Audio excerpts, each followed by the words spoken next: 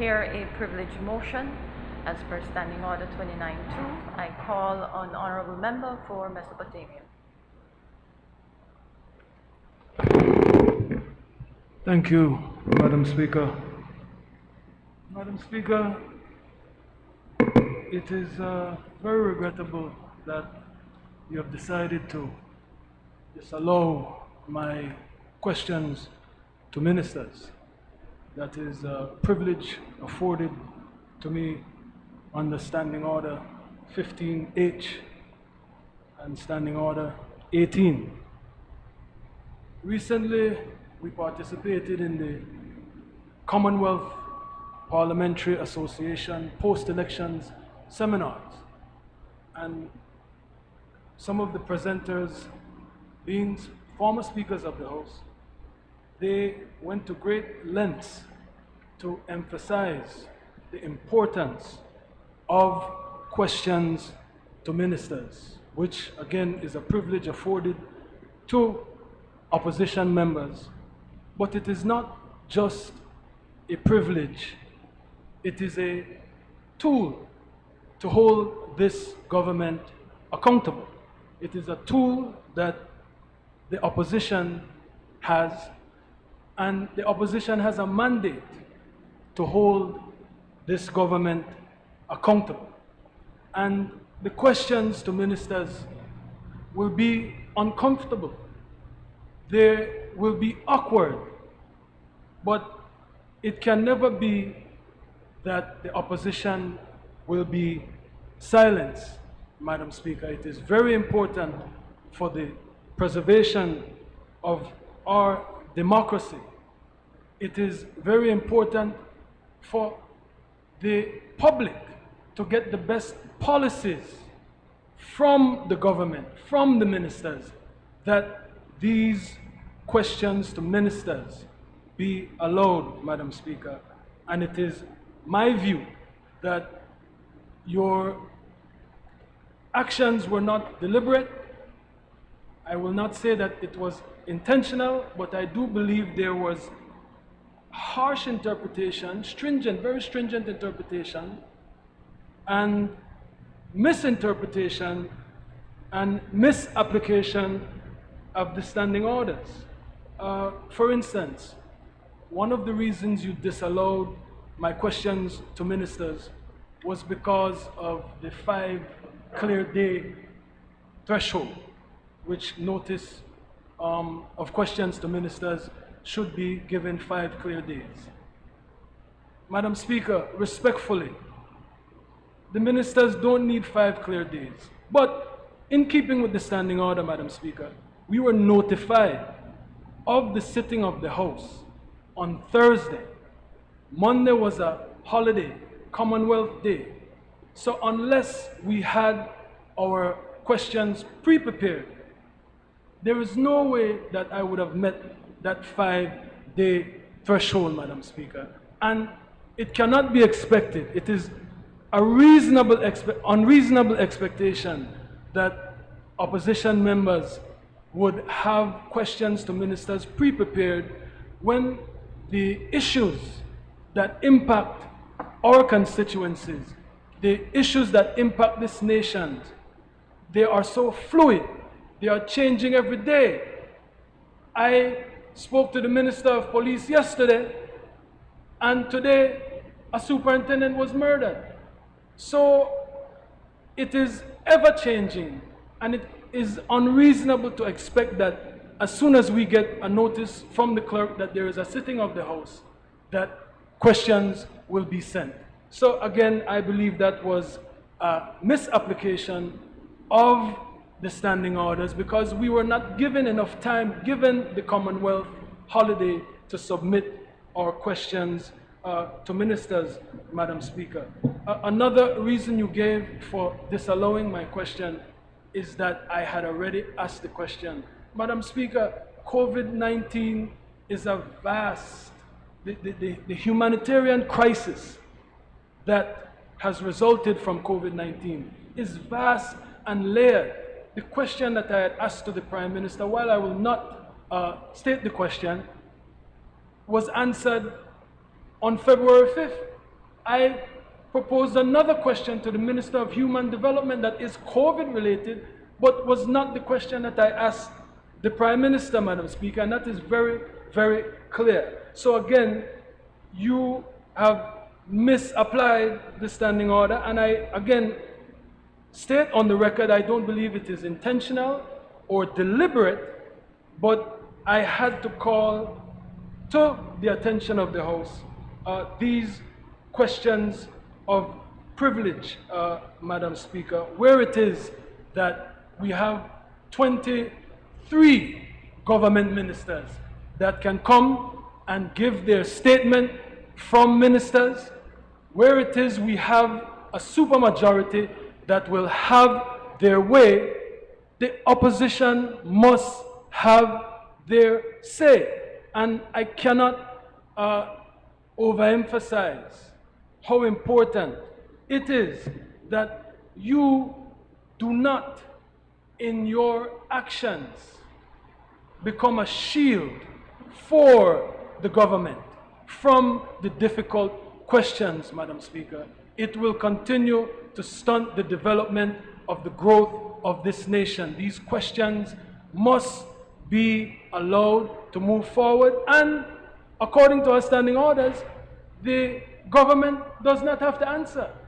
But let the Prime Minister, let the Minister of Human Development, let the Minister of Police decline to answer, Madam Speaker. So it is in that vein that I raise these questions of privilege, that the person that wrote the standing orders, V.H.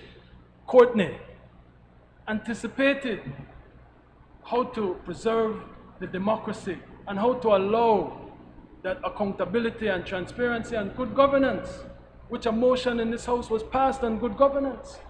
So part of good governance, part of transparency, is the ability to say, okay, Prime Minister, this is what your policies say. These are the urgent matters that are happening. Could you please give an answer before this honorable House and before the nation as to this urgent matter, Madam Speaker? So again, I believe that you have misapplied and misinterpreted the standing orders, and I would ask that moving forward, there be greater clarity. I know that we are rewriting the standing orders, so maybe that will help to avoid these issues, but I would ask that you consider, I go into greater detail in the notice that I gave to you, I would ask that you consider those factors that I have raised to you so that no other member will be infringed upon as it relates to their House privileges. Thank you, Madam Speaker. Honorable Member, as per Standing Order 29-4, after hearing you raise the matter, I am to determine if it is in my opinion that it affected the privileges of the House. Having read your notice, which was submitted within the time frame, and I thank you for that, which is 1 hour before the sitting, I have determined it has not affected the privileges. Allow me to explain why. As I have stated earlier in previous sittings of this House, I am guided by this book, as vague as it may be. I am also guided by records of the House. I'm also guided by video proceedings of the House. And then what is left for the chair to do, Honorable Member, is to determine in his or her opinion that the application that the chair applies is fair and that it does not infringe on any of the standing orders and on the rights or privileges of a member. Why do I say to you it has not infringed? There is the notice of 5 clear days, which you have mentioned. The standing orders, unfortunately, does not define 5 clear days. By tradition and practice in the proceedings of this House, 5 clear days does not include the day of the notice given, the day of the meeting, weekends, or any public and bank holidays. I look forward to the opportunity when there is a revised standing orders that puts some specificity on it to help guide members as well as the chair. Having said that, there's also proceedings of the House in the past, member, where when a question presented in the opinion of the chair does not meet the threshold of contents of question, it is not that the member's privileges has been infringed upon. It is merely for the member to go back and rephrase the question. The member does not have to wait for the notice of a House meeting to do that. Having taken over the chair in this House, there has been notice of questions where it had to be sent back for whatever reasons, and it was submitted and it was deferred for the next available House meeting. We actually have questions today that came from that process. So it is not infringing. While I hear you about the fact that there is a public and bank holiday and the notice was given on Friday, May 21st for this sitting, please understand that there is nothing in the standing orders that suggests one must wait for that to submit questions. There's also room during a meeting and elsewhere if there needs to be some urgent matter, which is not the situation here. So yes, while we disagree, my ruling stands. I urge you to resubmit your questions within the construct of the standing order. And I also offer to you, member, the good services of the Office of the Clerk and myself for us to discuss those areas that we seem to have a disagreement on. Thank you for your understanding. Are you ready? No? Application from, please. Sorry? You spoke of the 5 clear days, and I am aware of a situation where, in fact, one of my colleagues' questions were not allowed merely because it did not meet the 10 a.m. deadline, as far as I understand it. Could you be absolutely clear as to what is meant by 5 clear days for the notice of the questions, please? I think I said that in my response, but let me repeat. I am going by what has been established in the past. The day of the notice, the day of the meeting, weekends and public and bank holidays included within those cannot be counted, and that is why the 5 clear days was not met. When we revisit standing orders, members, all members of the House, I sincerely hope that we will have a genuine and robust discussion on clearing up the areas of ambiguity in the standing orders. Thank you. Clerk, can we proceed? Presentation of reports from committee. I recognize the Honorable Chairman of the Committee of Selection. Madam Speaker, I rise to present sessional paper number H24A/1/13. Report from the Committee of Selection on the appointment of members to the new Joint Public Accounts Committee of the House of Representatives. Honorable members, that report is ordered to lie on the table. Public business, government business, motion. I recognize the Honorable Member for Belize Rural North. Madam Speaker, I move be it resolved that the report from the Committee of Selection on the appointment of members to the new Joint Public Accounts Committee of the House of Representatives be adopted. Honorable members, the question is, be it resolved that the report from the Committee of Selection on the appointment of members to the new Joint Public Accounts Committee of the House of Representatives be adopted. All those in favor, kindly say aye. Those against, kindly say no. I think the ayes have it. Papers. I recognize the Honorable Prime Minister and Minister of Finance and Economic Development and Investment.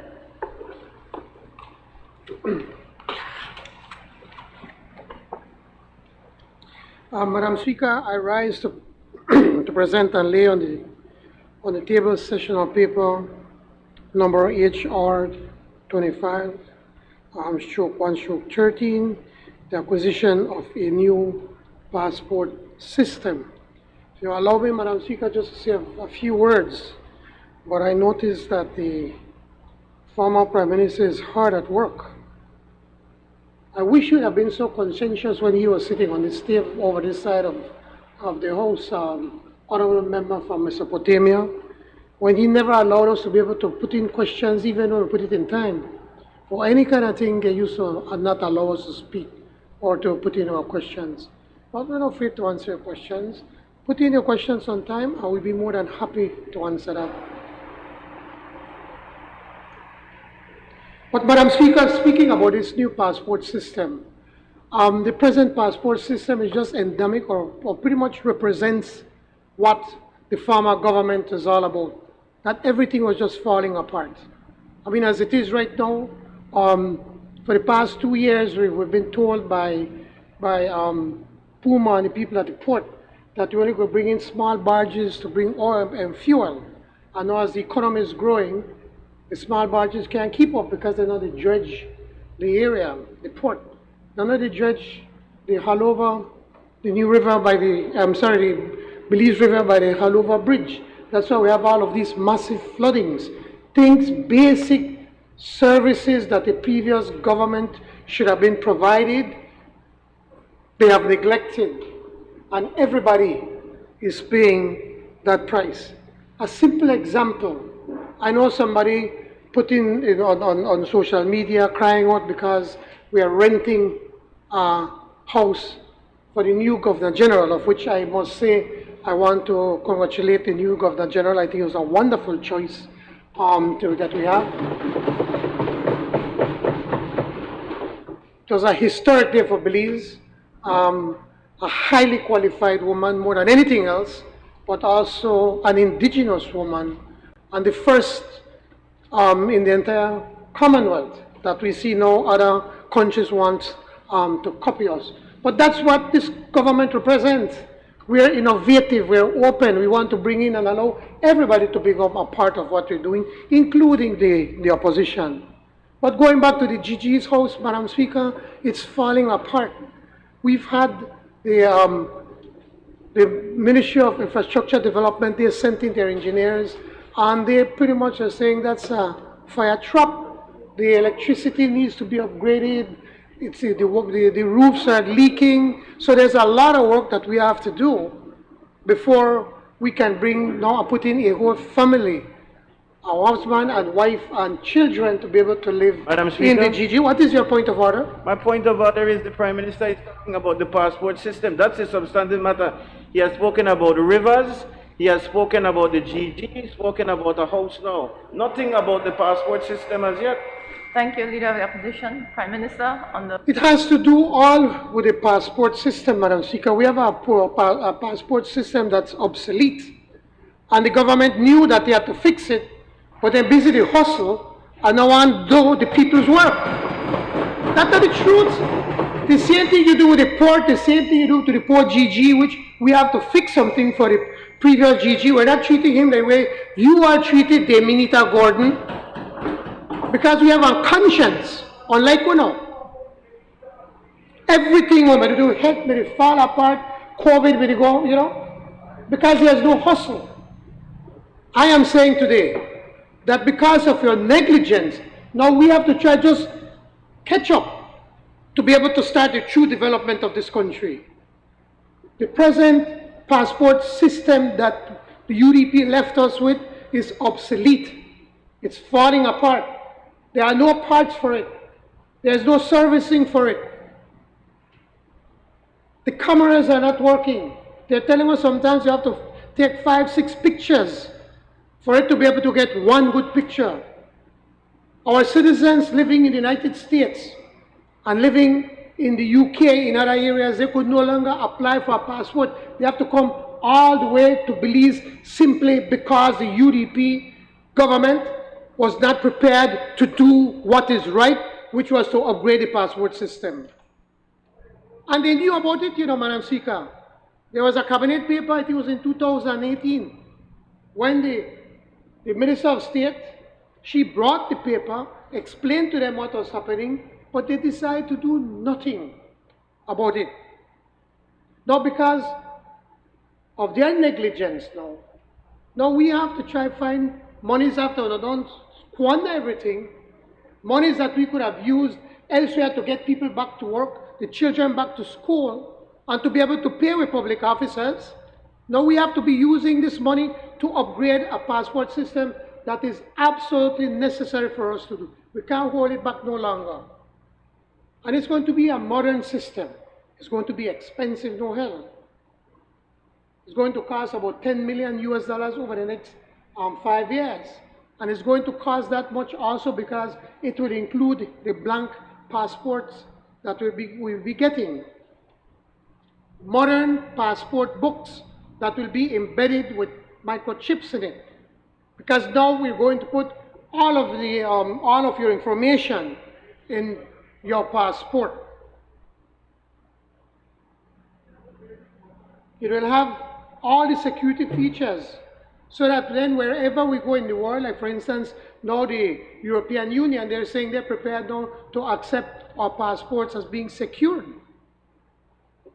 That is what we have to do now. Thanks to the negligence of the UDP now, we have to find this money. But we weren't elected to come and cry, Madam Speaker. We know what we have to do, and this government is going to get the job done. Thank you, Madam Speaker.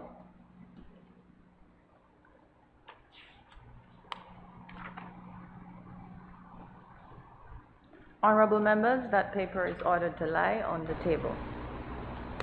Questions to ministers. I recognize the honorable member for Albert. Thank you, Madam Speaker. My first question is to the Honorable Prime Minister and the member from Orange Walk Central. In the Plan Belize Manifesto, the new administration gave its commitment to the Belizean people that you will stimulate the economy by creating 50,000 new jobs. Will the Honorable Prime Minister, the member of Orange Walk Central, kindly advise what new initiatives and programs are being put in place to provide for these new job opportunities for Belizeans? Thank you, Madam Speaker. The Honorable Prime Minister and Minister of Finance, Economic Development. Thank you, Madam Speaker. May I remind the member from Albert that how long have we been elected? Just 6 months ago. And we had floodings, we had COVID, we have all of these things that we have to be dealing. And 6 months later, she wants to talk about the 50,000 jobs. But let me educate her. First of all, congratulations, you've read Plan Belize. A good plan, by the way, and I noticed that you've been studying it. I'm hopeful that she has learned something from Plan Belize, and that she can realize that during their time, poverty increased by 10%. I hope that by reading Plan Belize, she realized that her administration spent over $1 billion they get from Petrocaribe and from the oil money, and borrowed over $1 billion plus, yet despite spending all of that money, Belizeans lost their jobs, more young people are being killed, more of our children have been unable to stay in school. So that on November the 11th of 2020, when the PUP was swept into office, what we inherited was more than a mess. We inherited a crippled economy, a broken health system that was unable to cope with the health crisis generated by the pandemic. More importantly, with a nation already in recession and with the halt of the tourism industry because of COVID-19, more than 64,000 people lost their jobs. We were in a recession long before COVID hit Belize. It was against this backdrop of a severe freeze of economic activity, coupled with the greatest health challenge of the century, that the PUP government very quickly and aggressively strategized and worked endlessly to combat both the health and economic crisis facing our nation. And immediately we started to build confidence. Immediately we implemented a plan to deal with COVID, and immediately we started to address our broken infrastructure. You want to know how many jobs were created? Just begin by looking at the number of jobs that were created in the Ministry of Infrastructure alone. Even Hernandez never get no contract, and I could list the rest of them. 45 contracts.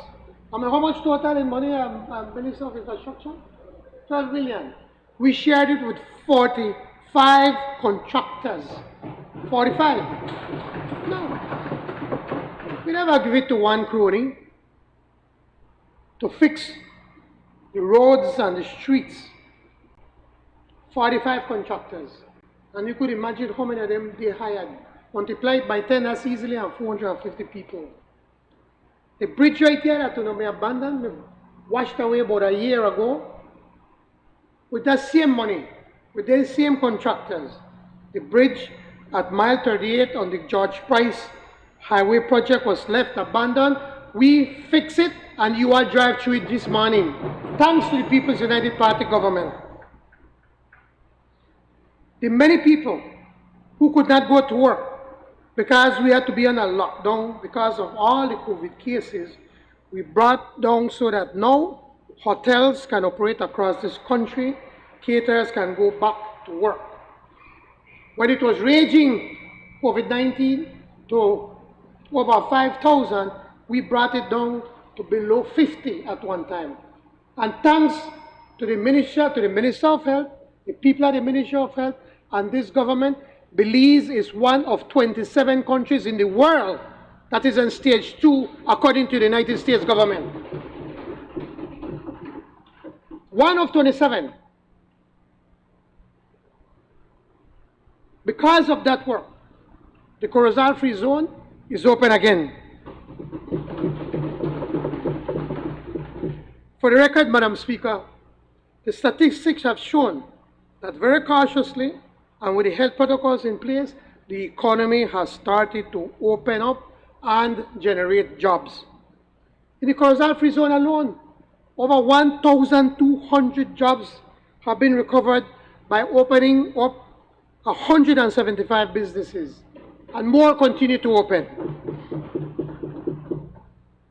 The statistic member from Albert Division means, that's the statistics, honorable member from Albert, means that approximately 1,000 households, mainly from the Corozal district, are now making at least $200 every week. Households that for about a year had no income, now they can look forward to, at least to meet the basic needs of their families. From the opening up of the casino at the Santa Elena border to San Ignacio and Belize City, we have recovered at least another 350 jobs, allowing more families to be able to look after themselves. With a slow start in the tourism industry, but now we're seeing an uptake that they're coming much faster than expected. More and more tourist establishments are opening up for business. Thousands of jobs are now being recovered. Now, of course, we have a long way to go. Projections are showing that with the aggressive strategy implemented by our Minister of Tourism and his people in the ministry, and together with our health protocols always in place, we will keep regaining our direct and indirect tourism jobs, but we did not and we will not stop there. Our farmers are growing again. Industry confidence is back, and more Belizean products are moving on the shelves in our stores and being exported abroad. Remember one of them said we can't sell cattle? We'll stop our farmers and our ranchers from selling their cattle, and they call them all kind of thieves. They even call them money launderers, quote unquote, the former prime minister. Well, right now, we sell all of the cattle that we can. And our cattle ranchers, they are hiring farm hands and other workers to support this business, which your administration, the previous UDP, brought to its knees. We got them to work again, Madam Speaker. And we not only sell cattle right now, we sell chicken, we sell pork, we sell eggs, we sell corn. Everything that we can sell abroad, we sell, because this is a government that's working, and we promise the people and get them back to work. Honorable Member from Albert. With respect to other new jobs, in the BPO sector alone, even though it is the toughest it has ever been, we have also made some strides in the BPO sector. Statistics from our Ministry of Investment are showing that only in the BPO sector from November 20th to May 2021, we have generated 1,193 new jobs. These are new jobs thanks to the People's United Party government. But let me sum it all for you, Honorable Member from Albert. When we took office last November, our immediate concern was to stop the bleeding by protecting those that have a job. That was what we had to do, protecting those jobs that remained after the UDP have been kicked out of office. But let me point out these following points also, Madam Speaker. First, my administration deepened and extended the commercial bank and credit union forbearance programs to protect the self-employed and those breadwinners who still had private jobs at small and medium businesses. Second, we moved expeditiously to patch up the UDP's battered budget. It was a useless budget for the fiscal year that ended on March 31st, 2021, to ensure that all public workers would be paid and that all government projects, which themselves generate thousands of private sector jobs, would be funded. Third, for the new budget year 2021-22, we have secured, against some awesome headwinds, overall deficit financing of $275 million that effectively protects the jobs and salaries of public workers, that funds current and new capital investment projects for another 12 months, and that safeguards the various services and functions of the government, many of which are crucial for the facilitation of private sector jobs. Fourth, we convened a public-private sector economic recovery group that considered and had already produced an impressive list of initiatives and reforms intended specifically to stimulate new employment. These proposals are now being enacted across the government landscape by executive decision where possible and by new legislation where necessary. Fifth, in collaboration with the Central Bank of Belize, government is launching a $50 million COVID-19 liquidity program that will provide cheap financing to micro, small, medium, and large business that focuses on job creation and export earnings.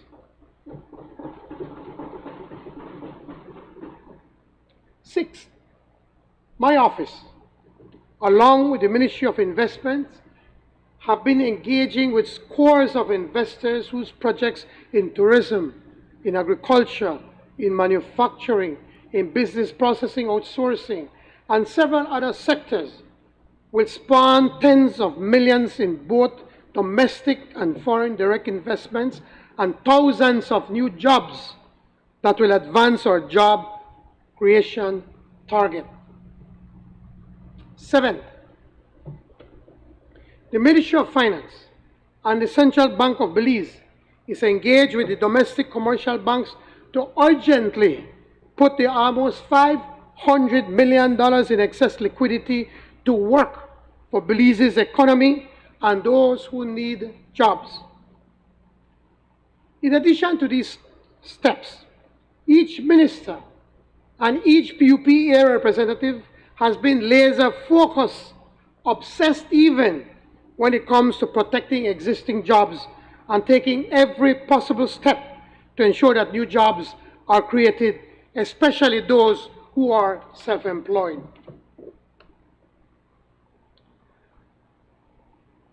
For this question to come from a member whose party was flung out from office, in no small part because of unprecedented economic collapse and massive unemployment, and for this question to be put when we have just been elected barely 6 months ago, exposes the hypocrisy and shamelessness and opportunism of the member of her party.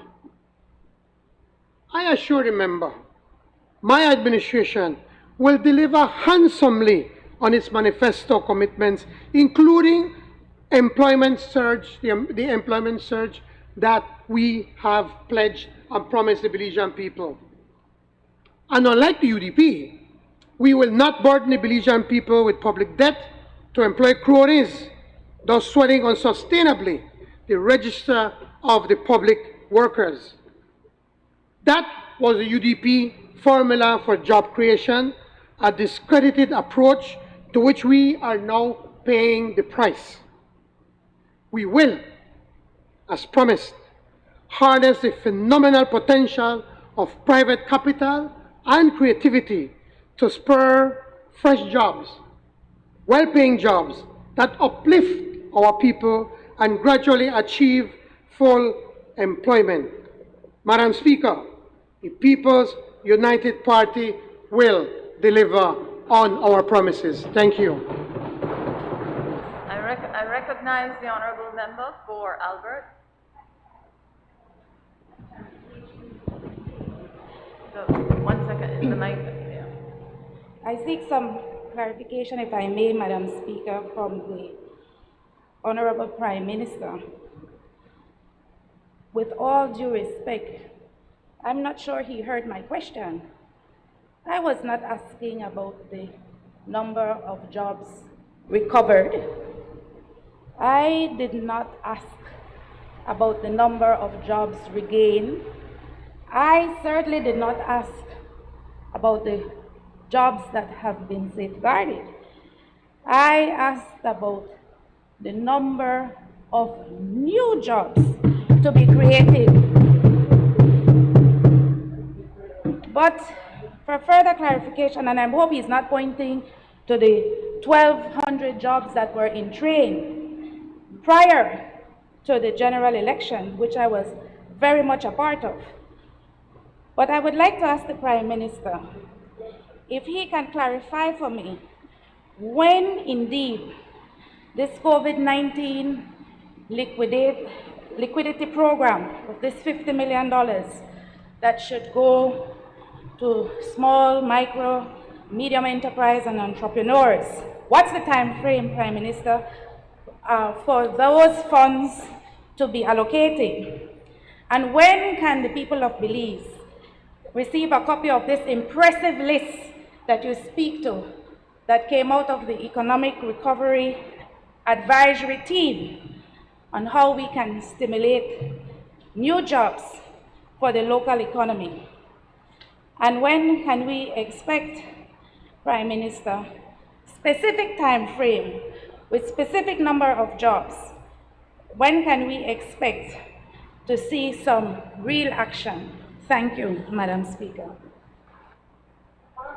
To point out, the honourable member was allowed to raise a myriad of issues. and she should just bring up one matter, and only 2 times she has to do that. But Can you clarify, Madam Speaker, for me, where Two members are not... Members. As per Standing Order 21-2, the member who raised the question, and after the answer to the question has been given, supplementary questions may, at the discretion of the speaker, be put for the purpose of elucidating the answer given orally by the minister who responded. But the speaker may refuse any such questions which, in his opinion, introduces matters not relative to the original question, or which infringes any of the provisions of Standing Order 20, which is contents of question, and may in that case direct that question not be reported in the official report. I heard the supplementary questions. They are in direct response to the oral question, and responses given in the oral question, it is up to the minister to determine the extent to which he will respond. There is no need to clarify what I said.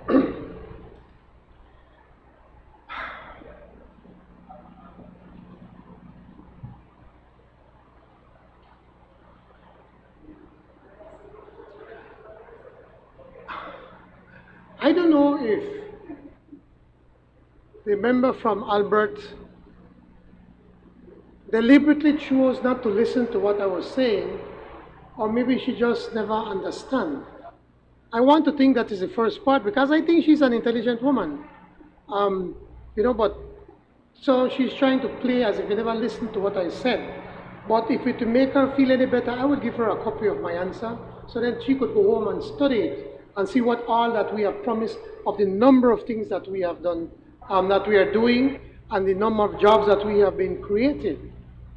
I answered your question, everything that you put in there. Now, the only thing now that you're asking about the a list from what the Economic Recovery Task Force have recommended. Well, as soon as we finish going through all of them, we can provide you with a copy of the recommendations that they have been done. Actually, when we go through the introduction of the income tax bill that that's going to be some of the recommendations that they're making. There's included right in there, Madam Member from Albert. You're talking about the COVID, the $50 million. Well, we are about to launch that. We expect we're going to launch that sometime next month, in the month of June, once everything has been worked out, and we will make everybody aware as to who and how they can go about in borrowing these monies. I think that the honorable member from Albert is just embarrassed to find out that this government has been working from day one, and we have been creating jobs for Belizean people. Thank you, Madam Speaker. I recognize the honorable member for Albert. Thank you, Madam Speaker.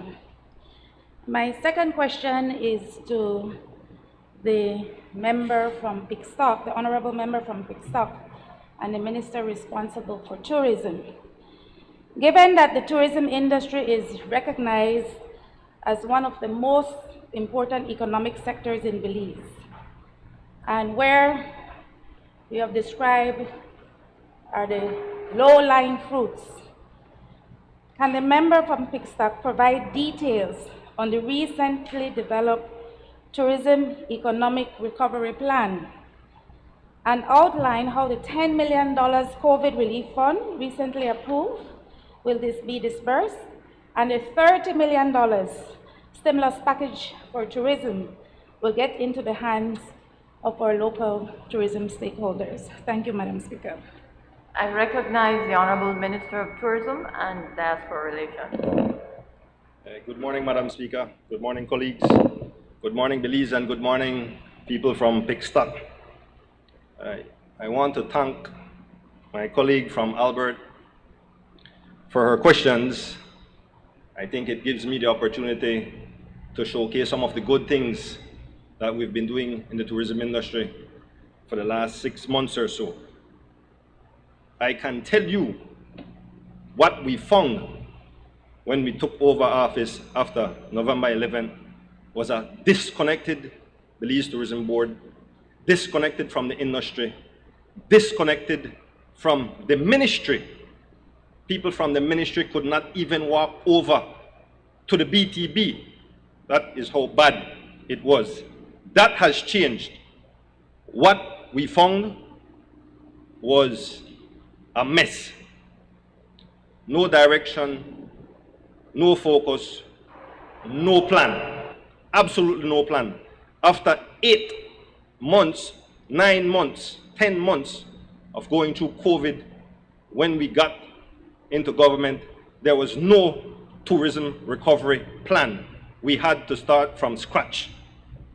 In fact, nobody had seen or heard from the former minister. Absolutely nobody.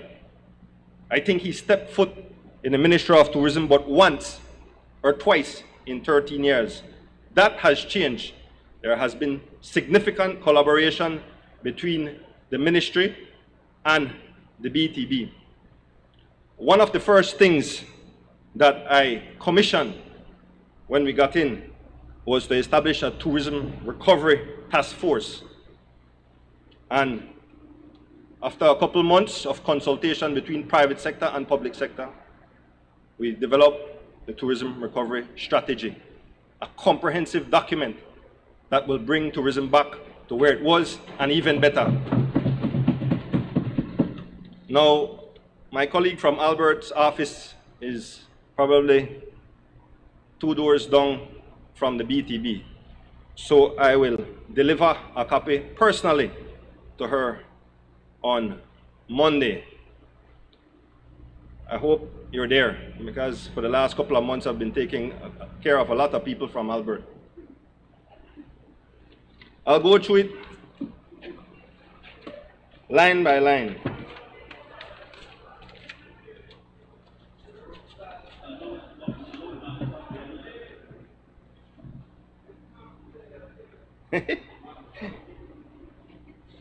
So these are the main focuses of the document. Ongoing collaboration with stakeholders. We're going to restructure and refocus the marketing campaign. On a point of order, One second, Minister. What is your point of order? this is questions to ministers, not minister's statement. The question is about the $10 million COVID relief fund and the $30 million stimulus package. And the member is responding. The member Thank will you. have his opportunity to give his statement from The member Ministry is of Tourism. responding to the I haven't question. heard anything about the 10 million or 30 million. Allow him to speak and you will hear it. Thank you. I think, you see, I wanted to be a gentleman in this house because people say that we argue for nonsense a lot of times. But the first question the member from Albert asked me was about our recovery strategy. We'll get to the grant funds and the loan funds. The first question was about a recovery strategy. I'm talking about the recovery strategy. Continuous enforcement of health and safety protocols. Constant focus on quality improvement in the sector. And there are about 6 main initiatives. Marketing. So we're going to refocus on the international market, the domestic market, and specifically in the international market, in the United States, the diaspora. We established a long-stay tourism program already that is being launched. We've worked on digital platforms in the tourism marketing campaigns. We're launching a new Grab Life campaign that will be focused on our primary markets. In terms of product development initiatives, we're working with the Ministry of Infrastructure Development to look at tourism zones. We're working with the Ministry of Investment to look at new vehicle fleets for the industry. We're looking at how we can improve basic infrastructure and utilities in the tourism destinations. For example, under our watch, a destination, an important destination like Kikaka will never go without light and water on New Year's Eve. That will never happen. We're working on a comprehensive cost-benefit analysis for all the proposals for cruise ports. And we're working on restructuring and improving the tourism police unit. Airlift, which is the lifeblood, we continue to lobby all the legacy carriers that come to Belize, and we're pleased to say that we're about up to 50% of where we were pre-COVID. In fact, just recently, we announced a new airline coming to Belize, Alaska Airlines, starting later on this fall, with 4 flights from LA and 2 flights per week coming from a new route in Seattle. We're working on a private aviation sector initiative, and we're talking to the management of the PGIA on how they can improve and enhance the Philip Goldson International Airport.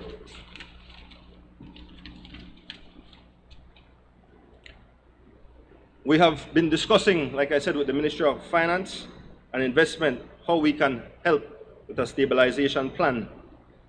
And we've also been speaking to WASA and all the other utilities on how they can provide some level of support for the tourism industry. And I'll get in later on about the loan facilities and the grant facilities that we have.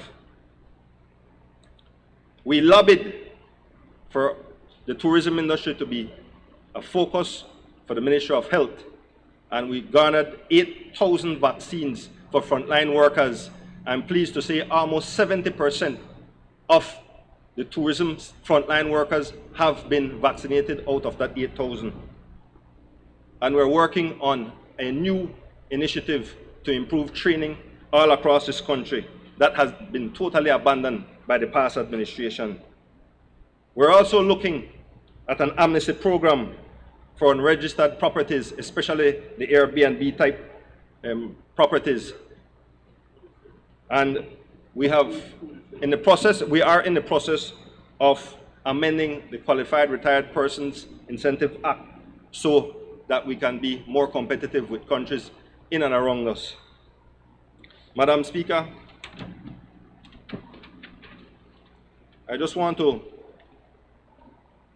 go back a little bit with regards to the airline that we have reached out to and we're working to. And like I said, we're at about 50% of where we were. It is important for me to tell the Belizean people how far we've come because there were no airlines coming in. So resumption of American Airlines from Los Angeles, resumption of American Airlines from Charlotte, resumption of American Airlines from Dallas, resumption of United Airlines from Chicago, resumption from United from Newark, announcement and commencement of a Saturday-only flight from Denver, resumption of Delta service from Atlanta, announcement of Delta from Minneapolis, resumption of Sun Country on Saturdays from Minneapolis. Copa is going to begin to start flying back in June or July. Like I said, Alaska Airlines will start back later on this year. Southwest will be back later on this year, and Southwest represents 25% of the capacity coming into the country, so it is very important. WestJet out of Canada will start flying back later on this year, and we're talking to Air Canada to resume their flights, if not later on this year, early next year. We are in consultation and discussions with European carriers, and we're excited about one specifically, and so we're working hard. And we're talking to some of the low-cost carriers out of the United States. Like I said, airlift into Belize is the lifeblood of the industry, and we're working hard to get those back.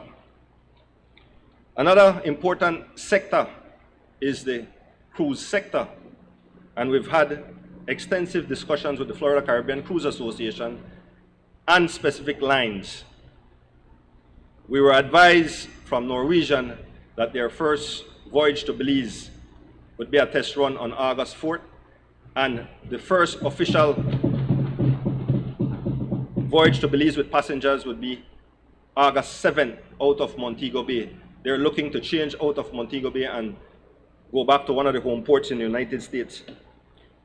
We've also spoken recently to Carnival, and Carnival represents over 70% of the capacity into the country. And they were saying to us initially that they would have returned later on this year. It is good to note that they will start in July with 4 voyages, 4 in August and 6 in September. It is just a start, but it is a good start. And I believe that by the end of the year, with the robust bookings that the cruise lines have been talking about, that we will have cruise tourism back to its full capacity sometime early next year. We haven't been sitting down. We've been meeting with stakeholders. We've been working with them. We've been listening to them. And at this point, I want to thank my colleague from the Ministry of Health for the excellent work that they've been doing.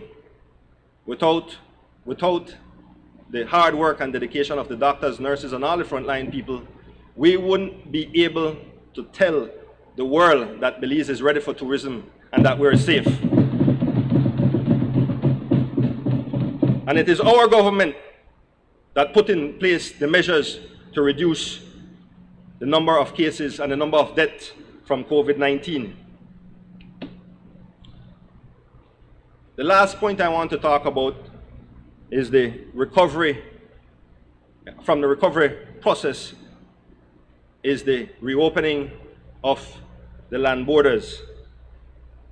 Now, I know that this is a touchy situation or touchy point for people, and I too am concerned about the reopening of the borders. But I am confident that the standard operating procedures and the protocols that we will put in place or are putting in place, we will have a safe reopening. If you look at the reopening of the airport that some were opposed to in October, and you look at the numbers coming through the airport, you will see the number of positive cases through the airport is minimal. The airport represents about 75% of the arrivals coming, overnight arrivals coming into this country. The land borders then and the seaports all together, the other 25%. So you're dealing with smaller, much smaller numbers than through the airport. But the protocols will be a little bit more stringent. Instead of having a rapid test for 48 hours, you will need one in 24. Instead of having a PCR test for 96 hours, you will need it for 72 hours. Anybody who tests positive will be sent back. They have to stay at a gold standard hotel. And I want to stress this to the Belizean public. We are not opening the borders for a free-for-all. It is only for tourists who are passing through or coming into this country, to staying at a gold standard hotel and moving through the country with a gold standard tour operator. It is not for Belizeans wanting to go to Chetomal to party or to hang out.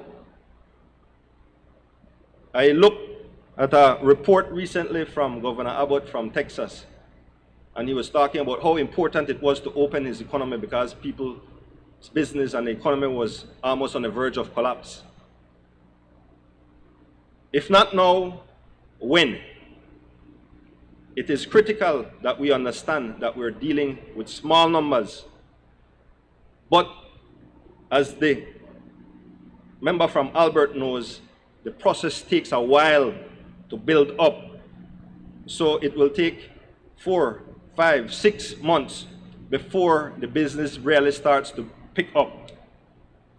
Like I said, it has taken 8, 9 months from the opening of the airport for us to operate at 50%. And the land borders are smaller numbers. In fact, one last point is that against some critics, we opened the free zone that is now providing 1,200 jobs for Belizeans making a decent living to take home to their family. Those people were never working at the time. And tell me how many cases of COVID have been reported because of that interaction from people from Quintana Roo into the free zone. There have been at least 77,000, 78,000 people passing through since the reopening. And there has been no spike, no spread in the Corozal or the northern districts. So if you want to debate an issue, know the facts. It can't be based on emotions. The fact is right there. The airport is open. It was open in October. And Belizeans can come and go. From October, when COVID was raging in the United States, new variants were found. So please don't get emotional. I support our doctors. I support the work that they've been doing. But we have a lot of, with 30% unemployment and 37% unemployment, we have a lot of people struggling to make ends meet. I stay up at night wondering how, when I see, like Curdle said, my colleague from Lake I said, time and time we've seen grown men and women cry because they can't pay their bills and they can't feed their picnic. We are doing this responsibly. And if you want a copy of the 90-page document for the standard operating procedures for the cruise ports reopening, and if you want a copy of the standard operating procedures for the borders reopening, I will deliver those to you on Monday too. And you can share it with your colleagues.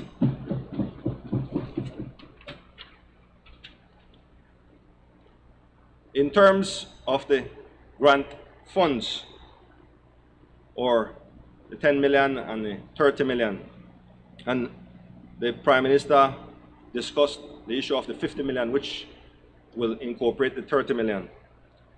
We're starting with a matching grants program.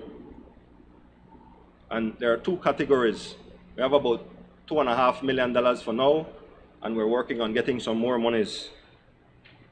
And these are the categories. It's a matching small grants program. Direct tourism beneficiaries, licensed accommodation, licensed tour operators, licensed tour guide, and destination management organization or attractions. Category 2, indirect tourism beneficiaries, restaurant and food vendors, musicians, gift shops, arts and craft stands, hair braiders, barbers, tour taxi operators, small food and snack vendors, transport providers, and we will help with certain vehicles for operators. I want to say this though, because this week on the media, somebody was raising an issue about this program. It is $2.5 million thereabouts for the entire country. And I want to say this publicly today, that no association president is coming to me to ask for grants on behalf of members. Each individual should come alone. I'm saying this, you not have to give no president or no executive a portion of your grant funds you will receive. I have had tour guides and people come to me already talking to me about their presidents asking them for a portion of the money because they will facilitate the process. That does not, we will not tolerate that type of extortion under our government. It happened under the previous one.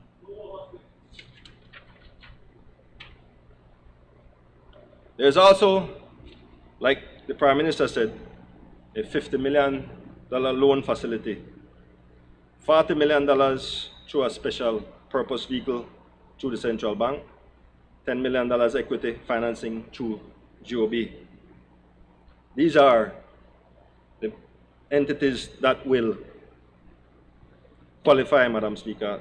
Small businesses with between 10 and 25 employees, or with annual revenues between $100K to $1 million. Medium-sized enterprises, 26 employees to 50 employees, with revenues between $1 million and $2 million. Large enterprises with more than 50 employees and with over $2 million in revenues. And Madam Speaker, we will make it affordable for people to have access to these funds. We made a commitment in our Plan Belize manifesto, and we will hold up those commitments. There's also a $40 million loan facility through the Atlantic Bank, supported by financing through the IDB. Again, this money, or these monies, are for small, medium, and large enterprises. I've been advised that $6 million have already been disbursed, and another $10 million in terms of applications are in the pipeline. Madam Speaker, I want to again thank my colleague from Albert for her questions. Her office is very close to the BTB. She is always welcome. So too are the other members from the other side of the House. In fact, I will invite them and give them presentations on what we are doing and what we are going to do in the coming months. What you have is a Minister of Tourism and now a BTB and a ministry that are working in the same direction, working together, working for the betterment of the Belizean people. Like you rightfully said in your question, tourism represents 40% of our GDP. I will not rest until it is back on track. I will not rest until the Belizean people see and understand that this government is 100% in support of the regaining of the tourism industry. I want to thank you for your time, Madam Speaker, and I hope I answered the questions from the member from Albert. I recognize the member from Albert Division. You have a supplementary. Yes, I do. Speaker, I wish to first of all thank the member from Pickstock, the Honorable Minister of Tourism, for his offer to share with me a copy of the tourism recovery strategy.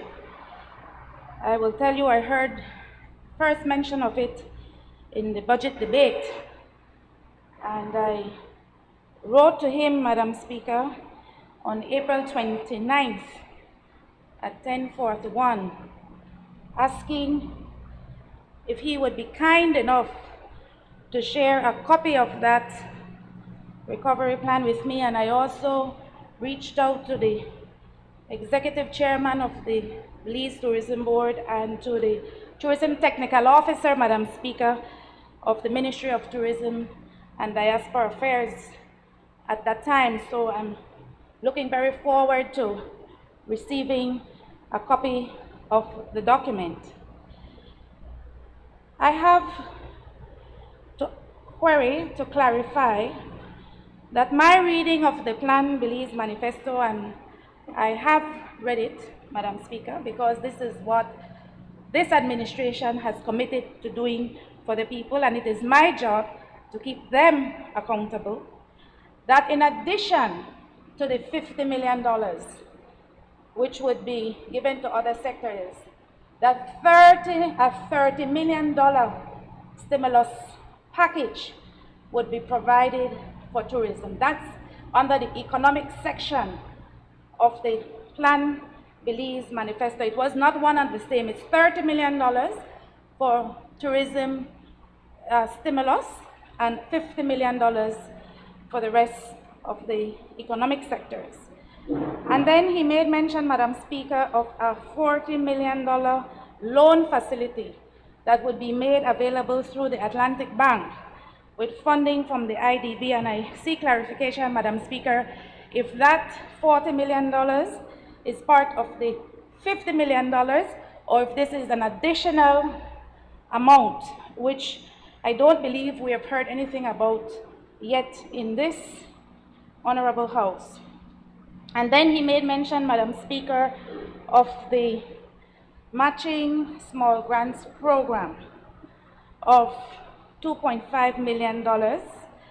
and if he could kindly provide additional information on how it actually will work and when. What's the time frame? The next 3 months, the next month, the next 2 months? When will those funds be made available to our local stakeholders, particularly since we're intent on opening these land and sea borders, Madam Speaker, and we're expecting the cruise sector to come on stream in another 2 months. So if I can get further clarification on that, member from Pickstock, I will say to you now that I don't require the standing operating procedures for cruise, or do I require the standing operating procedures for the border and the land and sea borders? Had I needed that, member from Pickstock, as I wrote to you on April 29th, I would have also requested that then, as I request, and in my question to you in this Honorable House, it seems like the recovery plan is a major secret, because I have made genuine attempts to receive a copy of that document since it was made mention in this Honorable House. Thank you, Madam Speaker. I recognize the Honorable Member for Pickstock. I want to categorically deny that I've ever received a letter about this. She asked me in the background there once when I could get a document, yes, and I'm giving her today if she wants it today. In fact, before Monday. In terms of the small grants program, we're working through the dynamics with the IDB. If you have ever dealt with the IDB, you know it's an onerous process, and hopefully we can sort that out within the next month or two with them, so we can start to disperse funds. In terms of the $30 million being separate, these are ongoing initiatives. So as we get tranches of funds, no relation to the tranche that came to Jan Saliva, but we will continue to disperse and to provide the necessary vehicles for people to access these funds. The monies from Atlantic Bank is independent from government, and that is there. Like I said, $6 million have already been dispersed, and $10 million are in the pipeline to be dispersed. I recognize the Honorable Prime Minister. Madam Speaker, in accordance with Standing Order 12, Section 8, I move that the proceedings on the order paper may be entered upon and proceeded with at this day's sitting at any hour due opposed. Honorable members, the question is that the proceedings on the order paper may be entered upon and proceeded with at this day's sitting at any hour due opposed. All those in favor, kindly say aye. All those against, kindly say no. I think the ayes have it. Minister. I recognize the Honorable Prime Minister, Minister of Finance, Economic Development and Investment.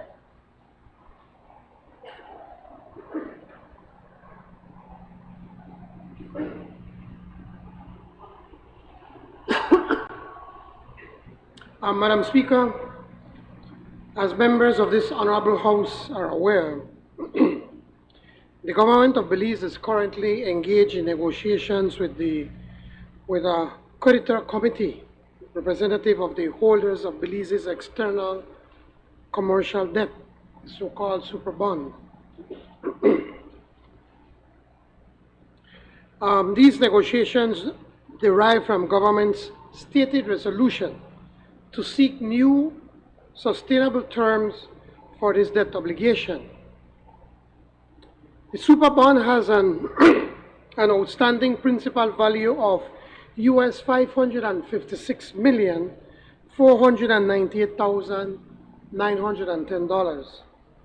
Quarterly payments at an interest rate of 4.9375%, and 5 equal principal repayments due annually between 2030 and 2034.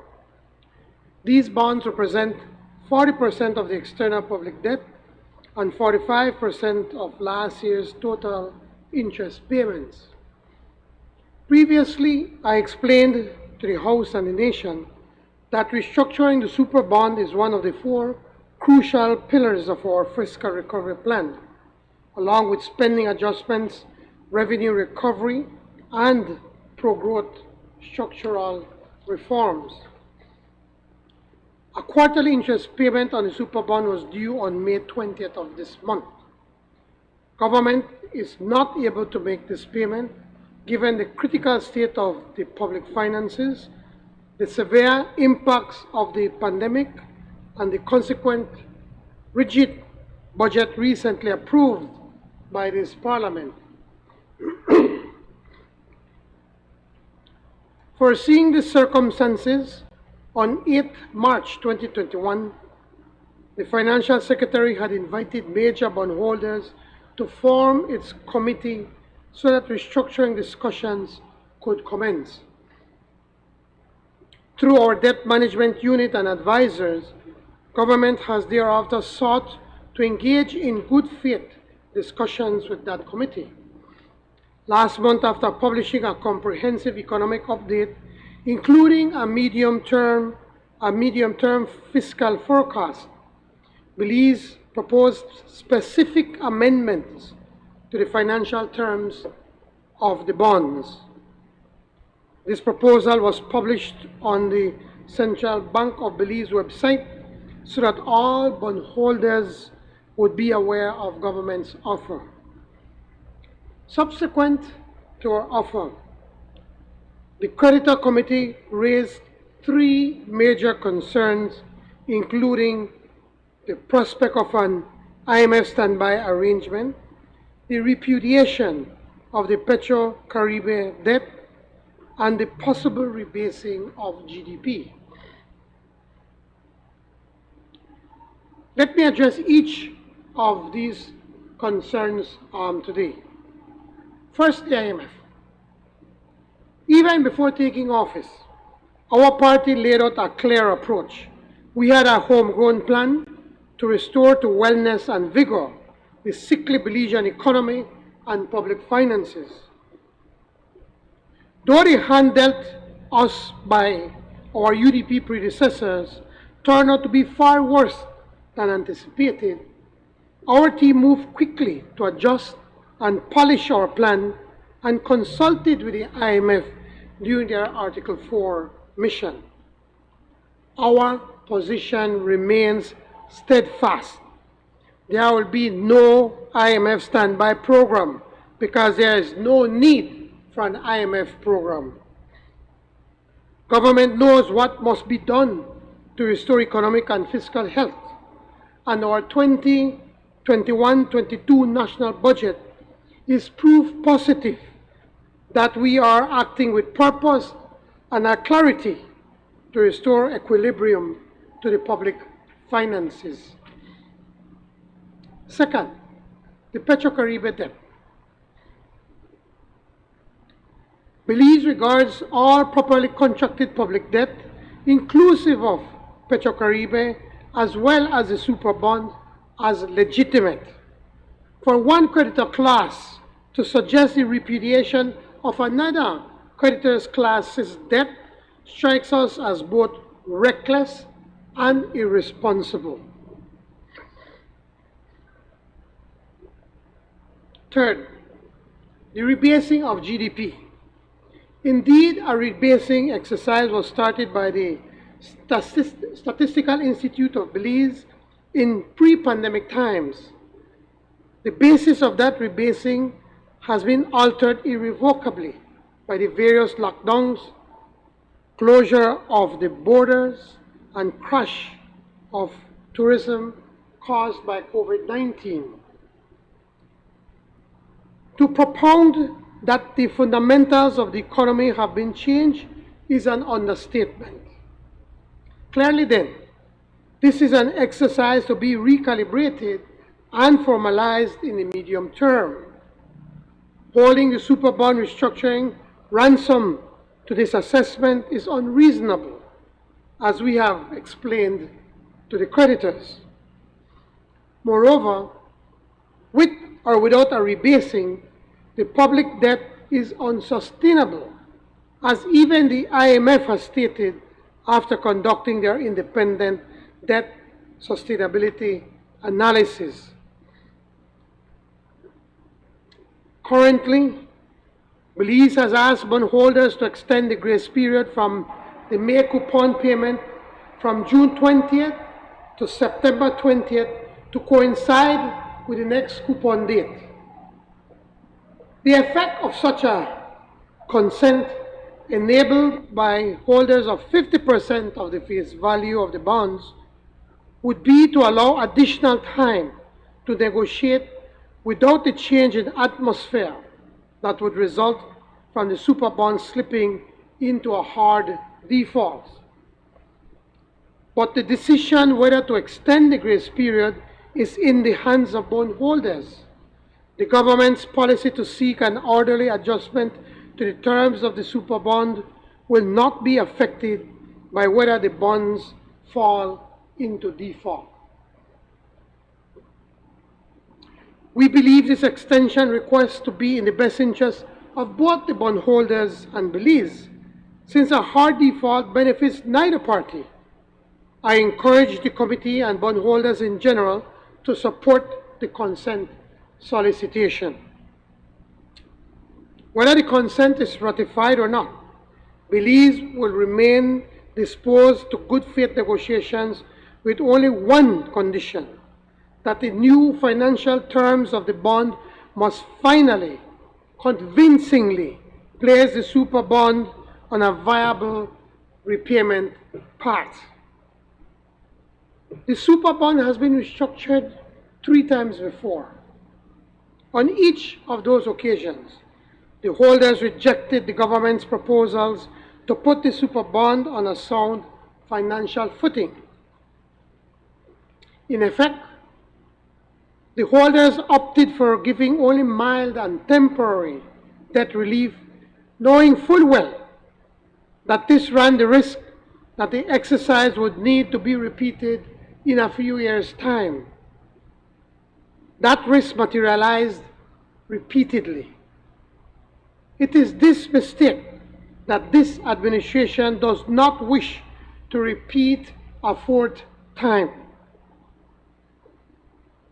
In the current crisis conditions, where COVID-19 erased 14% of GDP last year, and where fiscal revenues have shrunk by up to 30%, the case for substantial debt relief is impregnable. Belize simply cannot kick this battered can down the road yet another time. We refuse to pretend that a definitive solution can be postponed yet again. I add this important fact: other classes of Belize creditors are committed to contributing their fair share. The Republic of China on Taiwan has generously increased its budget support. Multilateral lenders, whose financing is substantially cheaper than the super bond, continue to support our medium-term public investment program, and the domestic credit market has filled the remaining financing gap while rolling over existing loans. What we now ask of commercial creditors, therefore, is for equitable sacrifice. I assure this House, the Belizean people, and the social partners that government will remain firm in its commitment to securing conclusive debt relief. Thank you, Madam Speaker.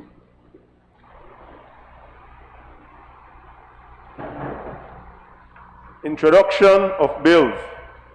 I recognize the Honorable Prime Minister and Minister of Finance, Economic Development and Investment.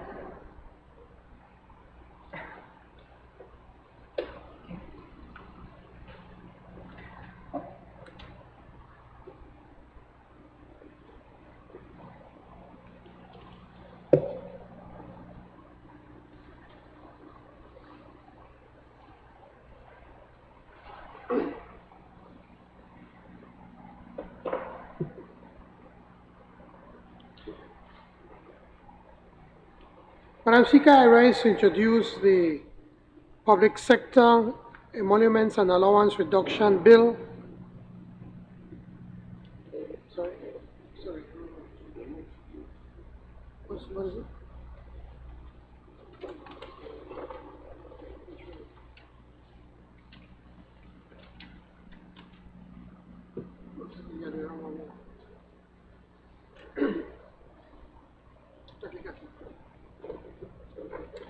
Madam Speaker, I rise to introduce a bill for an act to amend the Income and Business Tax Act, Chapter 55 of the Substantive Laws of Belize, Revised Edition 2011, to enhance Belize's competitiveness and stimulate renewed growth in the international financial services sector, and to provide for matters connected therewith or incidental thereto.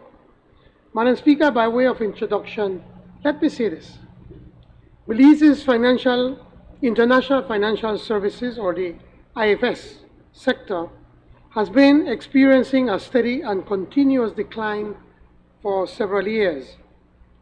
Since the transfer of control and management by the prior UDP administration, there has been a reduction in licensed service providers, as well as a steady decline in new incorporations, renewals, and active companies.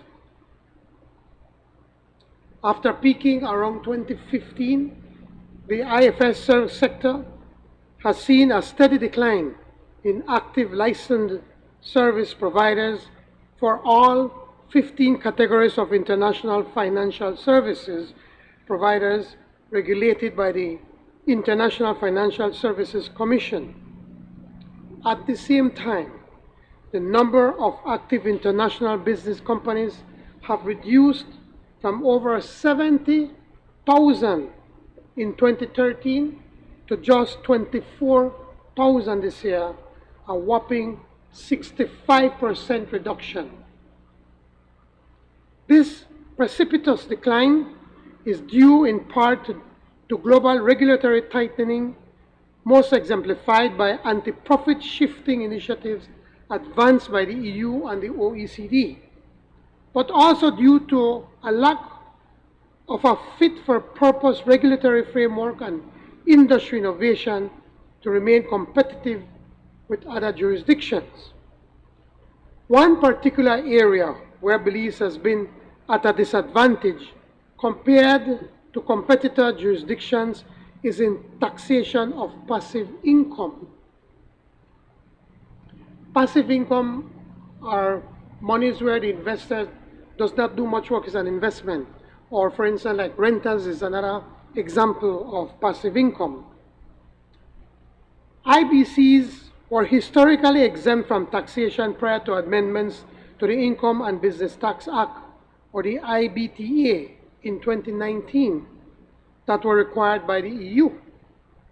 Companies registered in Belize prior to these changes were grandfathered from paying tax until June 30th, 2021.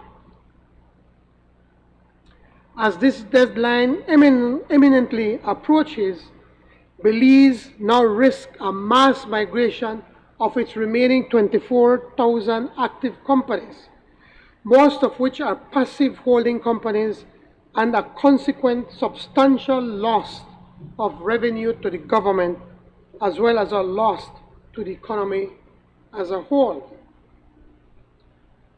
Madam Speaker, through consultations with the IFS sector and as recommended by the Economic Recovery Advisory Team, Belize can avoid this migration and remain competitive by making small tweaks to the Income and Business Tax Act, the IBTA, to support the passive holding companies.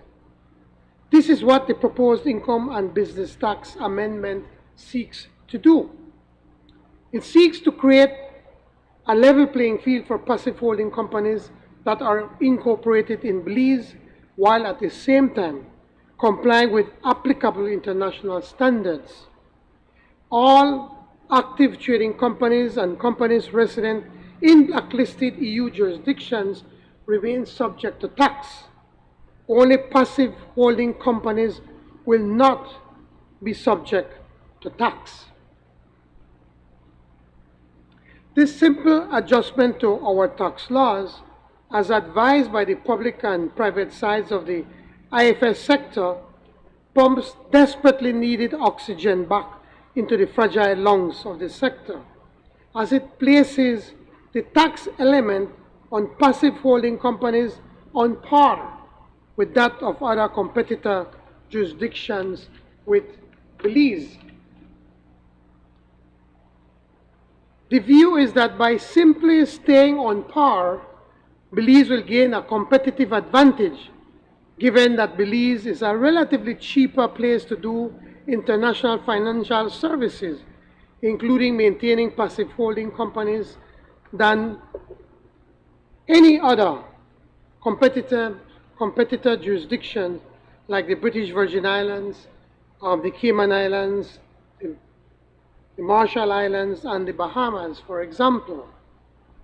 At the same time, the administration recognizes the direct revenue enhancing, reducing effect on government's finances this measure will have, if not accompanied by any revenue enhancing measures. Therefore, to offset the potential decline in revenue that may result if the proposals set out above is adopted, this amendment bill concurrently proposes an increase in the company incorporation fee for an international business company with a share value of less than $50,000 US from the existing $100 US to $200 US. Similarly, an increase in the annual fee is proposed from $150 US to $250 US. So in effect, what we're going to do, we're going to tweak the income tax that they'll be required to pay, reduce it a little bit so that it's in par with these other jurisdictions. Because if we don't do that, then they already tell us we're going to shut down and then we're going over there. So we're going to tweak that. But for us not to lose monies from it, we're going to increase the cost of incorporating the company and renewing every year. Using the incorporation and the renewal numbers for 2020, using the same 24,000 that we have right now, and assuming that they remain flat, that we don't get no more new companies, we estimate that this could bring in revenues of approximately $5.5 million US in 2022, which would be an increase of $2.3 million US over what we would get in 2020, resulting in a revenue positive position for the government. So we reduce on one side and we reduce it on the next. And so that will then end up giving us more revenues than what we are giving up. This positive fee revenue would also accrue directly to government in much needed additional foreign exchange, and also we're going to save the jobs that we presently have. Madam Speaker, this bill has the recommendation of the Cabinet. Thank you.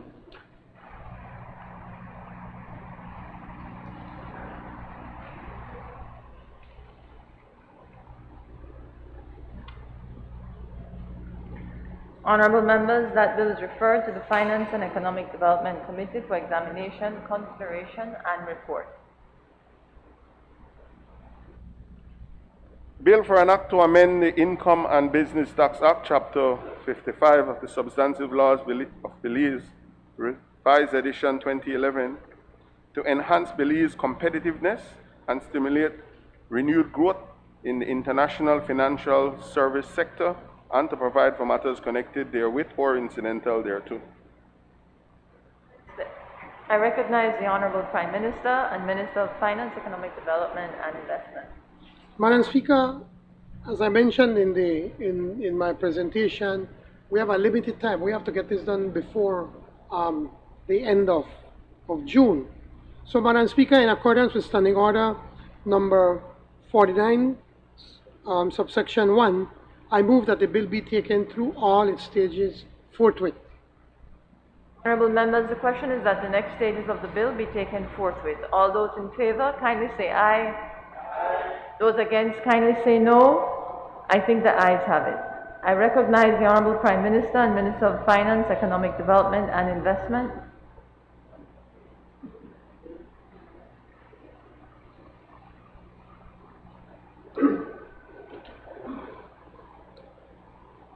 Madam Speaker, I rise to introduce the Public Sector Emoluments and Allowances Reduction Bill 2021, better known as the Borrow Wage Cut. A bill for an act to provide in the public interest for the reduction of salaries and allowances of certain persons appointed to hold a public office, having regard to the deteriorated state of public finances, and to provide for matters connected therewith or incidental thereto. Madam Speaker, a way of explanation.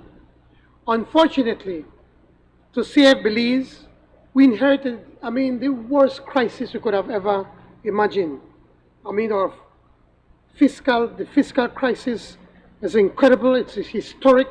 We have never had, no government has ever encountered that kind of crisis, fiscal crisis that the Barrow administration left us because of 13 years of gross mismanagement of the public finances. To save Belize and to rebalance the fiscal deficit, we must reduce the public sector wage bill, among several other actions that we must take. Unfortunately, we must implement the Borrow Wage Cut and reduce the salary of those in the public service Madam and Speaker, all those that are paid by the government. Madam Speaker, on a point of order, the bill is the Public Sector Emoluments and Allowance Reduction Bill. He keeps referring to it as the Borrow Wage Cut. Madam Speaker, I ask that he read it as it is on a supplementary, Madam Speaker. Member for Mesopotamia, it's not, he is giving the explanation on the introduction. No, Madam Speaker, he was referring to Member for Mesopotamia. It's the second time that he did it, Madam Speaker. I asked that be struck from the Member record for Mesopotamia, and it be referred it is to as what it is stated here. If you wanted to call it the Borrow Wage Cut, you should have put that in the statement. Member for Mesopotamia, it's not a point of order. Prime Minister, please proceed with your explanation on the introduction of the bill. Madam Speaker.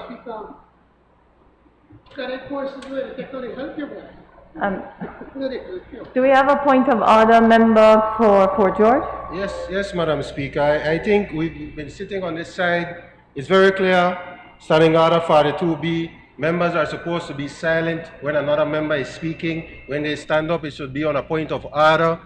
Yet they stand up and they don't have any point of order, Madam Speaker. Please, can we get a ruling on that? Because we'll be here all day if we continue to be interrupted over and over and over. Thank you. Point taken, member for Fort George. Prime Minister, can you proceed with the explanation? Yes, I think I was talking about the Borrow Wage Cut. Yes, yes. To save Belize and to rebalance the fiscal deficit, we must reduce the public sector wage bill, among several other actions that we must take. Unfortunately, we must implement the Borrow Wage Cut and reduce the salary of those in the public service and all those that are paid by the government of Belize, either directly or indirectly. As a government, we tried our utmost best to engage the unions who represent the public service to try to work out an amicable agreement to reduce the wage bill and to, at the same time, provide ameliorative measures for the public service. We provided them with a written undertaking of several steps of measures and of good governance, which we will still intend to implement despite the union's rejection of our offer and despite their continuing industrial action. Those who will be affected by the Borrow Wage Cut will include public officers, who fall under the supervision of the Public Services Commission, the Security Services Commission, and the Judicial and Legal Services Commission, and teachers of both the government schools and the grant-in-aided dominational schools. For those public officers who fall under the Public Service Commission, the minister responsible for the public service will be advising Her Excellency, the Governor General. This sounds good, Ashok? Let me repeat. Her Excellency, the Governor General, to sign regulations enacted by statutory instrument pursuant to Section 106, subsection 3 of the Belize Constitution that will reduce their emoluments as to 10% and as to 25% of entertainment allowance. These regulations are to be called the Belize Constitution Public Service Emoluments and Allowances Reduction Regulations 2021, thanks to Dean Barrow and the UDP government.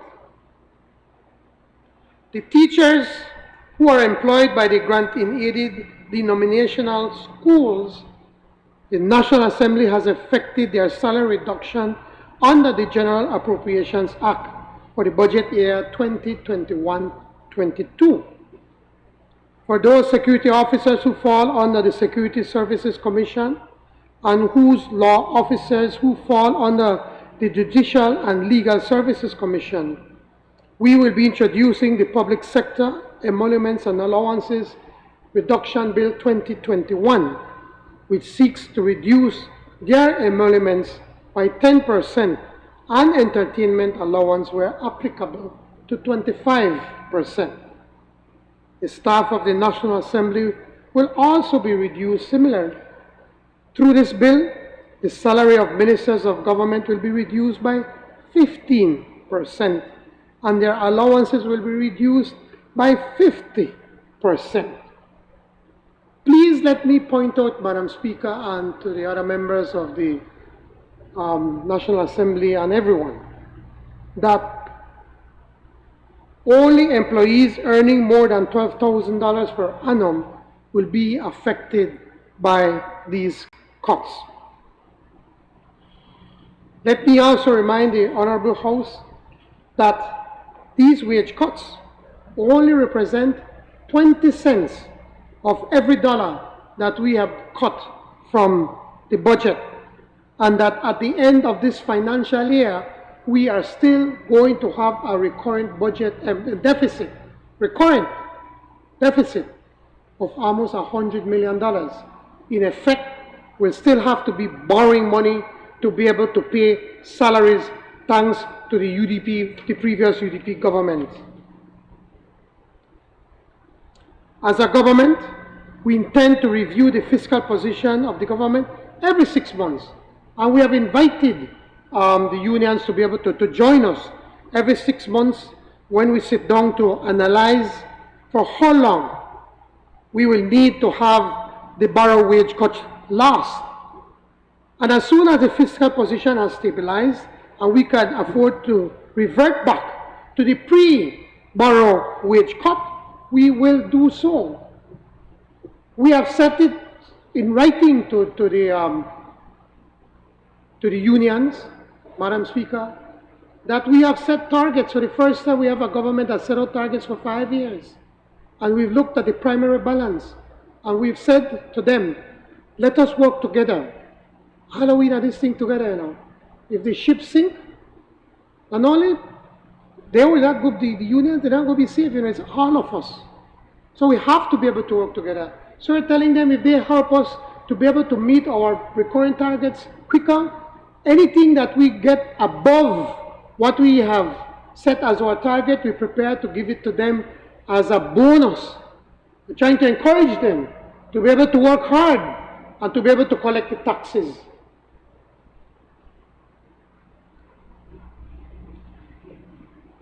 Madam Speaker, and this is what I've tried to explain to my brothers in the union and to teachers and to everybody that is prepared to listen to us. We are not cutting salaries because we bad. because we bad-minded. That is something where the UDP do, man. This is the most difficult decision that we have ever made, that any government has ever made. We have had extensive discussions in cabinet where members are afflicted by this decision. Many of them were asking, let's find ways how we could avoid to make this cut. But the truth of the matter is that we have no choice but to make this hard decision because of the fiscal catastrophe that this nation is facing, thanks to the former Prime Minister and the UDP government, Madam Speaker. Our union brothers and sisters out there making noise, they're not supposed to rail up with us. They're supposed to fight to do no rail up with no, because you are caused this, and now we have the task to fix it, and by God, we are going to fix this problem, Madam Speaker. I want to say this, Madam Speaker. I am, by nature, an optimistic person, and I want to tell you, Madam Speaker, that I still believe in Belize, and that together we shall overcome this financial catastrophe that was left to us by the UDP. Madam Speaker, this bill has the recommendation of the Cabinet. Honorable members, that bill is referred to the Finance and Economic Development Committee for examination, consideration, and report. A bill for an act to provide in the public interest for the reduction in salaries and allowances of certain persons appointed to hold a public office, having regard to the deteriorated state of public finances, and to provide for matters connected therewith or incidental thereto. I recognize the Honorable Prime Minister and Minister of Finance, Economic Development and Investment. Madam Speaker, in accordance with Standing Order number 49-1, I move that the bill be taken through all its stages forthwith. Honorable members, the question is that the next stages of the bill be taken forthwith. All those in favor, kindly say aye. Those against, kindly say no. I think the ayes have it. I recognize the Honorable Minister of Education, Culture, Science and Technology.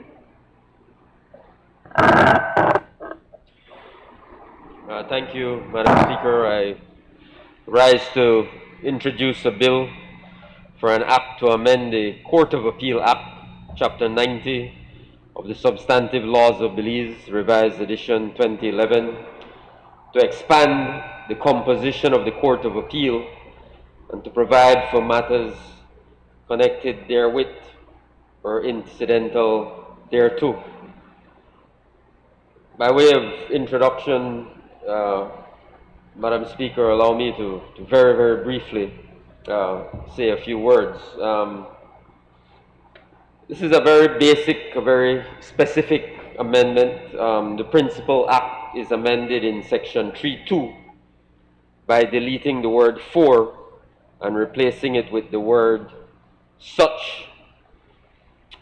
And this has become necessary, Madam Speaker, because the number of matters that go before the Court of Appeal have steadily increased over the last several years.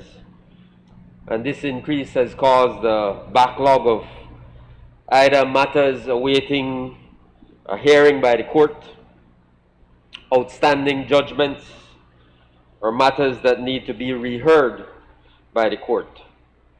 And further, with the onset of COVID, the pandemic and subsequent mitigation measures, it has become necessary to reduce in-person hearings and hear matters virtually. And so this proposed amendment will allow the court to have two panels to simultaneously, as a strategy, to sit simultaneously, two panels sitting simultaneously as a strategy to reduce that backlog. So the bottom line, Madam Speaker, is that the Court of Appeal Act dates back to 1968, and it requires this amendment to reflect the present day needs of the judiciary. And Madam Speaker, this bill has the recommendation of the Cabinet. Referred to the Constitution and Foreign Affairs Committee for examination, consideration, and report. Bill for an act to amend the Court of Appeal Act, Chapter 90 of the Substantive Laws of Belize, Revised Edition 2011, to expand the composition of the Court of Appeal and to provide for matters connected therewith or incidental thereto. I recognize the Honorable Minister of Education, Culture, Science, and Technology. Madam Speaker, in accordance with Standing Order number 49-1, I move that the bill be taken through all its stages forthwith. Honorable members, the question is that the next stages of the bill be taken forthwith. All those in favor kindly say aye. All those against kindly say no. I think the ayes have it. I recognize the Honorable Minister of Public Service, Constitutional and Political Reform. Good morning, Madam Speaker. I rise to introduce a bill for an act to combat corruption and other wrongdoings by encouraging and facilitating disclosures of improper conduct in the public and private sector, to protect persons making those disclosures from detrimental action, to regulate the receiving, investigating, or otherwise dealing with disclosures of improper conduct, and to provide for matters connected therewith or incidental thereto. The Protected Disclosures Bill 2021 is more popularly referred to as the Whistleblowers Bill, and it is part of government's good governance legislation. I need to first acknowledge and express gratitude to the Attorney General and her staff for the incredible work being done and for drafting this bill in record time. Madam Speaker, the Honorable Magali Marine Young is showing the country how a functioning Attorney General's ministry is supposed to operate. It is a shame that for 13 years the previous administration neglected this most important office. Really, it's a government's law firm, and instead spent millions on a family plan. And despite those millions being spent, Madam Speaker, the cabal of family lawyers lost just about every single case. Madam Speaker, this government is serious about good governance, serious about implementing the UN Convention Against Corruption, UNCAC, serious about rooting out corruption. While others are talking, this government is working. That is why, Madam Speaker, it is most unfortunate that the union leaders continue to misrepresent what is being discussed and agreed to with government. I was part of those discussions, and perhaps, as has been suggested in other quarters, these meetings should have been recorded or televised so the Belizean people could hear the truth. And the truth, Madam Speaker, is that numerous good governance initiatives were discussed and specific timelines for the preparation and introduction of this legislation were agreed to. The first such bill is this one, the Protected Disclosures Bill, or whistleblowers. A copy of this bill was presented to the Joint Union team, and they were supposed to respond by May the 18th in writing, but they have not done so. We are proceeding nonetheless. It seems that to some people they are more interested in talking, or maybe they are reserving their comments for when it goes to the House Committee. Another piece of legislation, Madam Speaker, that was prepared in record time is a Civil Asset Recovery and Unexplained Wealth Bill. This bill was also shared with the unions, and they are supposed to provide their comments by June the 8th. Out of respect for the agreed to timeline, this bill is not being introduced as yet. But it shows you once again government's firm commitment to good governance. And I have to repeat, we don't just talk, we work. And Madam Speaker, I see that some members of the UDP, I'm not sure if it's the leader of the opposition's UDP or the 72-hour leader UDP, but whichever side, they are now trying to hitch their rope to the union bandwagon. But for 13 years, they sat in government and did nothing.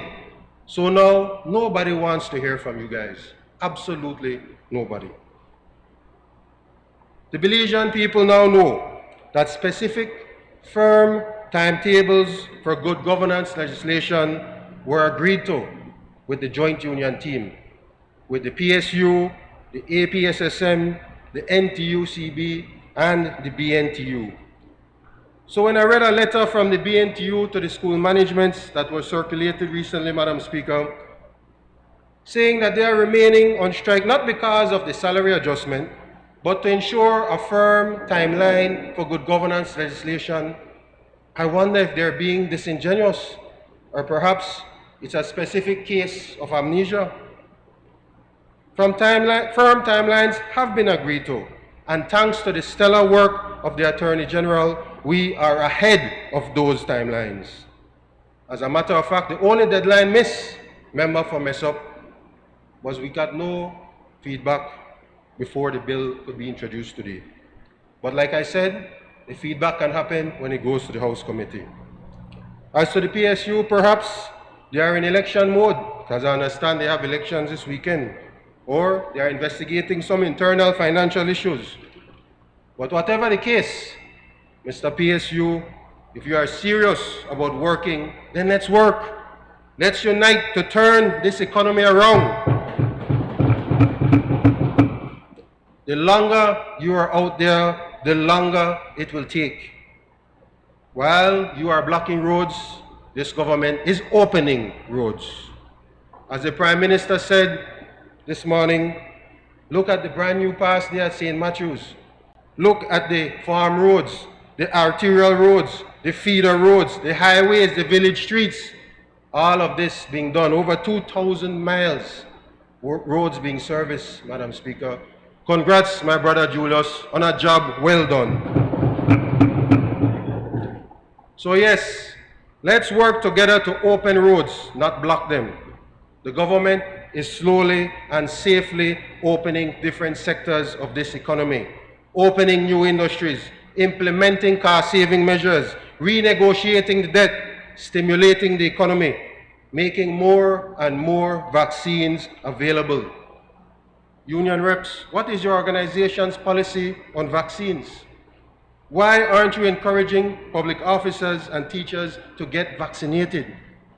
You are gathering in large numbers, so go as a group to the clinic to get your vaccine. Don't just talk, be productive. My apologies for the long introduction, Madam Speaker, but I'm excited by this bill. I'm excited by the work ahead. Constitutional and political reform fall under my portfolio, so I have extra motivation to get these legislations passed. The Protected Disclosures Bill comprises 6 parts containing 29 clauses. It speaks about when a disclosure should be made, whom it should be made to, how such persons and disclosures will be protected. It applies to the private sector as well. So when the bill does go to House Committee, I certainly look forward to their input. Madam Speaker, this bill has the full support of Cabinet. Thank you. Honorable members, that bill is referred to the Public Service, Labor, Industry and Trade Committee for examination, consideration and report. Bill for an act to combat corruption and other wrongdoings by encouraging and facilitating disclosures of improper conduct in the public and private sector, to protect persons making those disclosures from detrimental action, to regulate the receiving, investigating, or otherwise dealing with disclosures of improper conduct, and to provide for matters connected therewith or incidental thereto. Motions relating to the business or sittings of the House. I recognize the Honorable Prime Minister and Minister of Finance, Economic Development and Investment.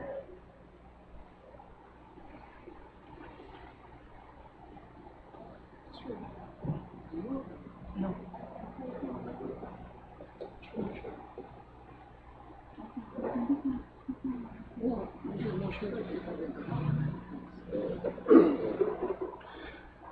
Madam Speaker, I move that at its rising today, the House adjourn to a date to be fixed by the Speaker.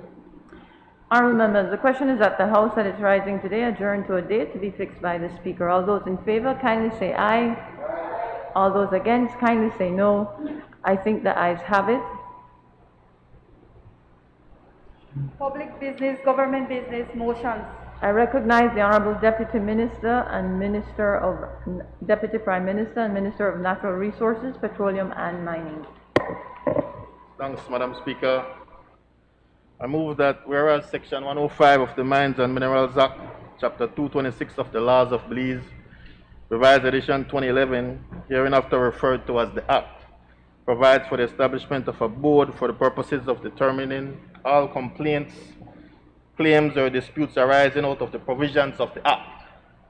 And whereas this board will be called the Mining Conflict Resolution Board, hereinafter referred to as the board. And whereas Section 106(1) of the Act provides that this board shall consist of 5 persons to be appointed by the Minister for the time being responsible for mines and minerals, hereinafter referred to as the Minister, as follows: A, the Registrar General or his nominee; B, the Chief Magistrate; C, 1 person representing the mining industry; and D, 2 persons approved by the House of Representatives by resolution.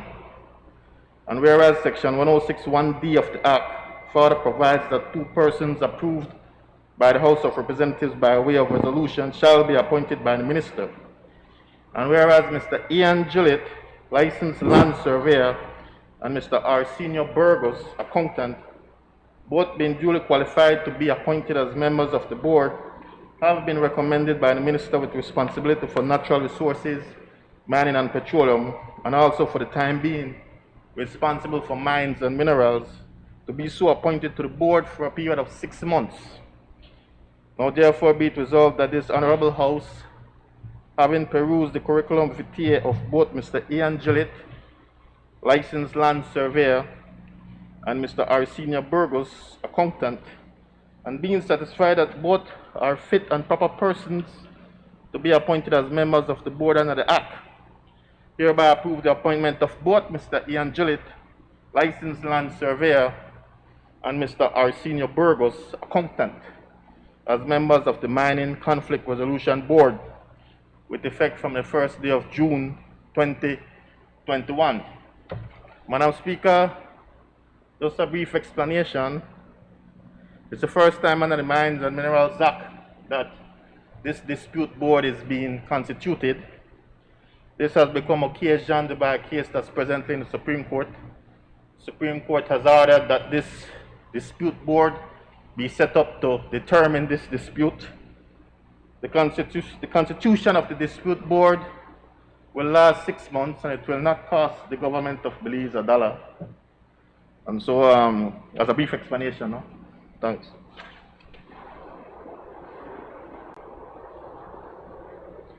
Honourable members, that motion is referred to the Natural Resources and Environment Committee for examination, consideration and report.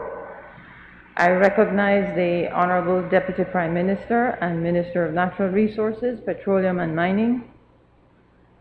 Madam Speaker, I seek the indulgence of the Honourable House to have this motion taken through all its stages this day. Thanks.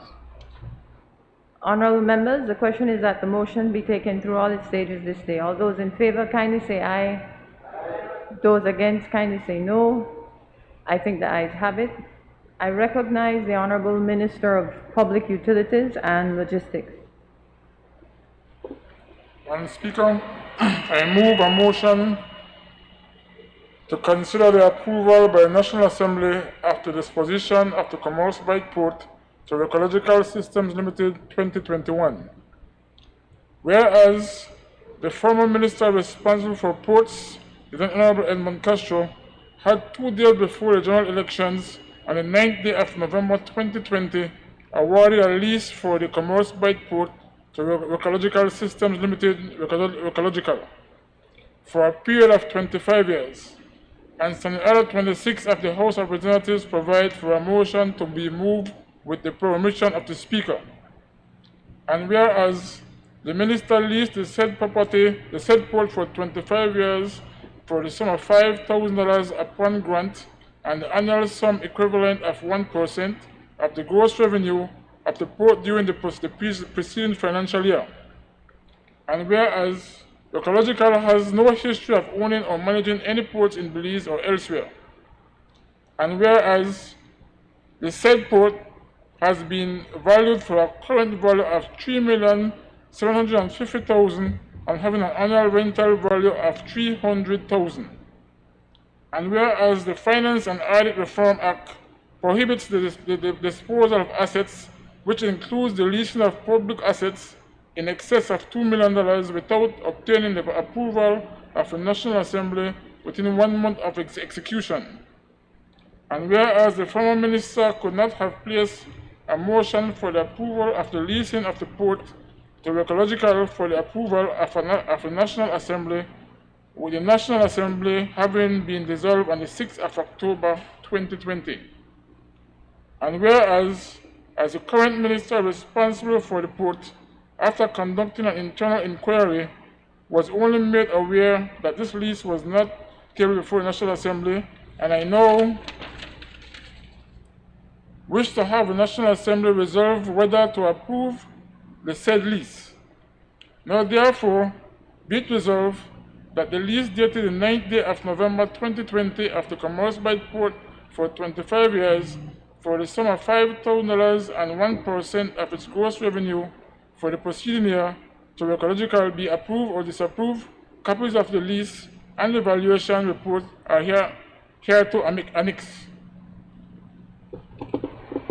I recognize Leader of Opposition, Member for Colette.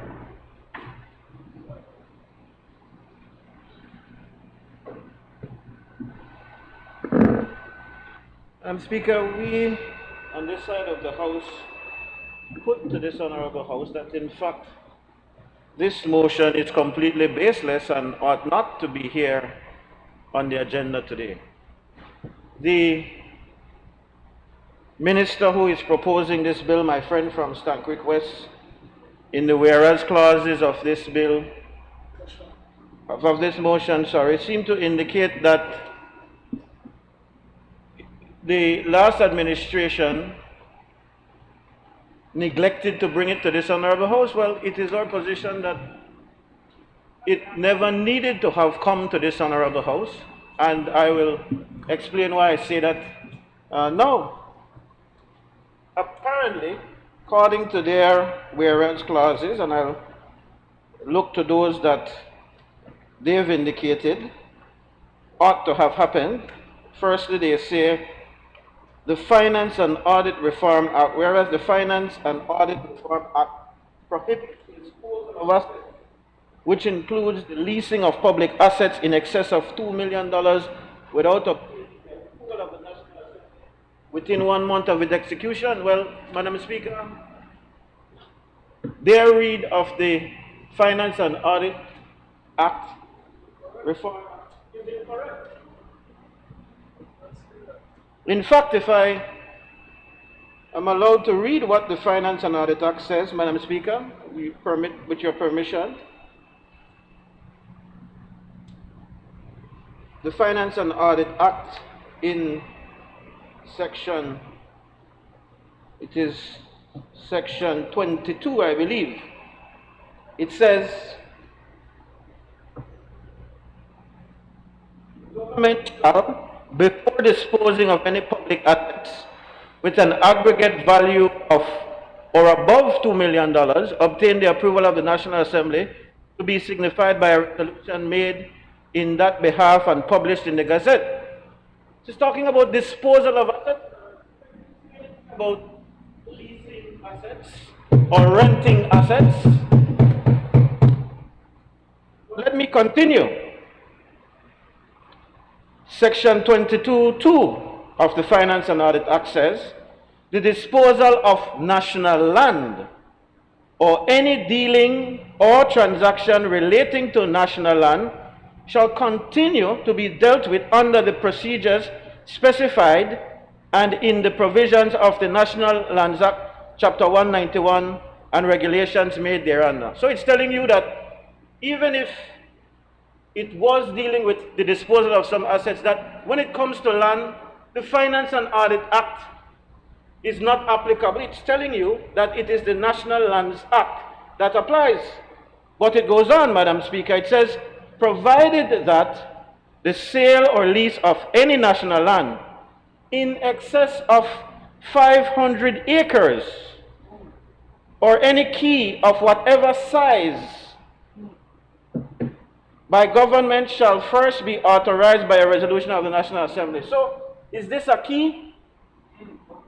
Is this in excess of 500 acres? No, Madam Speaker. Is it the disposal of an asset? No, Madam Speaker. It is the leasing of an asset. It will still be the property of the government and people of Belize unless they know something that we don't know. And that's the end of Section 22, Madam Speaker. So I don't know on what basis the member from Stan Creek West, the minister, brings this motion to now seek the House's approval or disapproval, as it is put, for this transaction that happened.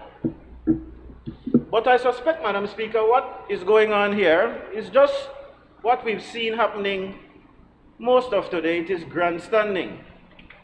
Firstly, Madam Speaker, they want to create the impression, and the very preamble, the first whereas I should say, of the motion suggests that there was some hanky-panky going on under the last administration. They even called the former minister's name and said that 2 days before the general election on the 9th of November, this lease was awarded for the Commerce Bight Pier. Well, Madam Speaker, this again is disingenuous on the part of our colleagues. Because, Madam Speaker, the record will show that in fact from 2018, with the full knowledge of the Cabinet,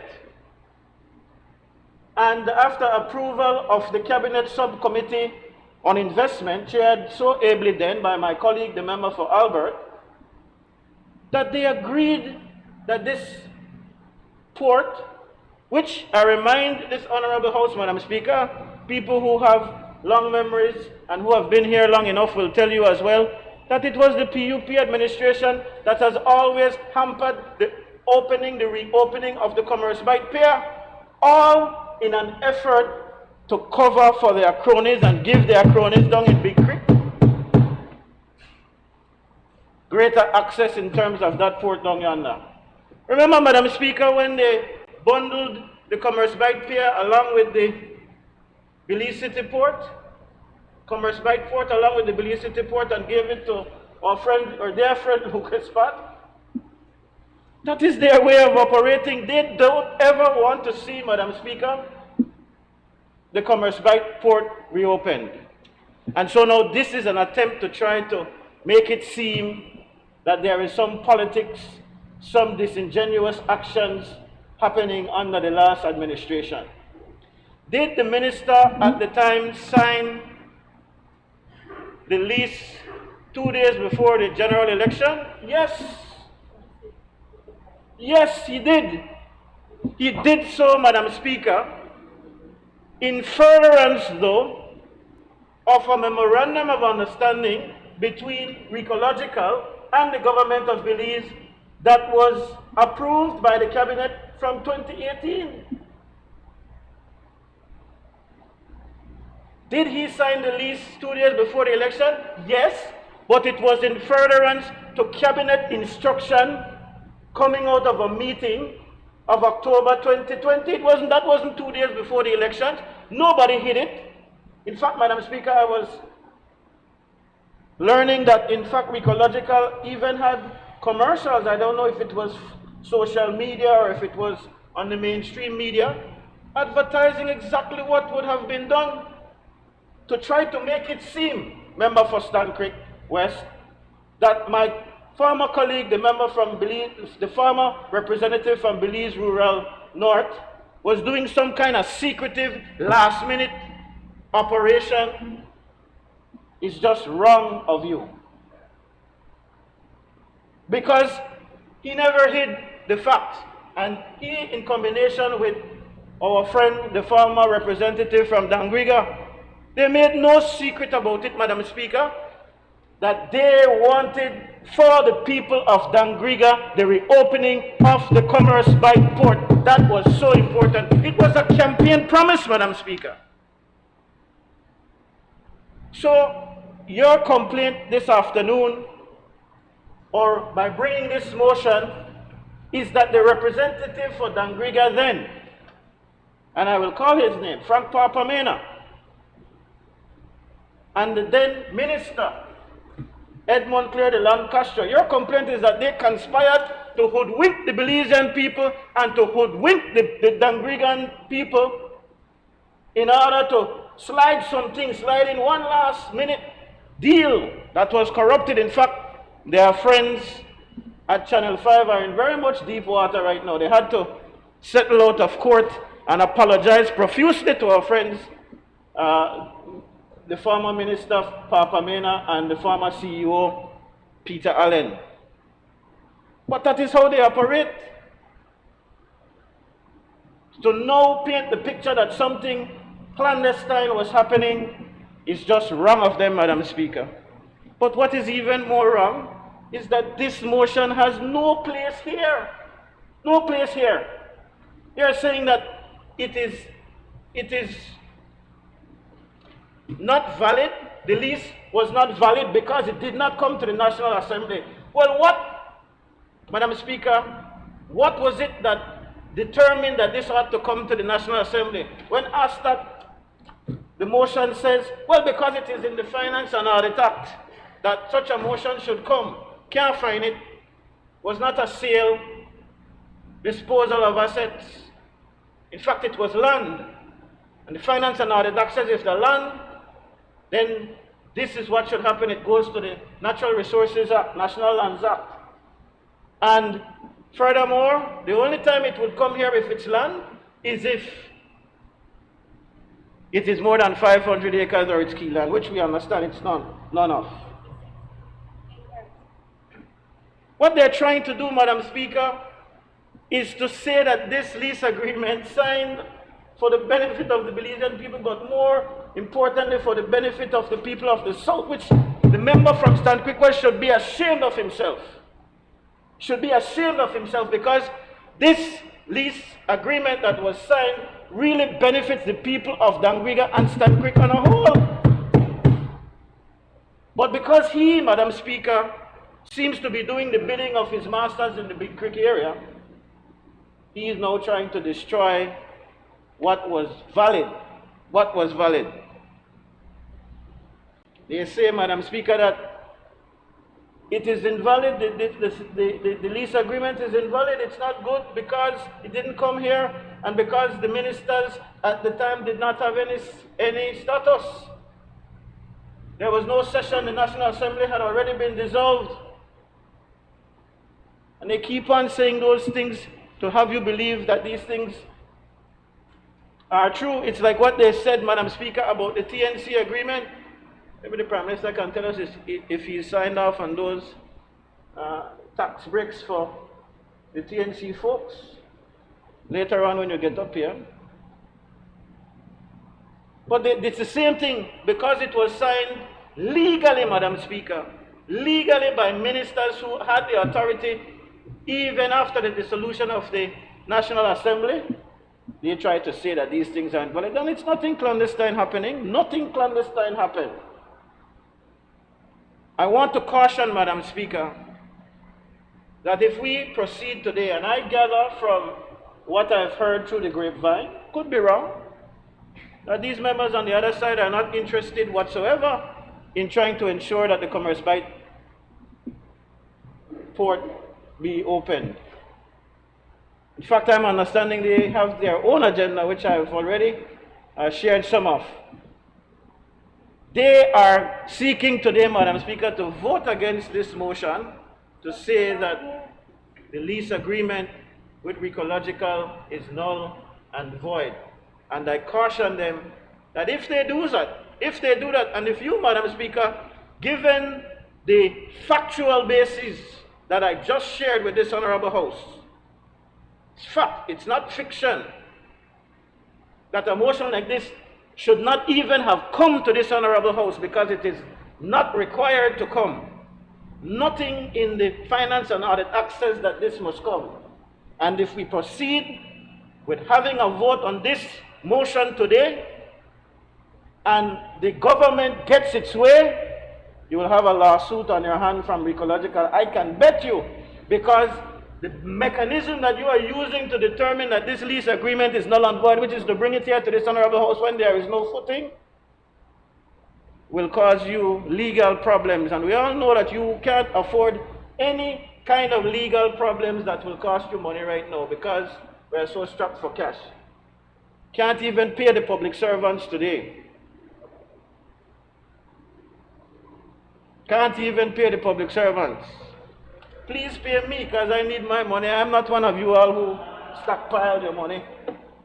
Not one of those who you refer to Prime Minister as having gone with the millions. So I need my pay. I warn again, Madam Speaker, and I caution the members on that side to abandon this motion because it is completely ungrounded, doesn't have any legal authority to be in this Honorable House. And I caution that if they proceed with it, it would be an illegal act and that it will bring about legal repercussions. Thank you. I recognize the member for Fort George. Thank you, Madam Speaker. I was listening to the Leader of the Opposition, Madam Speaker, and it seems you gave him wide latitude to go on, and he was completely confused. Completely and utterly confused. The asset we are speaking about here, Mr. Leader of the Opposition, is a port. That is why the minister responsible for the port was purported to sign this lease. It has nothing to do with national lands. A port, an asset, the port. Madam Speaker, it seems, you know what's funny, Madam Speaker? On a point of order, Madam Speaker. What's the point of order? Madam Speaker, the standing orders require that when a member is speaking, that there be silence and no interruption, Madam Speaker. And the Leader of the Opposition is interrupting the member from Vixter. Please, man, he had his turn. You had your turn, Mr. Leader. Thank you, Madam Speaker. Yes, in the standing orders, as it refers to interruptions and when members are talking, does speak that there should be no interruption when members are speaking, unless it's on a valid point of order. We need to hear members speak, just as we heard members speak before. Member for Fort George, you can... Thank you, Madam Speaker, and thank you, member from Toledo West, for reminding the other side of their standing orders. They have the books, but I don't think they read them. That's the problem. Madam Speaker, it seems that the Leader of the Opposition is in full support of this agreement, in full support of an agreement that was signed, Madam Speaker, 2 days before an election. He can talk all he wants about an MOU in 2018. It takes 2 years to sign an agreement, Mr. Leader of the Opposition. I wonder what the point he was trying to make just now in his presentation. Because it is very clear, and the Belizean people are the ones saying these types of agreements have to be cancelled. This is clearly, in our opinion, an illegal agreement. It is certainly an unethical agreement. It was done in the dark of night, extremely shady, 2 days before. And Madam Speaker, it seemed to be an agreement. It's a retirement plan, really. That's what it was. a retirement plan because those persons, and he named them, I don't need to name them, he named them, those persons knew they were going to lose. So 2 days before, when they realized that the UDP would have been booted out of office, they decided to sign a retirement plan. Maybe they left the leader of opposition out of this plan, and that's why he's getting up and trying to defend it today. But Madam Speaker, it is clear that this type of agreement should have come to the National Assembly before being signed. The law is clear. He quoted the section. He quoted it, Madam Speaker, but it's obviously he doesn't understand what he's reading. This agreement should have come to the National Assembly. The fact that it didn't come to the National Assembly makes it null and void, and it couldn't have come because it was done when Parliament was already dissolved. So, Madam Speaker, very loud and very clear, the people of Fort George, Belizean people all over this country completely reject this agreement. Thank you. I recognize the Honorable Prime Minister. Madam Speaker, there is a saying that goes that if you walk like a duck, quack like a duck, and look like a duck, it is a duck. In this case, Madam Speaker, this is a corrupt agreement the UDP did 2 days before the general elections. Anyway, take it, man. How can you justify leasing a port for 25 years at $5,000 a year? How could you justify that? But it's corrupt. He claims that the cabinet note from 2018, 2 years later, 2 days before the election is signed. Obviously, no wonder the country is in such a bad shape. 2 years to sign one agreement. They are not issuing land. They are not land, my friend. It is a port. It's a big difference between land and port. It is a port that has been leased out, man. If you could just shut up a little bit, you know, and learn something. That's your problem. When you are talking, when we are talking, we listen to you. Members. Not members, member, Madam Speaker. I have the floor, not him. You are absolutely right, Prime Minister.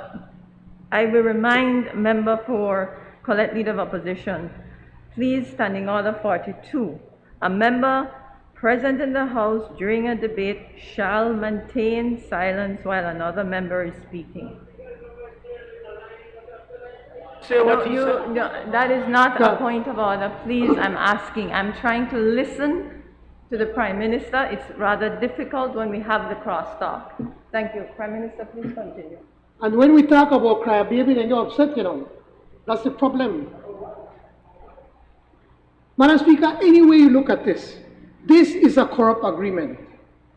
This is a corrupt agreement. 2 days before the election, they sign up an important asset, an expensive asset.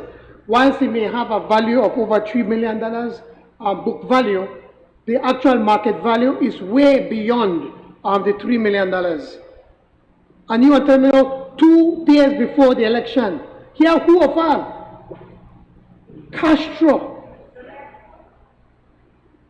was signed this thing, knowing that the National Assembly has been dissolved and they can't bring it to pass it for resolution. It has to come to the House. Because, by the way, you are saying, but even at 25 years, the government will not have access to this thing, man. And then you will go and you give it to ecological. They have no history, absolutely no history about managing a port. But your horse, you go and you unsign it. Shut up, boy. Shut up. Shut up. Prime Minister, please.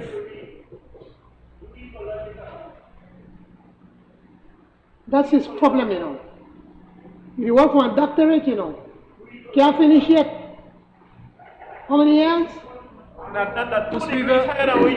On a point of order, Madam Speaker. What's your point of order? My point of order is standing order 38. Prime Minister, you need to sit, Prime Minister. What is the point of order? Point of order is 38. You should not refer to a member in offensive and insulting language. I believe him telling the leader of the opposition to shut up I already is insulting and offensive. cautioned the Prime Minister on that. There's no point of order. Continue, Prime Minister. But Madam Speaker, I think you should caution the opposition to shut up when the other member is speaking. When he was speaking, we were very respectful to him. We never once interrupted you. I We did. listened I to have him. cited Standing Order 42, Prime Minister. Thank you, Madam Speaker. The point is that Recological has no history in managing a port. And then when you go and sign to a company that have no experience in managing a port, you are signing it up for $5,000 a year for the next 25 years. That is a corrupt deal by any measure that you take. It is a corrupt deal. And it is the responsibility of this government to fix it. Because we are going to put the Commerce Bank back to work for the people of Dangriga. That is what we're going to do. That is our responsibility, man.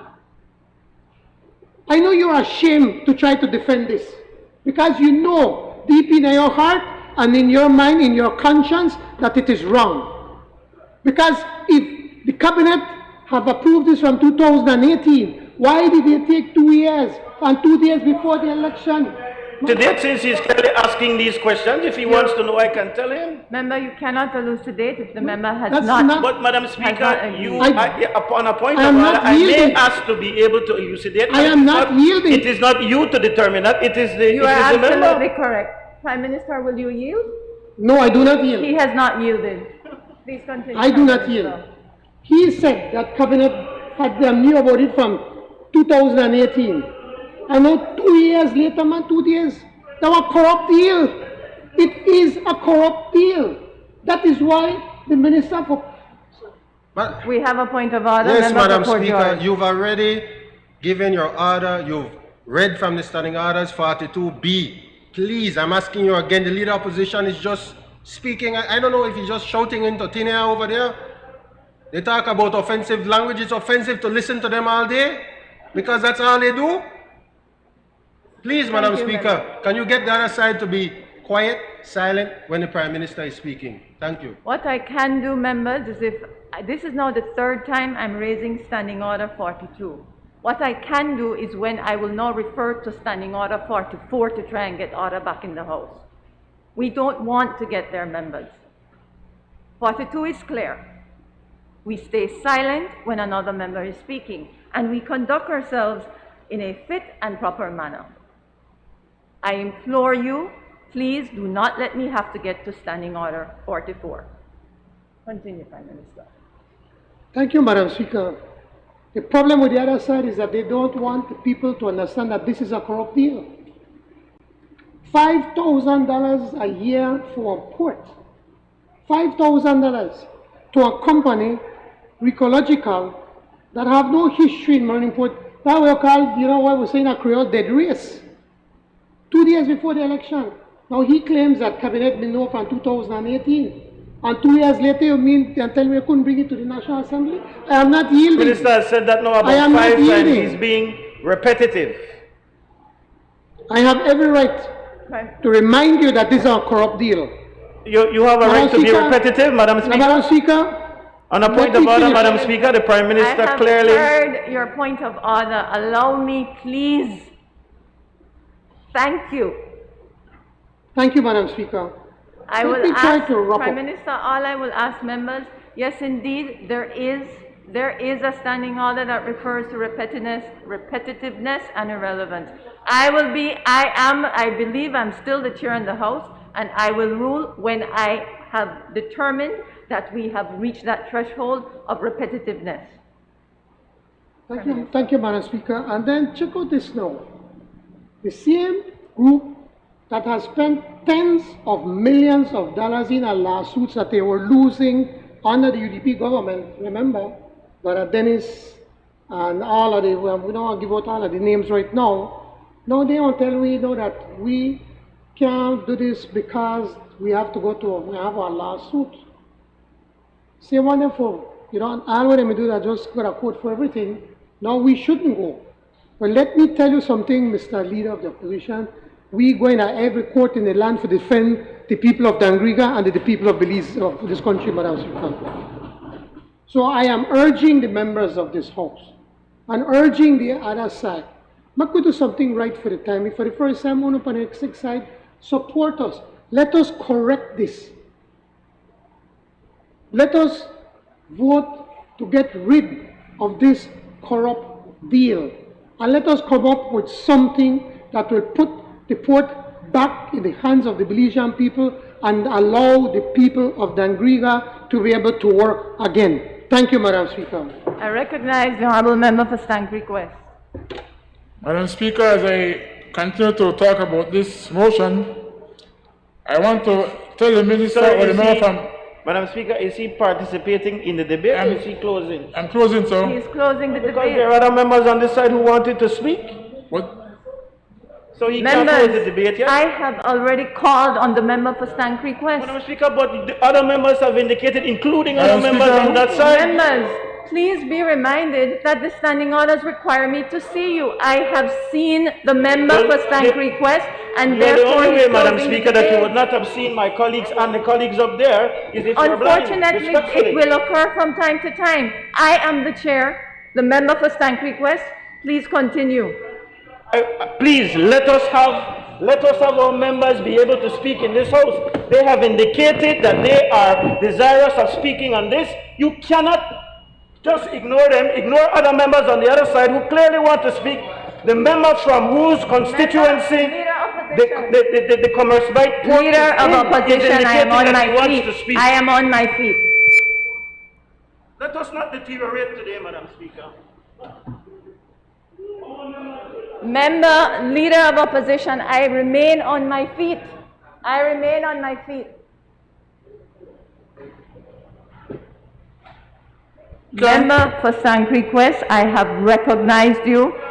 Speaker, our colleagues are requiring the opportunity to speak. They clearly indicated that they wish to speak.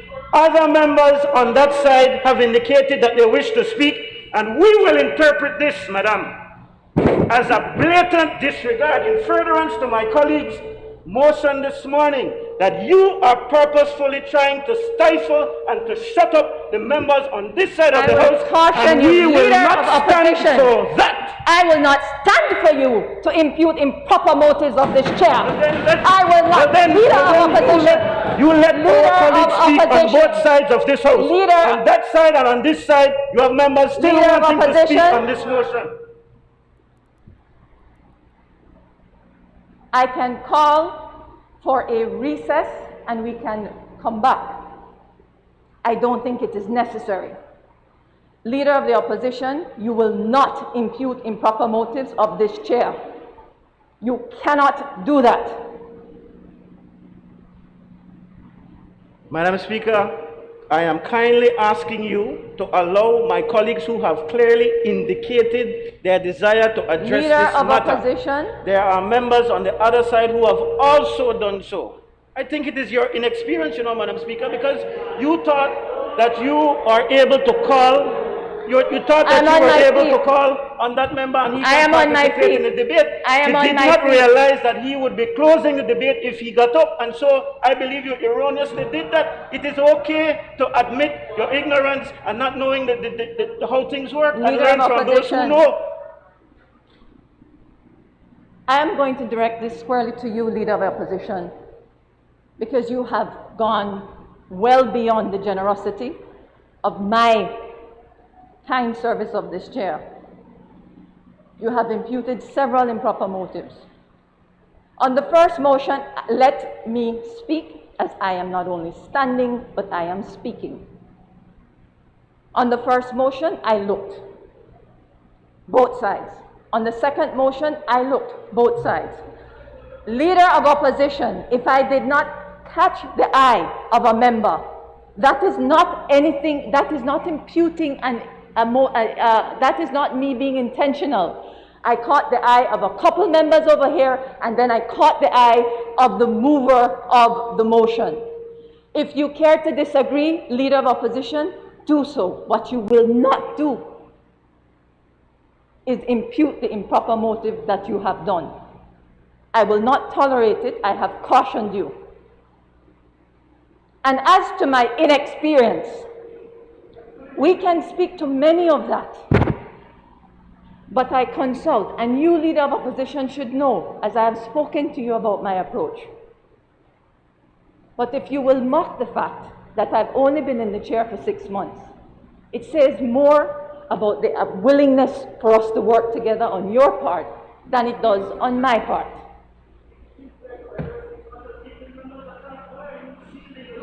I am not shielding. I have ruled.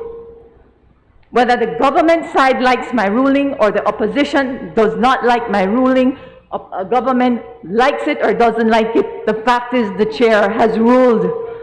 I have called, and this member for Stann Creek West began his deliberation well into it, and then you interrupted. Member for Stann Creek West. Madam Speaker, on a point of order. Yes. Madam Speaker. You're on a point of order? Yes. What is the point of order? Point of order. As a member of this House, Madam Speaker, I'm calling on the member from Colette, the Leader of the Opposition, to apologize to the chair, Madam Speaker. We cannot continue in this honorable House when we have behavior like the Leader of the Opposition. I was looking through the standing orders to see if there was a timeout standing order, because that's what he needs to go on a timeout. Thank you. I have cautioned the Leader of Opposition. I'm a grown person in this House. I have noted where you have breached it, where you have imputed the improper motive on me. I have cautioned you on it. I will expect that you will not continue along that line. Thank you, Member for Fort George. I will not tolerate it anymore. Leader of Opposition, I am calling on Stann Creek West, Honorable Member, to close the debate. Madam Speaker, thank you very much. While I myself looked along, I saw nobody standing, and then you realized that nobody was interested to continue on the debate. So I'm here now, Madam Speaker, to wind up this debate. But first of all, I want to let the Leader of the Opposition know what is the meaning of disposal of a piece of leased land. It's a legal definition of a leased land. If it disposes, it's a chargeable asset. So you cannot just dispose it because it's a chargeable asset for the government and people of Belize. But before that, Madam Speaker, Ecological Limited had an agreement with a company named C1 from the US. And if they should proceed with the development of Commerce by Port, it has to be in conjunction with C1 Limited. BL has now written C1 to tell them that they are not prepared to sign a power purchase agreement with C1. That will now leave Ecological with no partner in development. When they sign the agreement, they agree that they are going to do X, Y, and Z in a certain time frame. They have not persevered, they have not proceeded because there is no partnership with C1 to continue their development. I am from Stann Creek, and I want to assure the people of Dangrigatong, Hopkins, Silgrass, wherever you are, I will work seriously every day to make sure that we bring a meaningful development to the Commerce by Port. And you will see it in action within a couple of months to make sure that we see a benefit for the people at the town of Dangriga and surrounding villages. So with that, Madam Speaker, I close the debate. Honorable members, that motion is referred to the Public Utilities, Transport and Communication Committee for examination, consideration and report. I recognize the Honorable Minister of Public Utilities and Logistics. Madam Speaker, I seek your indulgence of the Honorable House to have this motion take through all the stages this day. Honorable members, the question is that this motion be taken through all its stages this day. All those in favor, kindly say aye. Aye. Those against, kindly say no. I think the ayes have it. Announcement by the Speaker. Honorable members, it has been agreed that the following motions and bills pass this day. Resolution approving the appointment of members of the Mines and Minerals Dispute Board Motion 2021. Motion to consider the approval by the National Assembly of the disposition of the Commerce by Port to Ecological Systems Limited 2021.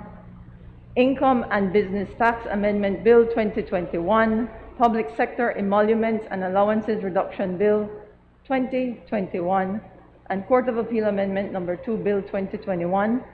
As you are well aware, under Standing Order Number 74, all proposed legislation, messages, petitions, motions, and other matters relating to the subject mentioned under the title of each standing committee shall be referred by the House to such committee for examination, consideration, and report to the House. The only logical way for this to be done, other than by suspension of standing orders, is for me to suspend the sitting to enable the Finance and Economic Development Committee, the Public Utilities, Transport, and Communications Committee, the Constitution and Foreign Affairs Committee, and the Natural Resources and Environment Committee to examine, consider, and report to the House on the motions and bills. All those in favor kindly say aye. Those against kindly say no. I think the ayes have it. The sitting is therefore suspended until the Finance and Economic Development Committee, the Public Utilities, Transport, and Communications Committee, the Constitution and Foreign Affairs Committee, and the Natural Resources and Environment Committee have concluded their business.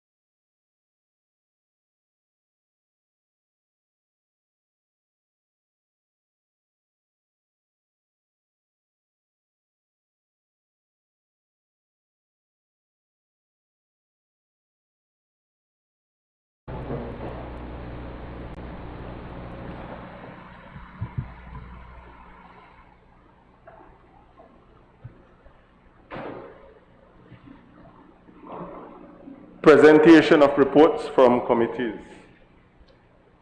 I recognize the Honorable Chairman of the Finance and Economic Development Committee.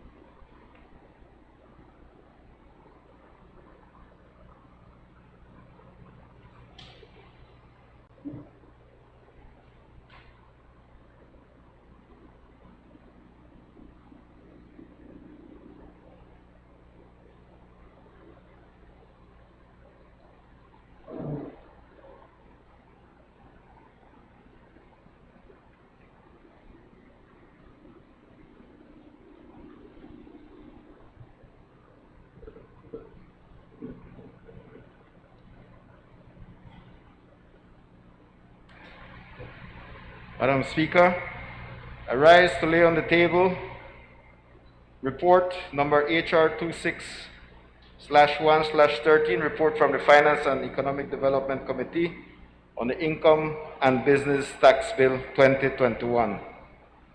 Number HR 26A/1/13, report from the Finance and Economic Development Committee on the Public Sector Emoluments and Allowances Reduction Bill 2021. Honorable members, those reports are ordered to lie on the table. I recognize the Honorable Chairman of the Public Utilities, Transport and Communications Committee.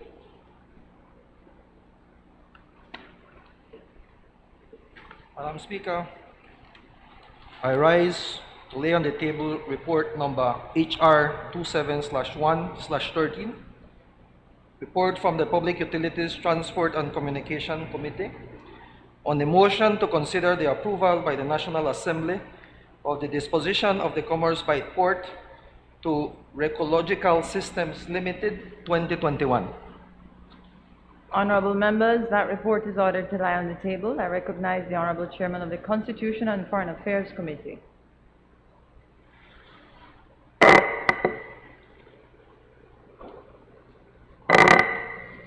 Madam Speaker, I rise to lay on the table report number HR 28/1/13, report from the Constitution and Foreign Affairs Committee on the Court of Appeal Amendment number 2 Bill 2021.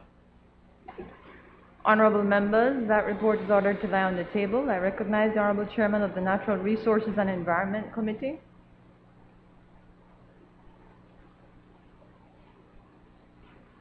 Madam Speaker, I rise to lay on the table report number HR 29/1/13, report from the Natural Resources and Environment Committee on the resolution approving the appointments of members of the Mines and Minerals Dispute Board Motion 2021.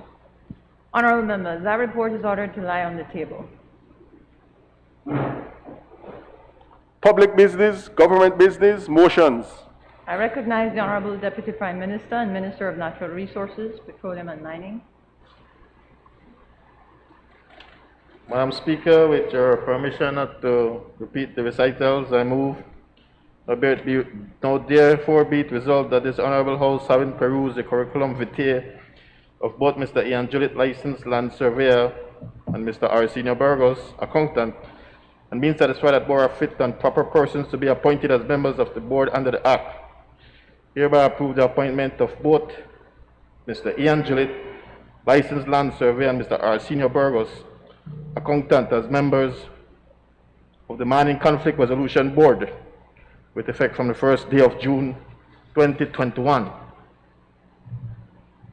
Members, the question is now therefore be it resolved that this Honorable House, having perused the curriculum vitae of both Mr. Ian Gillett, licensed land surveyor, and Mr. Arsenio Burgos, accountant, and being satisfied that both are fit and proper persons to be appointed as members of the board under the Act, hereby approve the appointment of both Mr. Ian Gillett, licensed land surveyor, and Mr. Arsenio Burgos, accountant, as members of the Mining Conflict Resolution Board with effect from the first day of June 2021.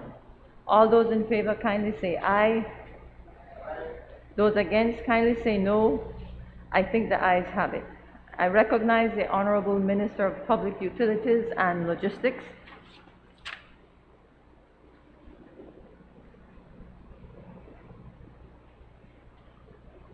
Repeat. What is it? Just come up, Manager. Can you please repeat? Can I have any more documents here?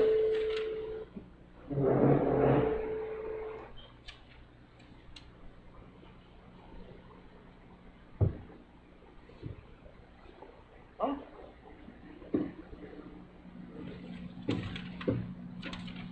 I think you don't have enough for this.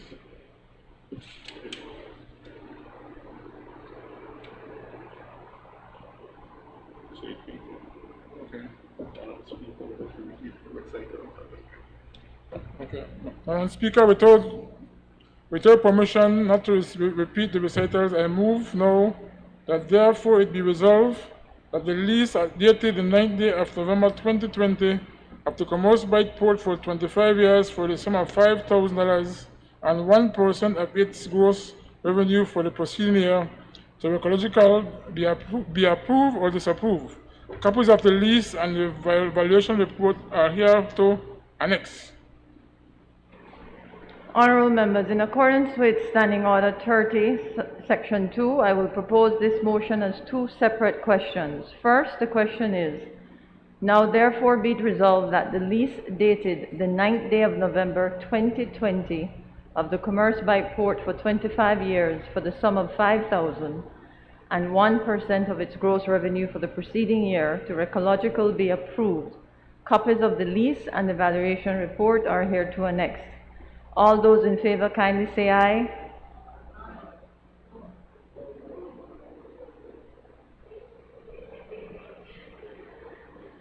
Do I need to repeat? Honorable members, in accordance with Standing Order 32, I will propose the motion as two separate questions. The first question, now therefore be it resolved that the lease dated the 9th day of November 2020 of the Commerce Bight Port for 25 years for the sum of $5,000 and 1% of its gross revenue for the preceding year to Ecological be approved. Copies of the lease and the valuation report are hereto annexed. All those in favor kindly say aye. Those against kindly say no.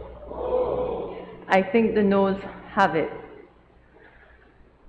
Second, the question is, now therefore be it resolved that the lease dated the 9th day of November 2020 of the Commerce Bight Port for 25 years for the sum of $5,000 and 1% of its gross revenue for the preceding year to Ecological be disapproved.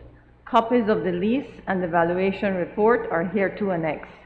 All those in favor kindly say aye. Aye. Those against kindly say no. I think the ayes have it. The motion is therefore disapproved. Bills for second reading. I recognize the Honorable Prime Minister and Minister of Finance, Economic Development and Investment. Madam Speaker, I move the second reading of Bill for an Act amending Income and Business Tax Act, Chapter 55 of the Substantive Laws of Belize, Revised Edition 2011, to enhance Belize's competitiveness and stimulate renewed growth in the international financial services sector and to provide for matters connected therewith or incidental thereto. I recognize the Honourable Member for Albert. If I may, I have previously been involved in the looking at the whole issue of the IFCs, and we're in active discussions with the EU in terms of our the code of conduct and what is expected of countries that are in fact engaged in this sector, in this industry. I understand the urgency as the Prime Minister helped to clarify a concern that I have. I understand the urgency of taking this bill through this amendment through its 3 stages today.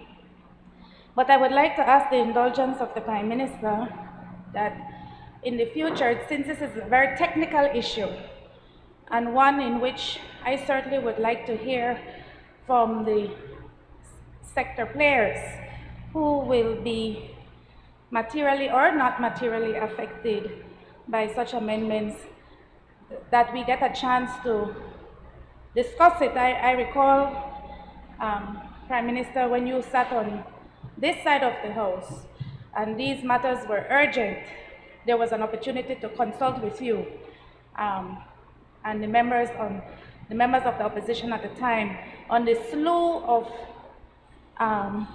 amendments and regulations that had to be made so we could have come off the blacklist of the EU and to comply with the code of conduct. And so I'm asking, we are duly elected, the government will have its way, but I certainly, Prime Minister, member for Orange Walk Central, hopefully we can have an opportunity to meaningfully engage in this kind of a discussion given the long-term implications for Belize and for the sector itself. Thank you, Madam Speaker.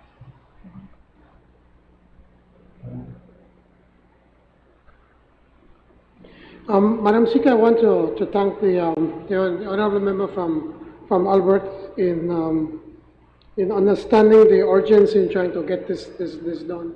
I spoke to her earlier and assured her that the very same people that helped us to draft the previous amendments were also involved, because I was also, like her, concerned because it was a major achievement to be able to be removed from that blacklist. But now that we have been removed from the blacklist, now we have to see how we can keep that competitive edge, and this is what we are doing. At any time you would like to have any kind of information, please proceed and see Mr. Hillock. I mean, we have no problem. At the end of the day, it's just something that we want to be able to fix and for all of us to benefit. So I thank you, member from Albert, and I move the second reading. Honourable members, the question is that the bill for an act to amend the Income and Business Tax Act, Chapter 55 of the Substantive Laws of Belize, Revised Edition 2011, to enhance Belize's competitiveness and stimulate renewed growth in the international financial services sector, and to provide for matters connected therewith or incidental thereto, be read a second time. All those in favor kindly say aye. Those against kindly say no. I think the ayes have it. The bill for an act to amend the Income and Business Tax Act, Chapter 55 of the Substantive Laws of Belize, Revised Edition 2011, to enhance Belize's competitiveness and stimulate renewed growth in the international financial sector, service sector, and to provide for matters connected therewith or incidental thereto. I recognize the Honourable Prime Minister, Minister of Finance, Economic Development and Investment. Madam Speaker, I move the second reading of bill for an act to provide in the public interest for the reduction in salaries and allowances of certain persons appointed to hold a public office having regard to the deteriorated state of public affairs, and to provide for matters connected therein and incidental thereto. I recognize the member for Mesopotamia. Thank you, Madam Speaker. Pleasant good afternoon again, Madam Speaker. Pleasant good afternoon to people in Mesopotamia. Madam Speaker, I rise to reject the Briceño pay cut bill. Madam Speaker, it is very unfortunate the way the Prime Minister and the PUP have betrayed our police officers, our healthcare workers, our BDF, our Coast Guard.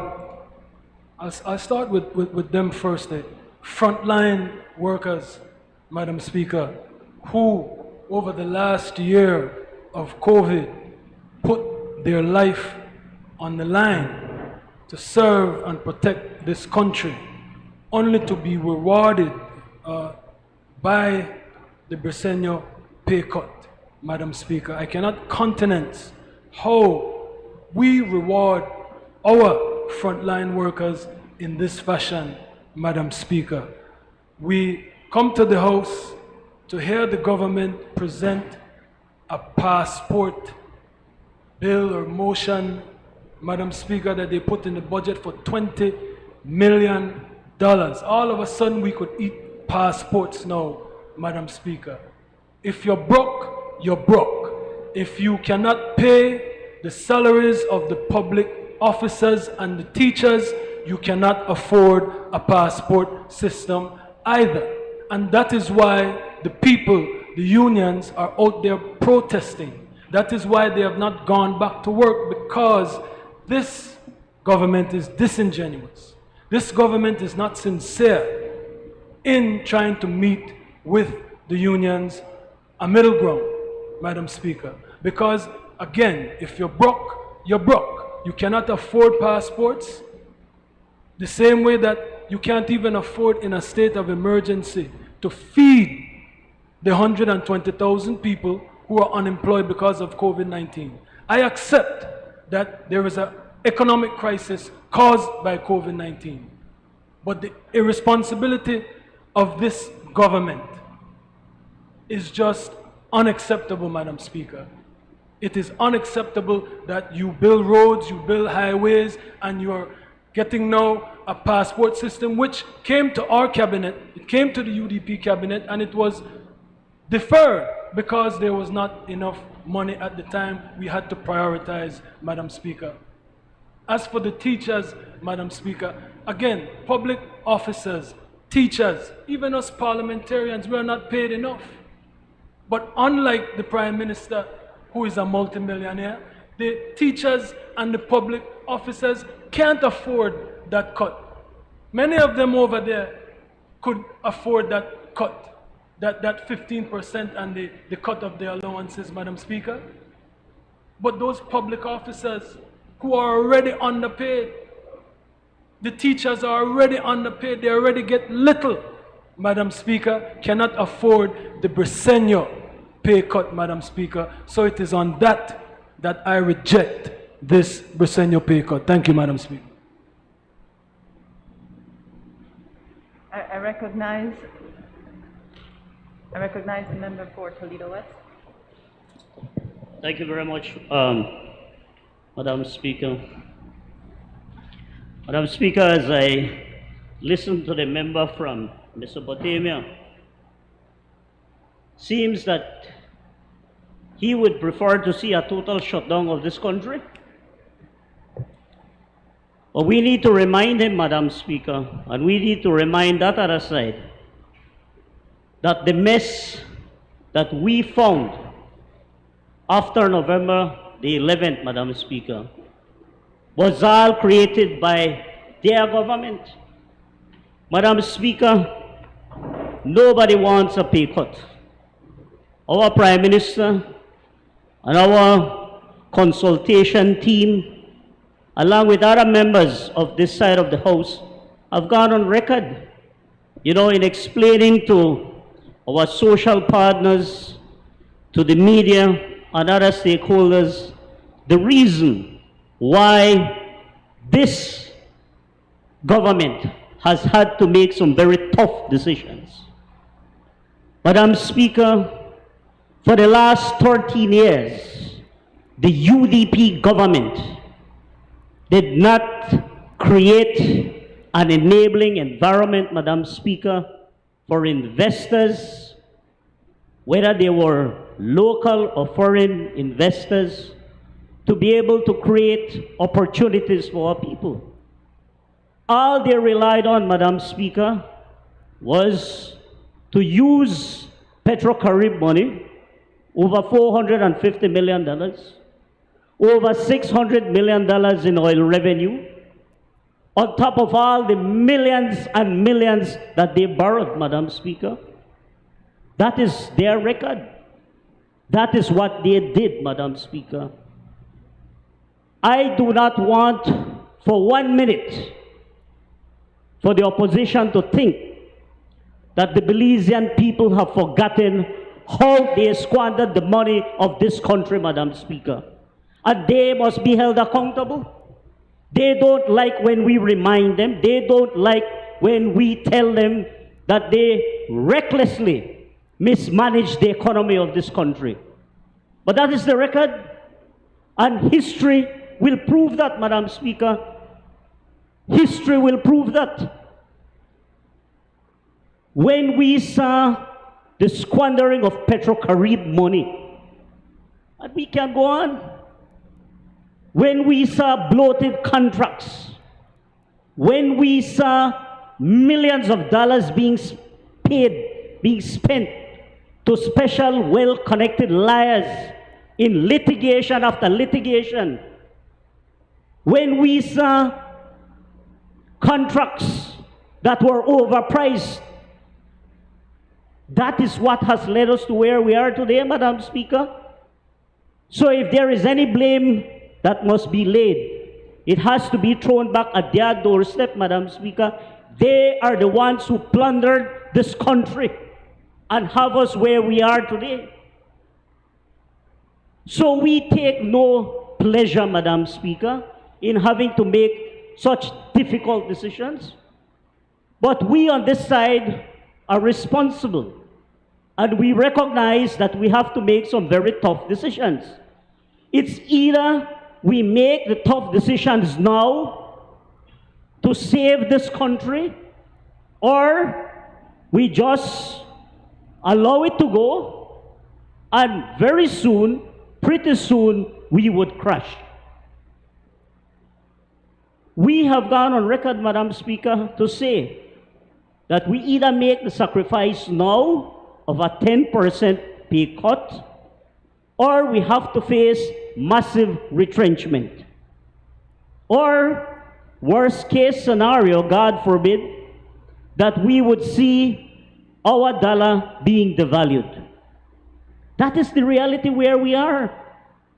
And as a responsible government, we have to make sure that we make the right decisions. Madam Speaker, I will be the first to acknowledge, I will be the first to salute all our frontline workers, our doctors, our nurses, our security forces, and everybody else who has worked hard, particularly during these difficult times of COVID-19. And yes, we want to recognize them. And yes, we want to reward them. But we must also be very responsible in the decisions that we make. And Madam Speaker, in the negotiations that have taken place over the last few months, the consultations that have taken place between our consultation team and the unions, I must say that we on this side of the House have conceded a lot, Madam Speaker. It all started initially where, the teachers was saying and the public servants was saying that, they had concerns over the 10%.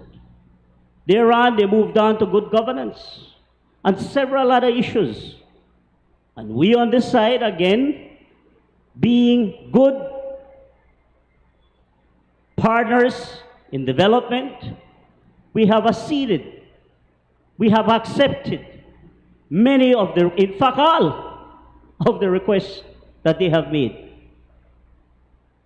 The unions, be it the Public Service Union, be it the teachers, along with the National Trade Union Congress of Belize. So everything we have done in good faith. we have done in good faith. So I'm saying that these are difficult times. After 6 months, we cannot be blamed. We were not the ones who mismanaged this economy, who recklessly spent, but we are called upon to fix the problem. And we have always risen, Madam Speaker. We have always risen to the call of duty. History will show that the People's United Party does not run away from its responsibility. As leaders, we take up our responsibility very seriously. And I must add that respectfully, we have to think about the rest of the population. You know, I hear teachers and I hear public servants speak about, the concerns and the difficulties that they have with losing 10%. But also respectfully, I say to them, what about the many thousands, the over 60,000 who lost their jobs due to COVID-19? They never only lose 10%, they lost 100%. But they have been fighting day in and day out to ensure that they can survive. So, Madam Speaker, these difficult times call for us to be nationalists. These difficult times call for us to stand up, to rise up to the challenge, and to work together to turn this around, Madam Speaker. And I am very confident that in a few months, we are going to turn things around. And our Prime Minister on this side of the House has gone on record to say to the public servants, do your part, collect the taxes, ensure that we meet the targets, and we are going to, in return, give you whatever bonus you make. That's the kind of relationship that we have. That's the kind of discussions and consultations that have been taking place. So, they speak about corruption and good governance. Man, they ask for the Whistleblowers Act, we have it. They ask for the implementation of UNCAC, it's here. So what else? What else can they ask for?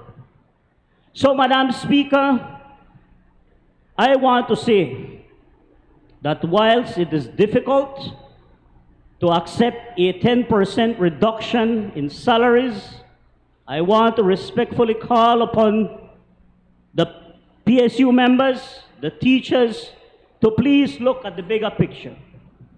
This is about Belize. This is about the future of us and our children and our grandchildren. So let us make the sacrifice today. Let us work hard. Let us be nationalists in our aspirations to fix the problem left by the UDP government. And I can say, Madam Speaker, that the majority of the Belizean people understand what we are going through.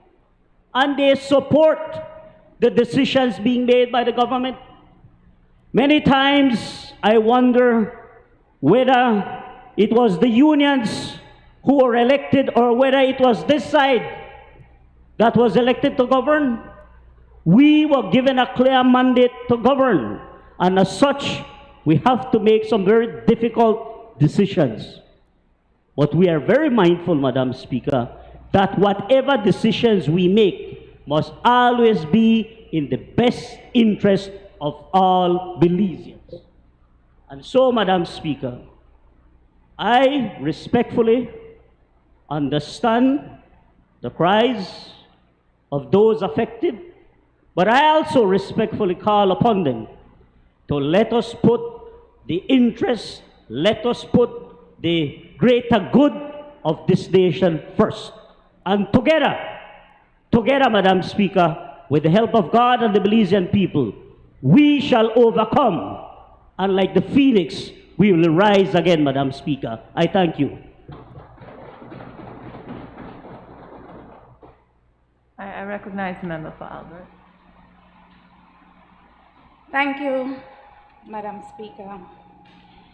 I am pleased that the member for Toledo East finally clarified for me the salient point. You see, Madam Speaker, the joint unions, the teachers, and the public officers were of the view, every time I've heard them speak publicly, that they were negotiating with the government of Belize on the matter of salary cuts and the good governance agenda.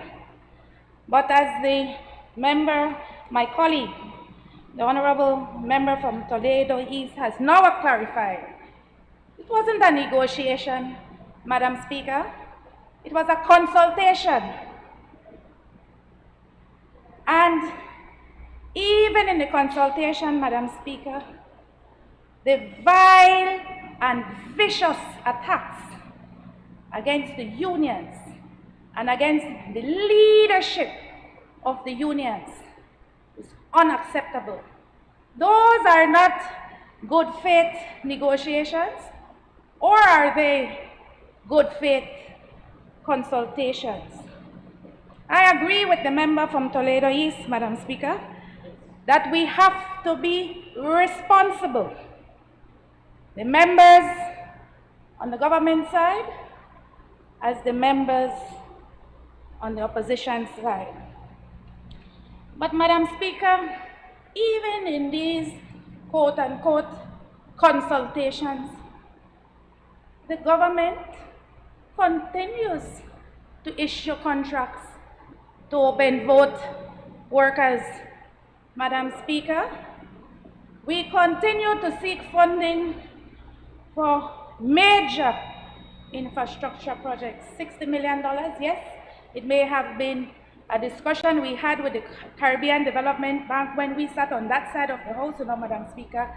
But let us not lose sight, they brought it here and they followed through. They could have gone back to the CDB and said, at this time, we can't afford to pay our super bond, so we can't afford to borrow $60 million for road infrastructure. Madam Speaker, even as we speak, we are allocating funds for a $10 million passport system. That $10 million US that we will have to pay over a period of 5 years. Even now, as we speak, Madam Speaker, we are renting overpriced office buildings. One is right up the street from where I live, Madam Speaker. A government office in a residential neighborhood right up from where I live. As we speak, this administration are making those moves. And so, just the way, Madam Speaker, we can find monies to continuing hiring public officers, to spend on infrastructure that can wait a while, that can rent buildings for businesses and for offices and residential purposes. The same way, Madam Speaker, in my humble view, we could have found a way to arrest the cut in public servants' salaries and the salaries of our teachers. I would humbly like to ask the members of the government that these attacks, which I find more than disgraceful, distasteful, disingenuous against the public servants, the leadership of the unions, the teachers, the leadership of the teachers' union must come to a meeting. We could find money for that. we can find money to attack the very same people that we need to hold hands with and stand shoulder to shoulder with, Madam Speaker, in turning this economy around and to continue the work of nation building. So, Madam Speaker, the other point I want to make is I am a duly elected member of this House. And when this administration took office, even the prompt speech, Madam Speaker, at the inaugural sitting, and then as a motion to this House, that we would move post haste on a good governance agenda. A good governance agenda, as far as I'm concerned, Madam Speaker, includes transparency, accountability, and that oversight. That is why there's a government side, and that is why there is an opposition side, Madam Speaker. And so when I go to committee, and as I say, I have fully recognized that the government will have their way. But we must have a say. And when I go to committee and a bill is given to me for the very first time in a committee meeting, Madam Speaker, I expect to be allowed 2 minutes to review. If we want to disband the committee system and there would be no input, no review, no meaningful examination of bills, then let's do that. But don't waste my time, Madam Speaker, and don't dismiss and disregard the people who have put us here by not allowing us 2 minutes to review and to ask the pertinent questions. I don't want the rebuttal to be, because I hear it coming, that happened to us.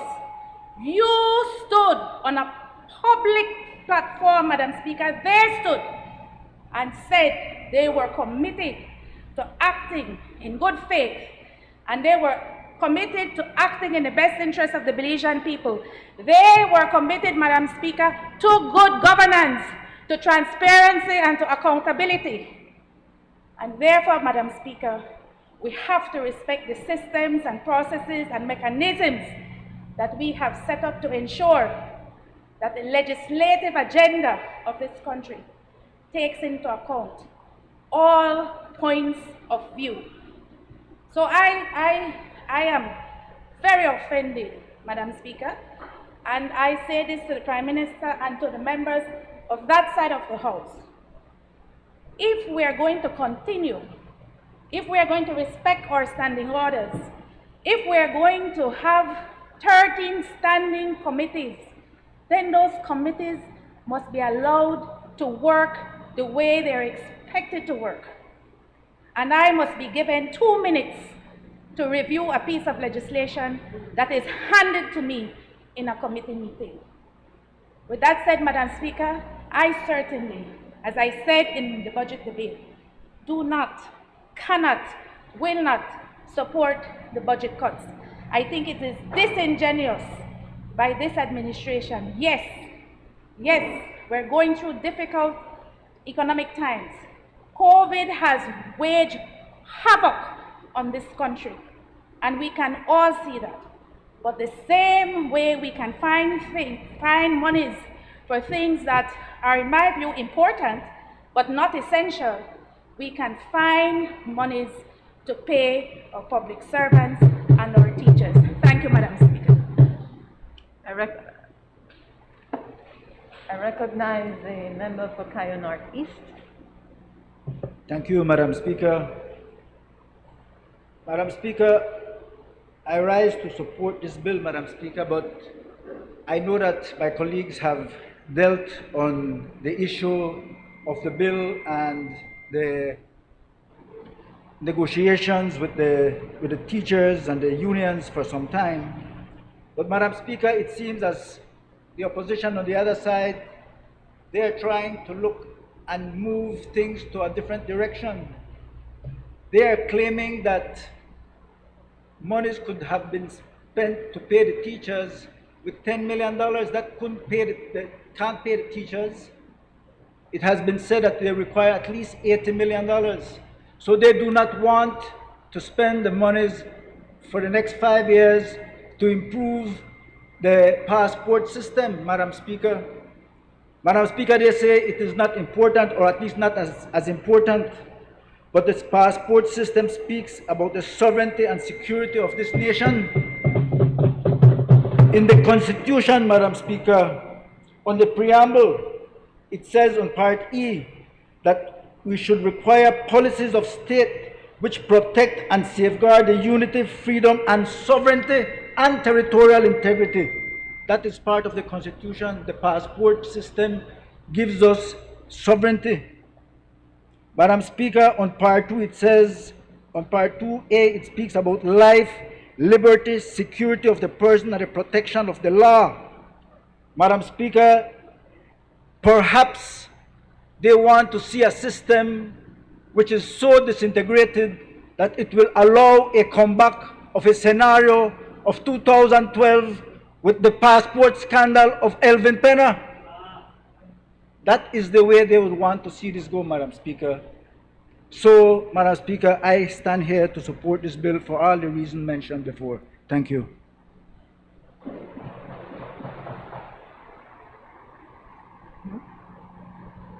I recognize the member Orange Walk. Thank you, Madam Speaker. As my colleague from Toledo, West, said earlier, we don't enjoy giving the teachers and the public servants a pay cut. It pains our heart to do so. Really. I have an excellent staff at the Ministry of Agriculture, and I've said this to them a number of times. I come from a family of teachers, Madam Speaker, and it pains my heart to listen to them say that they will find it difficult. But when you listen to the member from Albert Division, Madam Speaker, what gross hypocrisy, man. Hypocrisy to the max. Hypocrisy plus speaking of contracts that this new government, 6 months in government, is undertaking. Where was the member from Albert when they issued a contract to repair or to fix the upgrade Farbers Road? Where was she? Why did she not tell the Prime Minister and the other corrupt people in there that that contract was over bloated? A mile of road for $10 million, what was it? $8 million? A mile, 0.2 of road. Where was she when they issued that contract to the next corrupt contractor? Where was she, Madam Speaker, when they issued 2 contracts for the same road in San Antonio Road, Orange Walk? Where was she? I brought her to the house. Where was she when they squandered $450 million Petrocarib dollars? Where was she? Talking about the passport, $10 million? Remember the Prime Minister said we'll leave some Petrocarib money for rainy days? They enjoyed it and squandered like there was no end to it. They couldn't even fix the damn culvert that my colleague just finished fix. They run the country so broke, and now they will come and say that we are overspending and that we are building contracts and giving contracts. Madam Speaker, you know, shame the Minister of Agriculture, your humble servant, doesn't even have an office for himself. That building is for Ministry of Lands. My colleague give me a lease space there.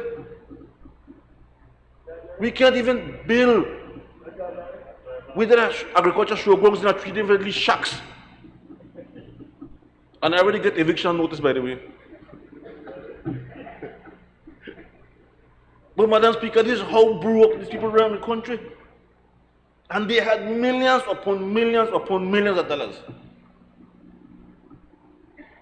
The mess we inherited, Madam Speaker, the mess in the last minute run up to elections, they started giving out money to farmers left, right, and center, long lines to give out money. Done in a horrible manner. That today, those who are farmers did not get, and some who are not farmers, some who are farmers did not get anything. So who are not farmers got total disaster, Madam Speaker. That is what we inherited from this government. So it's not like we elected and say, oh, we are going to give the 10% cut. We don't have the money. And the Prime Minister is a very candid, polite gentleman. We were told that our currency is overvalued. They don't tell you they are devaluated, you know. But when they tell you that your currency is overvalued, you nobody come behind. And some have said, well, you know what? Just drop the hammer.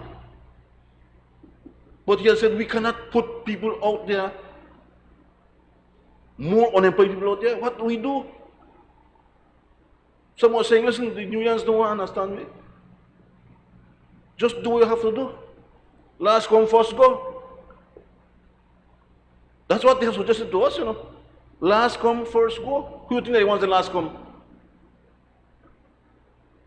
But the Prime Minister refuses to do that. More people will suffer. We don't want to do that, Madam Speaker. But when you listen to the nonsense man from that side, as if we created this mess, they were there for 13 long years.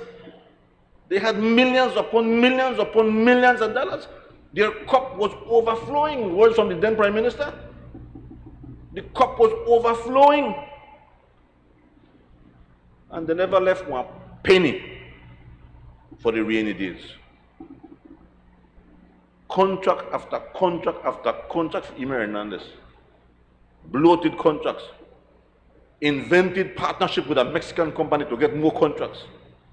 Invented, man. The allegation and the accusation of selling fuel yet, which we have to investigate too now, Madam Speaker.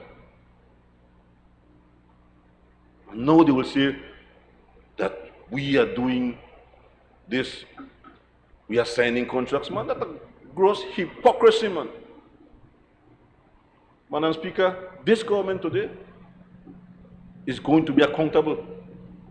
We are going to be transparent. And we are going to work for the betterment of this country, Madam Speaker. Everybody has to join hands to move this country forward. We have to. Teachers, public servants, everybody, the farmers of this country, who are ready and prepared to do so. All we ask, Madam Speaker, is give us some time for us to do the things we need to do to move this country forward. Thank you, Madam Speaker. I recognize the Leader of the Opposition. Thank you, Madam Speaker. Let me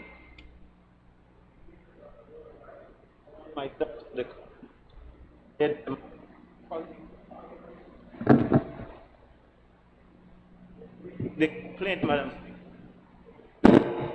Yeah, just signal. About the need about the fact that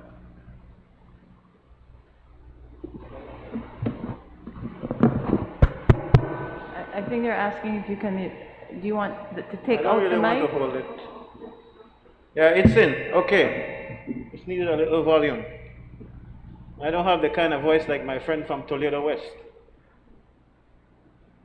Madam Speaker, we saw where the bill was only, in fact, before we even saw a copy of the bill, we only learned that this matter would be on the agenda for today's meeting. Very early this morning, a supplementary was sent by email.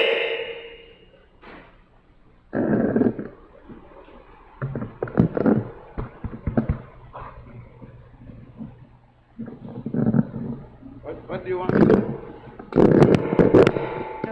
No, let us just get the mic fixed. Before I break it.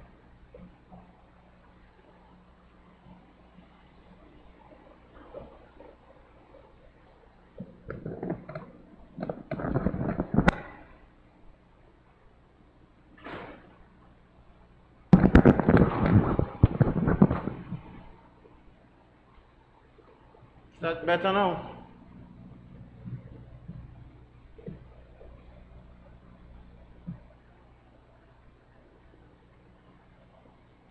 Thank you, Madam Speaker. My colleague was saying in the committee meeting that in fact we had only received a copy of the bill when the committee meeting was called to order.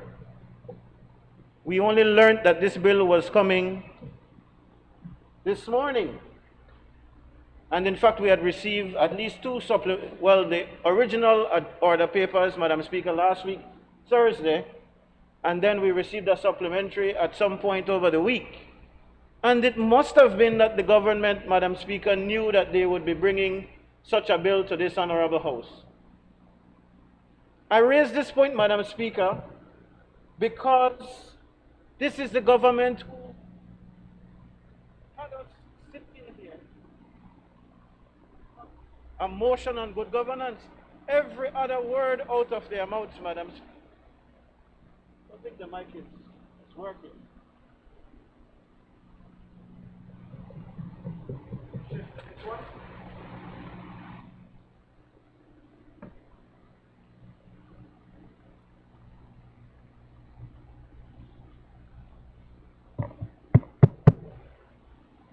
Every other word out of their mouth, Madam Speaker, is about good governance and the measures they are going to put in place in order to see good governance. But when they get an opportunity, Madam Speaker, to practice good governance, we see counteractive measures. If they were serious about good governance, why is it that you are hiding that you would bring this bill? Why is it that only at 6:30 or 7 o'clock this morning, members of this honorable House would receive notice that this bill would be coming? Why is it that we would only receive a copy of the bill late in the afternoon when we go to committee? That is not openness, Madam Speaker. That is not transparency. It is testimony, however, to clandestine operations, secretive operations, and a move to try to hide everything. They tried, Madam Speaker, as I listened to my colleagues on the other side, they tried very hard to paint the picture that the UDP is responsible for the mess, as they put it, that the country is in, financially. And according to them, it was because of all kinds of corruption and bad practices, all of them except one person who gave us the real understanding of what they said the UDP did with the money.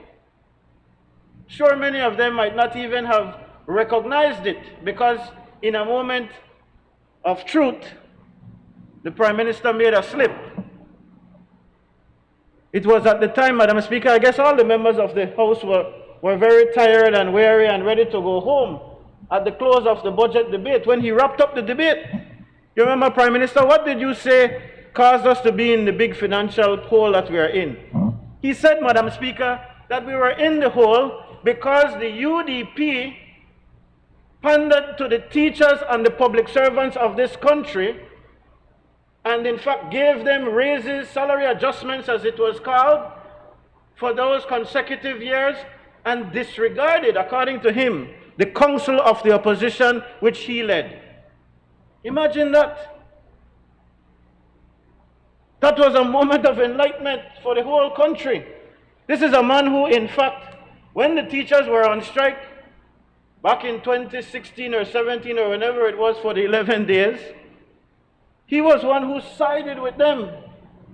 He was one who said that they ought not, or that we should pay them. I'm absolutely amazed at my friend from Freetown too, who participates now in trying to tell the teachers either on to show up the work or on to pay and get cut.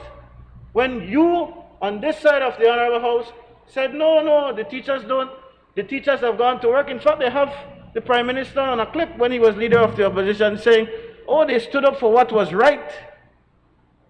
They stood up for the country. That's a lesson in democracy. And so they ought to be paid. What happened to that spiel, Prime Minister? Why is it that you are now not living by what you said you would do? One member said that if we don't put these measures in place, that we will see retrenchment. One Chicken Little said there'd be devaluation, the peg would be in trouble. Well, there has already been retrenchment. There have been over 1,000 workers in this country that have lost their jobs as a result of the People's United Party government. Every time I say that, you behave like you don't know what I'm talking about. Every time I say that, you behave like back when it was Prime Minister Esquivel and there was retrenchment,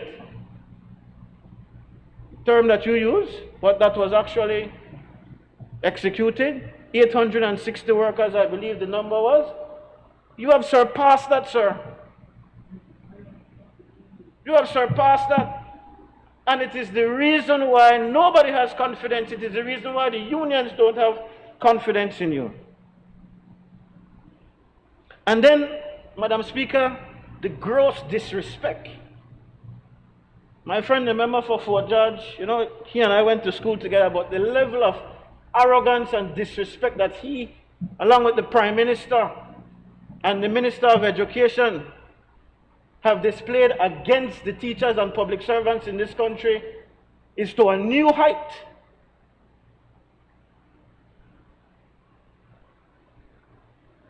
My friend from Lake Independence, very suave, very cool, came in here and said, well, I am on the teacher's side, and tried to placate the whole situation, tried to smooth things off. And I think he's right. His approach to dealing with the union is correct, except that boss, you there when a crowd went out there with you. And watch as they fist bump when my friend finished his presentation during the budget debate. Because almost like we get one over on the teachers and the public servants because he said the right words, but it is whether or not they're able to do that. And let me tell you why the teachers continue and the public servants continue. Because, as I said to you, that economic recovery plan that you have, you remember, I said it in my budget presentation, is a good plan. It is a good plan in theory. The problem with that plan, sir, is that you do not have the political will to execute it. And in fact, your actions on a daily basis says otherwise. You can't tell the people, take 10%. You can't tell the people, take a increment freeze for the next 3 years, and that this will save us $80 million, and in addition to that, we will go and renegotiate the debt, and we will cut the expenditure, and we will raise the revenue collection. That's your economic recovery plan. But the truth of the matter is, why the first one, the pay cut, will not work, and why the teachers are saying to you, go fly a kite, is because, Mr. Prime Minister, you have demonstrated again every opportunity you get that you are not serious about the other aspects of the economic recovery plan. And it is not only the teachers who don't believe in you and don't trust in you and think that you are not serious or genuine at all.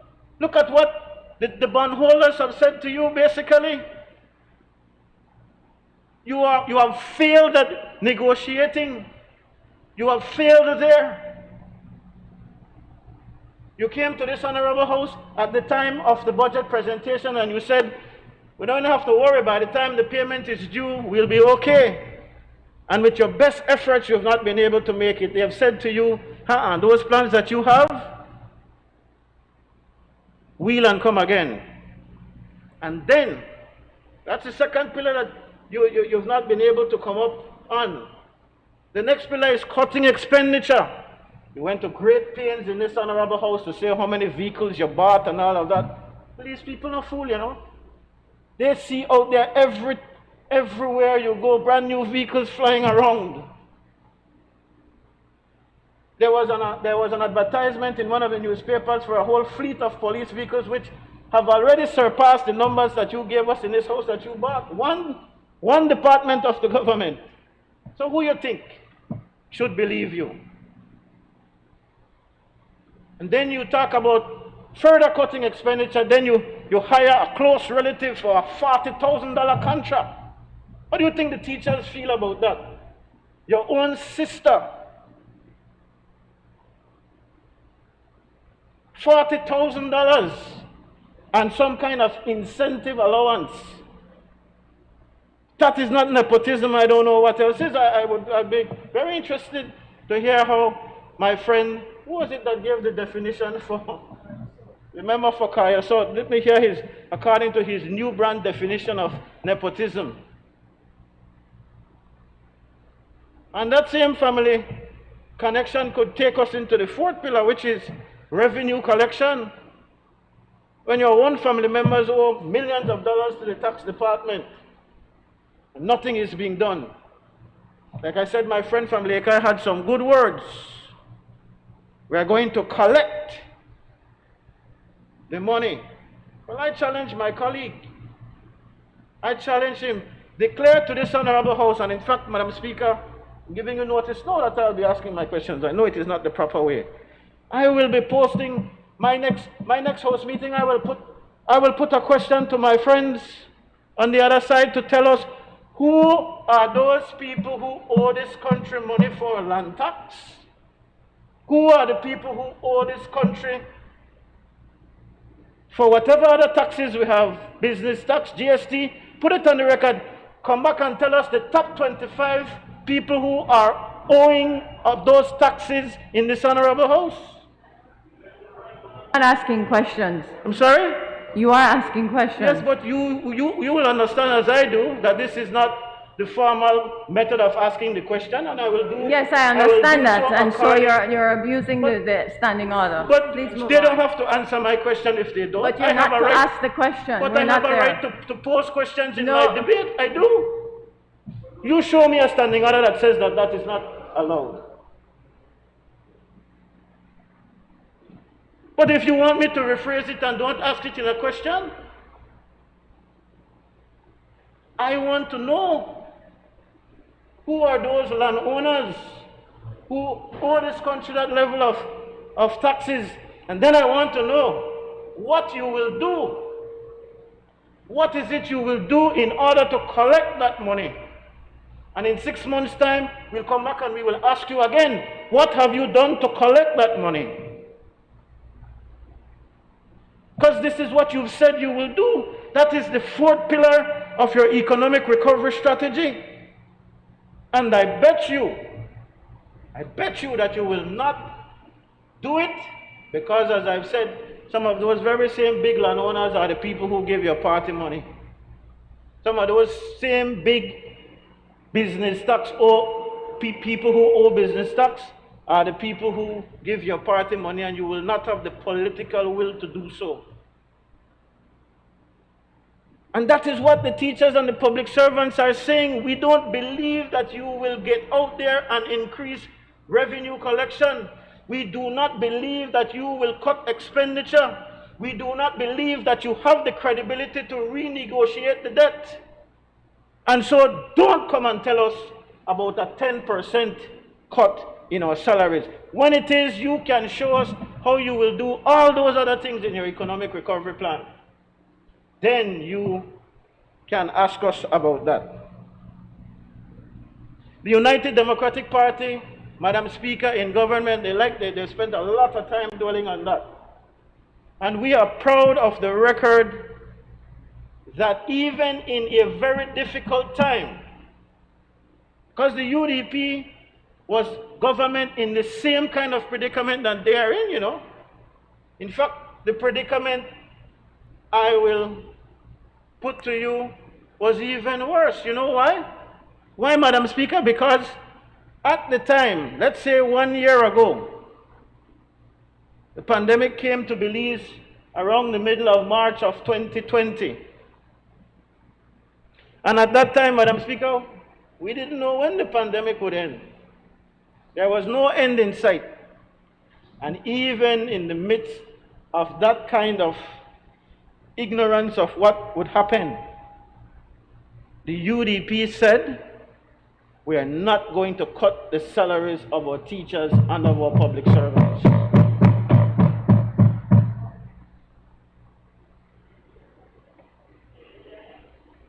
And the reason for that is simple. You do not cut the salary of the people who you will rely on to build back the economy. You don't do it. You now are in a different predicament. The Prime Minister got up this morning and he spoke, Madam Speaker, in response to a question from my colleague, saying how much jobs are coming back, the free zone. You heard one talk about the free zone and how 1,200 jobs have come back. I think it is my friend from Pickstock, the Minister of Tourism. Everything is bouncing back and things are coming back. The cruise ships are coming back. The airlines are coming back. The free zone is functioning again. There are BPO jobs that you're claiming that were not really from your own doing, but that's fine. All of this signals that things are going to bounce back. Well, if things are going to bounce back, why is it that you don't have confidence in ensuring that the teachers and the public servants keep their salaries so that they can spend it and help you to create things bouncing back? In addition, Madam Speaker, you know what they have that the UDP administration did not have? They have the fact that the world is bouncing back as a result of the vaccination.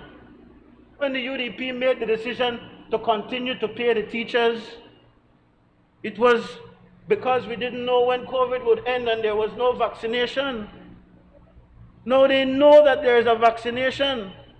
And I will pause, Madam Speaker, to say that this opposition, the members on this side of the House, but the Opposition United Party, gives 110% support to the government's vaccination initiative.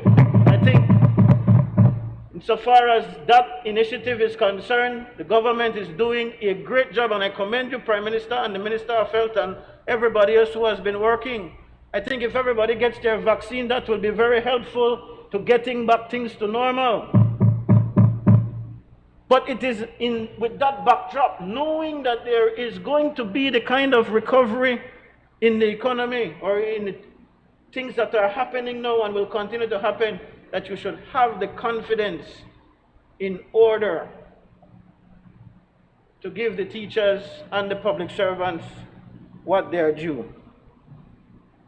In difficult times, you don't abandon the people who are the bedrock of your foundation.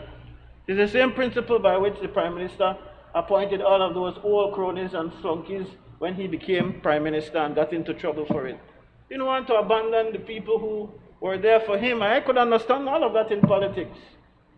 But it is by that same token that you don't abandon the public servants and the teachers, because they are the bedrock of our economy. Our education system is taking a licking as we speak. I have been very quiet as the former Minister of Education because I know that my friend from Freetown tries his best. But those teachers really need to be getting back into the classroom so that we're able to save the learning of our children that has for too long been suffering. And the way to do that is to ensure that you are genuine about those good governance measures that you're putting forward, not just introducing them and keeping them clandestine and rushing. All of these things that you put forward, why is it that you don't give the stakeholders an opportunity to see? The Whistleblowing Act, I think we got a day or so ago. And you expect us to just swallow all of these things. And what is your response when we tell you about it? Oh, the same thing happened when you were there. It's not okay. And it's not okay either when it is we're trying to speak out about these things and we are stifled as an opposition. It is not okay. It is not acceptable. So, Madam Speaker, I want to be clear that we on this side of the House cannot ever support this kind of cut in light of the fact that for all the other pillars of the economic recovery plan, the Prime Minister and his government has shown no real determination.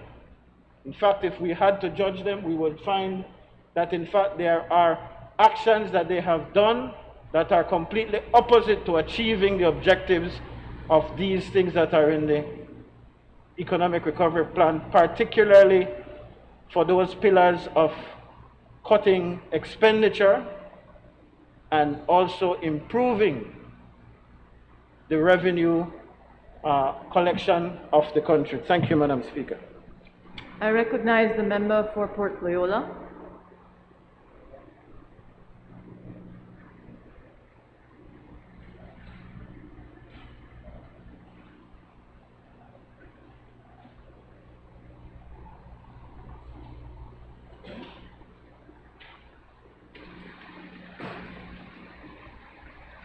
Good afternoon, Belize, and the good people of Port Loyola, who I represent in this honorable House.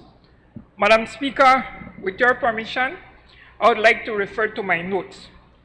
Madam Speaker, in speaking about the ambulance bill, I would like to begin with a quotation by Miguel de Cervantes, who said, "Truth will rise above falsehood as oil above water."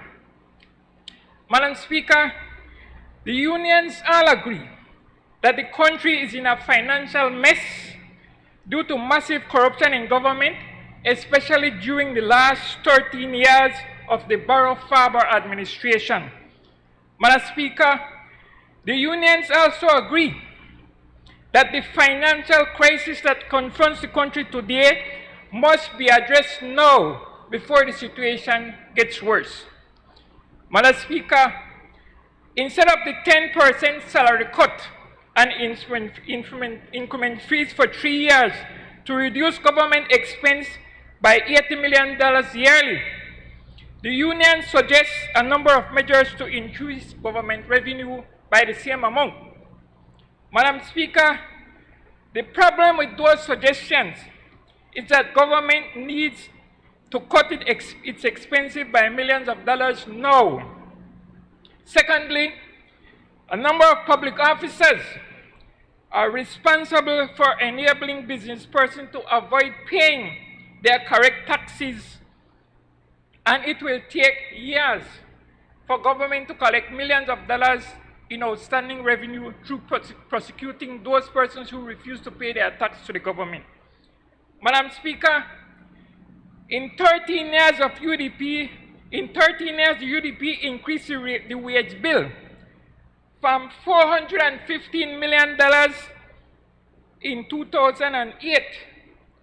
Let me go ahead again. Madam Speaker, in 13 years, the UDP increased the wage bill by $415 million from $262 million in 2008 to $677 million today without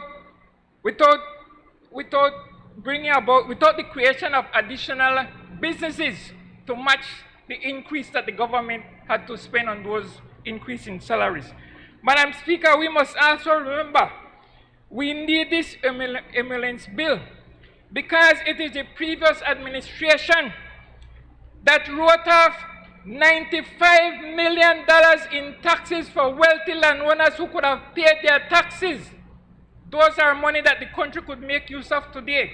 Secondly, Madam Speaker, in writing off so much taxes, the previous government did not use the opportunity to even secure 1 acre of land for the Belizean people. And so it's a shame at what they did.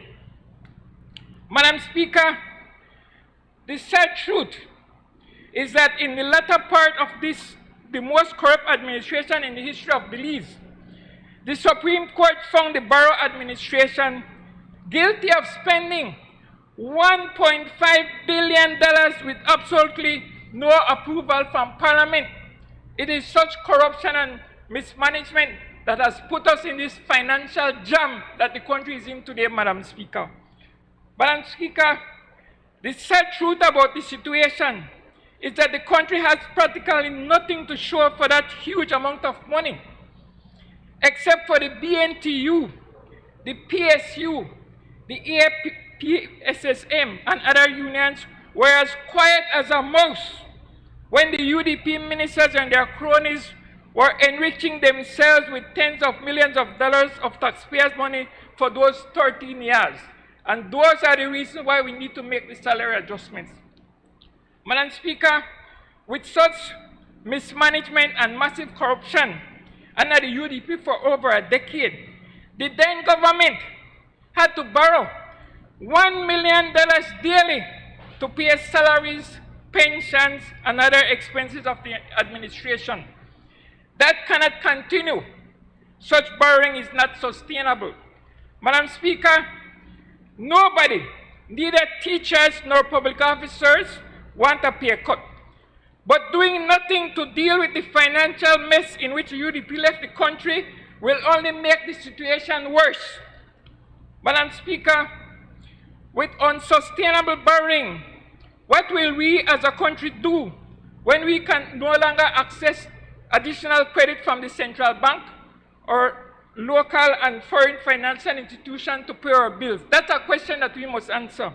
Madam Speaker, such a situation could lead to a devaluation of the Belize dollar with unbelievable hardships for everyone. Madam Speaker, government could also ask the International Monetary Fund to bail the country out of its financial mess. That, however, would come at a heavy price. Madam Speaker, accessing emergency funds from the IMF will require the dismissal of over 3,000 public officers and a steep increase in GST from 12.5% to almost 19%. That would cause the cost of goods to skyrocket in the stores, Madam Speaker. Madam Speaker, funding from the IMF to deal with the financial crisis in which the previous government left the country would also require that government further reduce its expenses by cutting back on its assistance to the public in areas such as education, healthcare, food assistance, and special rates for utility services. Madam Speaker, to ease the hardship of the 10% pay cut on the teachers and public officers, government has, among other things, agreed to reduce the work week for public officers and teachers by 5 hours weekly. Additionally, it has also agreed to review the performance of the economy at the end of each year, with the aim of gradually scaling back the cost-saving measures as the economy improves. Madam Speaker, the government is responding to the cry of the public for good governance to end the corruption that has gotten the country in this financial mess. Madam Speaker, in so doing, this administration is fast-tracking several legislation for implementation within the next couple of months, including the Whistleblowers Act and the Unjust Enrichment Act. Madam Speaker, only by working together with knowledge of the facts can we overcome the financial mess in which the country finds itself with the least hardship for everyone. Madam Speaker, on behalf of the people of Port Layola, I fully support this emoluments bill. Thank you.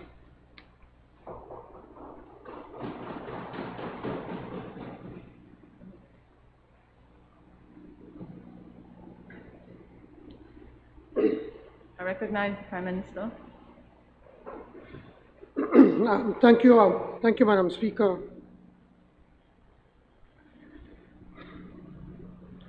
I was hoping more substance from the opposition. All they did was just pander to the unions as to that they support the unions. We support the unions. That they support the security workers and the frontline workers. We support them also, Madam Speaker. There was absolutely no substance in their response to this. And there was no substance simply because they know that we have absolutely no option but that we have to institute the borough wage cut today, thanks to Dean Barrow and the United Democratic Party, Madam Speaker, and that is the honest truth. They talk about a passport system that will spend over $10 million. They don't tell you that we're spending $10 million over 5 years. Now, where will $2 million put you? When as it is right now, with all of the cuts, we're still going to be short in our recurrent budget almost $100 million. We're still going to have a total deficit of over $200 million.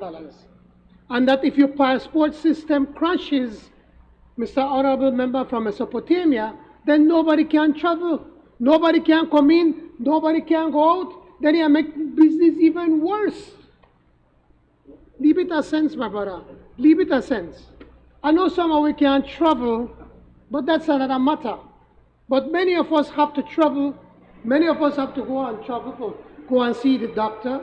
But we also have to be able to have our passport system to work. So when people come in to visit Belize, when the tourists come, you don't just take one stamp and stamp it. You have to read it. You have to go through a process. So we can't wait no more. We have to spend the money to fix the passport system, my brother.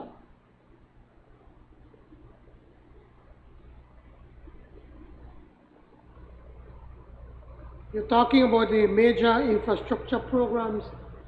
What they don't tell you, Madam Speaker, that they were the ones that signed the contracts for these infrastructure programs. They were the ones that bind the government.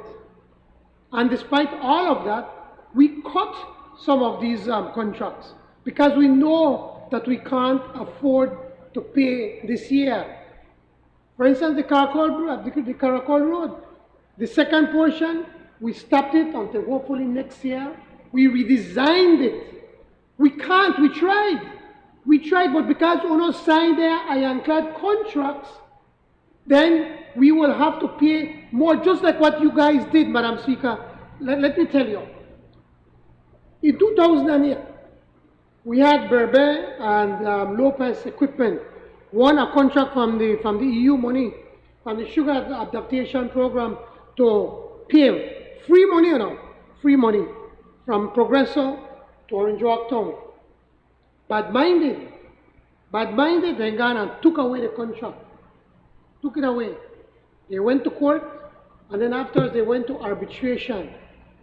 But Dennis will represent them, and all of a sudden, we lost about $9 million free money because they couldn't pave the road, and then the EU took back the money, and then we are told that we pay these people about $11 million to build no road.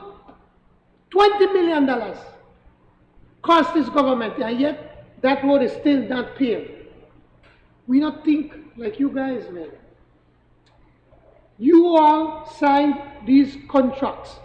We have to live up to these contracts. We have renegotiated them so that we can save the money. I want to make something very clear.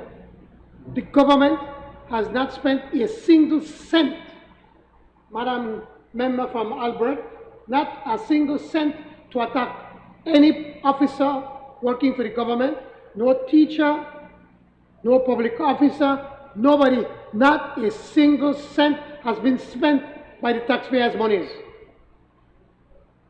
I think there are other people that see what they will do that they don't support them, but it's certainly not the government of Belize. Not a single cent, my brother. We are not like the UDP, man.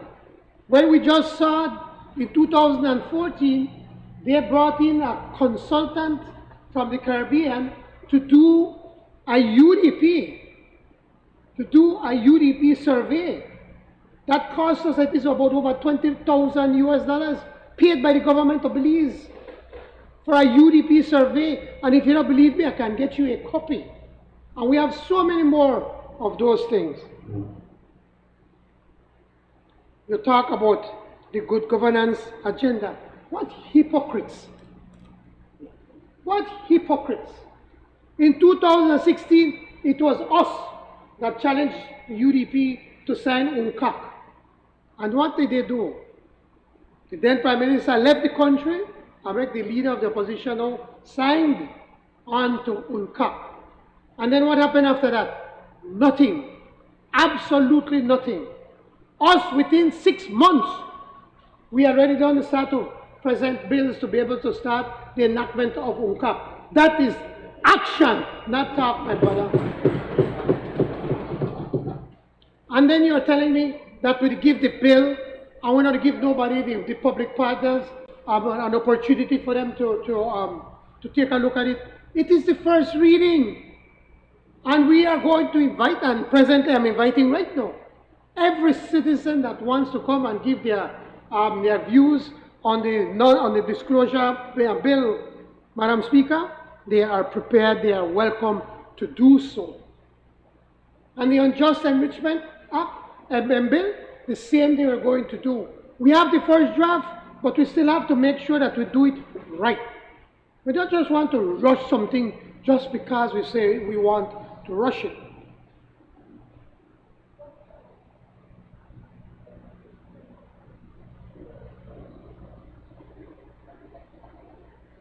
As to, again, the leader of the opposition, you know, he believes that if he repeats a lie over and over and over, he believes that people will believe him. And Madam Speaker, I am going to say the leader of the opposition is lying when he's saying that this government has retrenched 1,000 workers. That is a lie. And I'm prepared to repeat it to him in this house or outside or in a court of law. He is lying because we have not retrenched 1,000 workers from the government of Belize, Madam Speaker. And just to repeat it, I don't know. We have not. We are fighting so hard to save their jobs. If we would have listened to the IMF, we have been fined 3,000 of them. And who are the people that were going to get fired? It is the last in, first out. And you think the last 3,000 people that UP may hire? The loan UDP they hire. In effect, you should thank we because we try to help the people that you hired to work in government. But you do not think that's your problem. You don't think. But you see, we're not malicious. We're not malicious. We read about people. It is better for all of us to punish one, leave it, than for make we selfishly say, well, some are winning, one get 100, and then the rest one get 0. We can't live like that, my brother. Because these people, if we retrench them and they go there, there are no jobs out there right now. The economy just start to grow. We just try to catch up, to hire back all of those people that have lost their jobs. We have this moral responsibility, yourself included, the opposition, to help us to try to get there. You think we just want to cut salaries? Why would you think we want to do that? Because we malicious and we want to show we bad? It is simply because the UDP government left a bankrupt government. You left us bankrupt. And now we have to fix it. Because if we don't fix it, we can very well have a devaluation. And we're not only doing salaries, as I pointed out earlier, of every dollar in cut, only 20 cents is coming from salaries. We are reducing our goods and services by over $100 million. We didn't beat right down with the bondholders, as I read it. Then they try to play hardball. When we tell them, please, we don't have the money to pay you. And don't come and tell me, all right, well, we'll reduce the interest rate, and then you're going to pay us 10 years from now, like what they have done with you. We didn't say, no, we can't do that. We need a haircut. Yes, on the principle, not on the interest, on the principle, because we simply can't afford it. And at the same time, we are meeting with social partners and we're meeting with the private sector on how we could get this economy going as quickly as possible. Today we gave an example right now. When we joined with the people in the International Financial Services, the association. We joined with the Economic Recovery Group that gave us ideas on how we can start to save the International Financial Services in Belize, and then how we could expand it and collect more taxes and create more jobs. We just told you the Minister of Tourism was very eloquent when he told you all of what we're doing right now, all of the planes that are ready to come back to Belize, and even the cruise ships. And you know why they're prepared to come right now? Because we did what is right to flatten the curve from COVID. Unlike the previous government that did nothing and allowed COVID to get out of control, and many people lost their lives, we did what was right. We managed to get the doctors and the nurses in charge of the process, not the politicians. We allowed the science to lead us to fight that. And because we did what was right, thank God today now we have no people wanting to come back to Belize to visit us. And just like today right now, we're making the tough decision in cutting these salaries that we believe in the next 2 or 3 years we're going to be in a path to sustainability. In a country where we'll be creating jobs. In a country we're going to be creating opportunities, not only for the PUPs, but for everybody. So I urge the opposition to join us, man. This is not easy. But you have to have cojones. You have to stand up and make the right decisions. Not because today they get vexed with you. Have some courage, my brother. Have some courage to do the right thing and stop pandering when deep inside, in your heart and in your mind, you know that we have no other option. Thanks to Dean Barr, the United Democratic Party. So, Madam Speaker, I finish by saying that we are still reaching out to our brothers and sisters in the unions. I know a few of them are out here today, and I'm demonstrating as is their right, and we respect that. You could imagine if they were behaving like that under UDP government. They may not get tear gas, they may not get beat up, they may not get locked up. I know what it is, you know. I know what it is. When we gone, remember Munching? When we gone right there at our hill, and they threw tear gas on me, and the police would have roughed me up to get me out of the way. We have not done that to the unions. Because despite the fact that some of them might be a little bit unreasonable, we still respect them. Still believe it is in their right if they want to go and demonstrate. But we need to make also something clear that this is not in their right to be able to call people, anybody, to be calling for bomb threats or to stopping people from going to work, because then you're infringing in the constitutional rights of others. So I urge the unions also to join us, to work with us, just like you on the other side, for us to be able to work together. We need to fix what has gone so badly wrong over the past 13 years. And it will not take 1 month, it will not take 6 months, it will not take 2 years or 3 years, it will take some time. But you know what? On this side of the house, we have the people with the ideas, with the experience, and with the corazon to get it right. I urge everyone to support this bill. Thank you, Madam Speaker.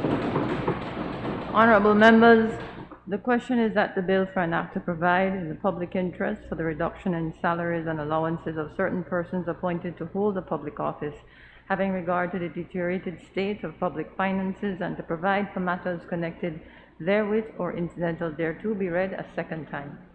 All those in favor kindly say aye. Those against kindly say no. I think the ayes have it. The bill for an act to provide in public interest for the reduction in salaries and allowance for certain persons appointed to hold a public office having regard to the deteriorated state of public finances and to provide for matters connected therewith or incidental thereto. I recognize the Honorable Minister of Education, Culture, Science and Technology. Madam Speaker, I move the second reading of a bill for an act to amend the Court of Appeal Act, Chapter 90 of the Substantive Laws of Belize, Revised Edition 2011, to expand the composition of the Court of Appeal and to provide for matters connected therewith or incidental thereto.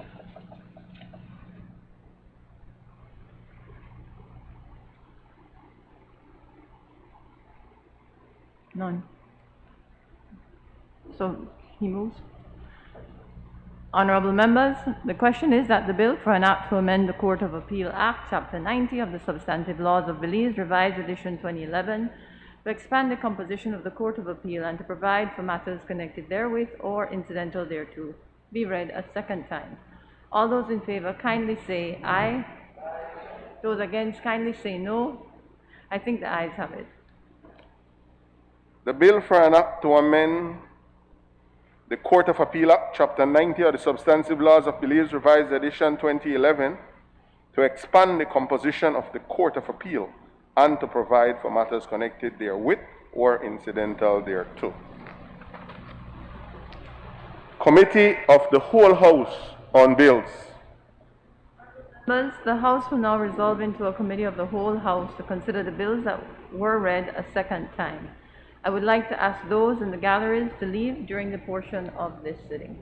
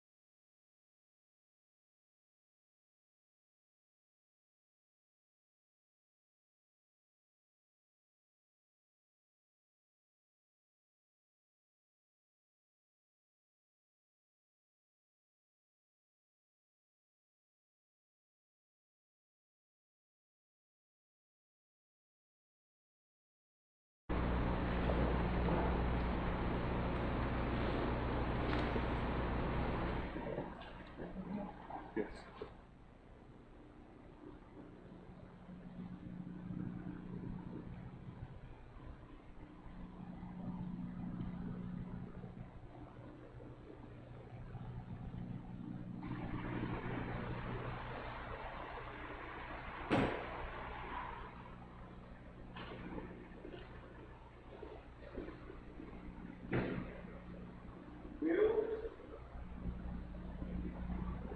Bills for third reading.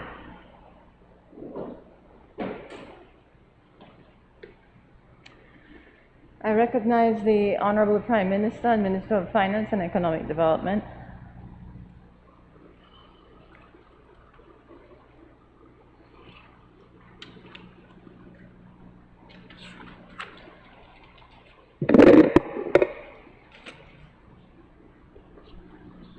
Madam Speaker, I rise to report that the Committee of the Whole House has considered the Income and Business Tax Amendment Bill 2021 and passed it without amendment. I now move the third reading of a bill for an act to amend the Income and Business Tax Act, Chapter 55 of the Substantive Laws of Belize, Revised Edition 2011, to enhance Belize's competitiveness and stimulate renewed growth in the international financial services sector, and to provide for matters connected therewith or incidental to. Honourable members, the question is that the bill for an act to amend the Income and Business Tax Act, Chapter 55 of the Substantive Laws of Belize, Revised Edition 2011, to enhance Belize's competitiveness and stimulate renewed growth in the international financial services sector, and to provide for matters connected therewith or incidental thereto be read a third time. All those in favor kindly say aye. Aye. Those against kindly say no. I think the ayes have it.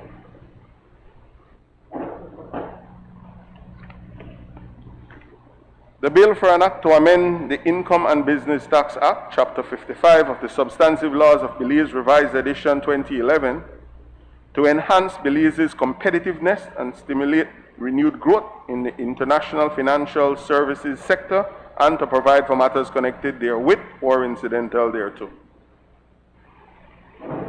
I recognize the Honourable Prime Minister and Minister of Finance, Economic Development and Investment.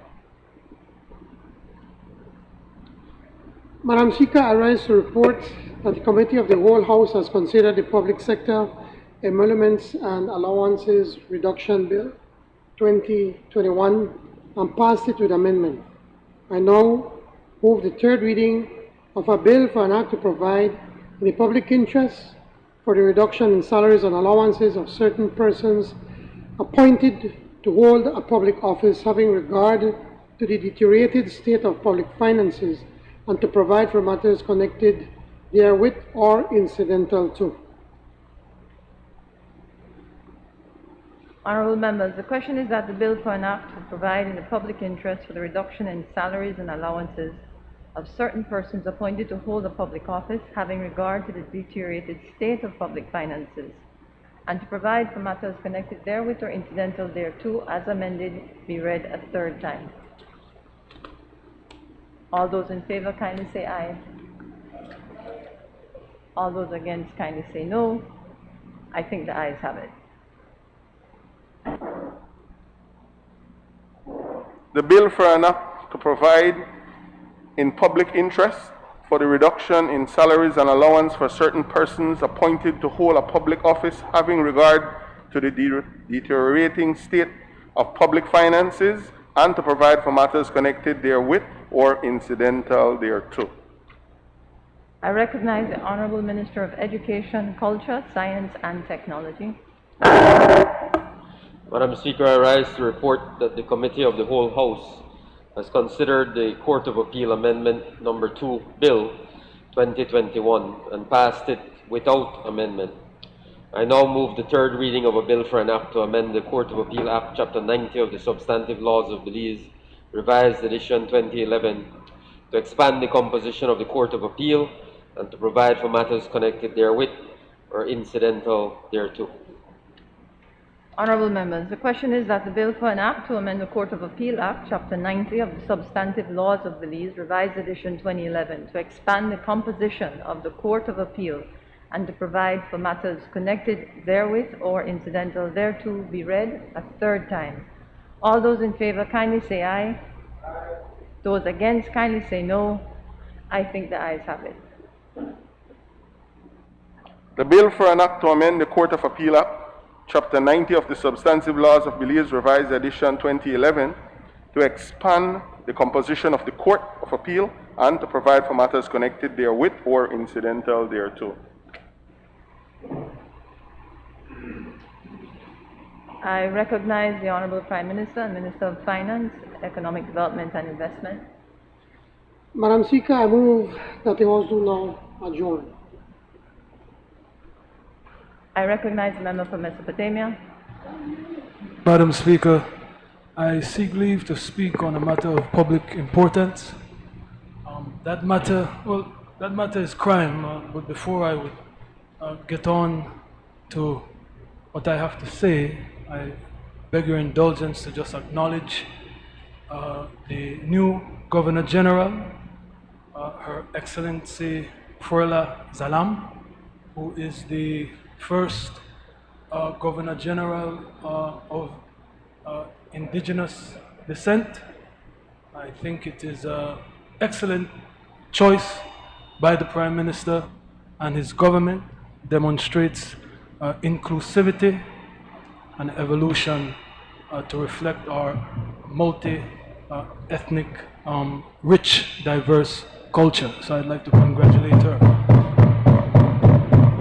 I would also like to bid my good evening to the wonderful people of Mesopotamia, who I always thank for allowing me the distinct privilege to represent them in this honorable house, which is my purpose for rising on the adjournment, Madam Speaker. The crime situation in the south side, certainly in Mesopotamia, is out of control. There's a gang war taking place that is disturbing, to say the least. I would like to say rest in peace to Mr. Raymond Garcia, Mr. Wayne Petau, both heinously executed in a double murder while playing dominoes in my constituency as a part of this gang warfare. Also like to say rest in peace and deepest sympathies to the family of Gerald Tillett, a 17-year-old who was executed while riding on his bike, Madam Speaker. This issue of crime is one that did not begin with this government. And while it may be easy for me to score political points blaming the government for this crisis, I will not do that, Madam Speaker. I will use this opportunity to report that I spoke to the Minister of Police yesterday. I had the pleasure of seeing him at the swearing in of the Governor General. And I spoke to him and his Commissioner of Police and expressed my willingness to take on the brilliant idea that the Minister of Police had when he was in opposition and an innocent mother and daughter were executed in his constituency. He said, we know where the guns are, we know who is pulling the triggers, let's go and get them. Further, he said, we need a bipartisan approach to solve the dilemma of crime and violence in our country, Madam Speaker. He said that he was prepared to sit at the table with members of the government, and he gave me a commitment yesterday that he would follow through on that. So I'm pleased to report that this will take place. I also spoke to the member from Orange Walk East, the Minister of Youth, because following the recommendation of the Minister of Police when he was in opposition, he said that in order to address the issue of crime and violence, it cannot just be a single-pronged approach, and it has to go to the root of the problem, which is poverty, Madam Speaker. So I welcome that approach by the Minister of Police. I welcome the application of it, which involves all of the other stakeholders, such as the Minister of Youth and the Minister of Human Development, and the Shadow Minister of Youth, which is myself, the spokesperson for Human Development, as well as our Shadow Minister for Police and National Security, Madam Speaker. We have to come to the table, because while addressing poverty is one thing, there has to be penalties as well, Madam Speaker. I love my constituents. I love even these young men that find themselves on a troubled path. Because I, as a young man, 23 years ago, was also in an unfortunate situation where I made a terrible mistake. And I say to those young men out there right now, pulling those triggers, killing themselves, killing each other, exterminating each other, it's not too late. It's not too late to put down the gun. It is not too late to take advantage of the opportunities that the Minister of Police committed to me. He said that he is going to speak to the Minister of Education to get scholarships to technical, so that these young men could go and learn a trade and to be productive citizens. He said that he was working with other stakeholders so he could get jobs for them. But they have to be a partner in this, Madam Speaker. It cannot be the government's fault. It cannot be the opposition's fault. All of us, including those who are committing these crimes, have to say enough is enough, and they want a better life, Madam Speaker. And I am proof of it. The member from Kaya South and other members tried to ridicule me and to put me down because of the mistake that I made 23 years ago. But I own my mistake. And I use that. I use that today, Madam Speaker, as a tool of inspiration to those young men that being a bad man is not your life's aspiration. You can aspire to come to this honorable House of Representatives and pass legislation that will be for the benefit of the public. If you don't like what we are doing, if you don't like the corruption from both of us, because it's not 13 years ago this started, Madam Speaker. It started 40 years ago, maybe even before that. If those young men and young women don't like what they see from their leaders, they can aspire to be leaders themselves. It is not the end of their life if they make a mistake, if they committed a crime. Madam Speaker, they can change. We have to empower them. And it was my hope that coming to this honorable house would have done that. I did not come here, and I think some of the members on that side will have to admit I am not here for me. I am here to serve my constituency and to serve my nation. So I say to them, I own my mistake. I paid the price. And that is why when I saw the Minister of Police and I saw the compol, I said to them, yes, we have to provide the opportunities. But for those that don't want to take advantage of the opportunities, there has to be penalties, Madam Speaker. Murder is the easiest crime to get away with.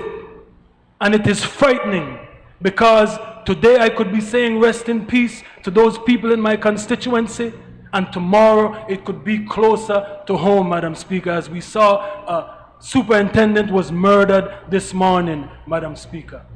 So we have to find a way that when people reject productive contribution to society, that the Minister of Police, the compol, hopefully the Human Development Minister, the Minister of Youth will provide for them along with, I call on the unions, I call on the business community, I call on the NGOs.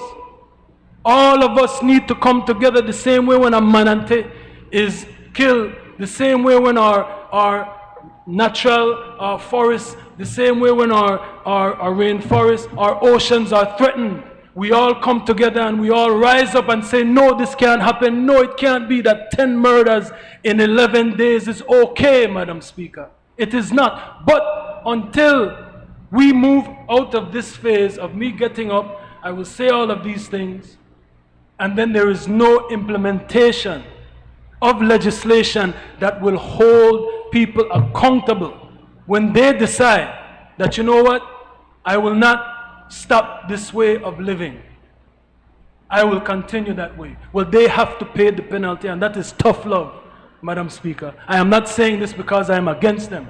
I'm saying it because I was there 23 years ago, and I chose and I promised after I paid the price. And I think that is the problem. Whereas I paid my debt to society, I paid the price for a mistake that I made, and I was defending myself, but I won't debate that. I paid. No one is paying for all of these murders that are taking place. 2 innocent men, I spoke to the mayor too. I have to acknowledge Mayor Bernard Wagner from Belize City. We both lamented on the problems and agreed to meet and speak on how we can address this, because there are young men that look like me killing each other every day. But I paid, and no one is paying for these crimes, Madam Speaker, and it will not stop. No matter how much intervention, hats off to Brother Nouri, no matter how much you sit down and talk to them, we have to sit down and talk. We have to provide the scholarships, we have to provide the job opportunities, we have to provide the education, but we also have to have consequences, Madam Speaker. And I'm happy again to report that the Minister of Police and the Compol shared with me that there will be legislation coming within a few months to protect witnesses so that their identities are not even revealed in a court of law, because everybody is responsible. The communities are responsible as well. We have to say enough is enough, and we have to say, yes, he did it. When I was young, 23 years ago, they called that a snitch. Well, that is when I was an immature child. We are all responsible human beings, or at least we should strive to be. And I'm saying to those young men who look up to me, who take pride in me, that we have to take back our communities. Crossing the line is when you're starting to execute middle-aged men that have nothing to do with your gang rival. So again, Madam Speaker, I thank you for your indulgence. I thank the Minister of Police and the Compol, who again, he showed me 12 new cameras that they put in Mesopotamia. So again, when I come here, it is not always to criticize the government. It is to also acknowledge when they are trying. But what I am saying is, it is not enough to try for right now. We have to always try, because those young men on the south side in particular are an endangered species, and we need to do all that we can do to protect them. Thank you, Madam Speaker. I recognize the member for Caribbean Shores. It's a nice. Thank you, Madam Speaker. Madam Speaker, I rise firstly to express sympathy to each and every family that has lost a loved one to the senseless violence that continues to plague our very small nation. With each killing, we kill a part of ourselves. But Madam Speaker, we cannot allow the pain and the sadness to slow our desire and our determination to do better. Madam Speaker, I have to admit that I am pleased to hear the tone and to hear the olive branch that the member for Mesopotamia has extended. It is one that I extended, as he rightly pointed out, while in opposition. And it goes to the very root of what the member is saying. we need to look at crime and violence from a lens, Madam Speaker, as a public health issue. We have to, Madam Speaker, realize that violent behavior, as we have seen with the recent retaliations, it spreads from person to person. And many times it is out of some sort of misplaced loyalty, a brotherhood, so to speak. And as the member rightly pointed out, the conviction rate has been extremely low when it comes to capturing these criminal elements engaged in just retaliation, baseless, senseless killing over and over and over based on this misplaced loyalty. Many of the young men grow up without fathers. Many of the young men grow up with mothers who rely on them, who protect them, who sometimes encourage them, regretfully. And so, Madam Speaker, we need to look at it not just as a police issue, but as a public health issue. Similar to the virus that is spreading, how do we contain it from transmitting? And we've seen generations come and generations go. I know that you're aware of this, member for Mesopotamia. I know a lot of the generals in your area and in George Street have decided to put down the guns. They've realized there's no way out. And many times, 10, 20, 30 years after they have put down the guns, it still comes back to them.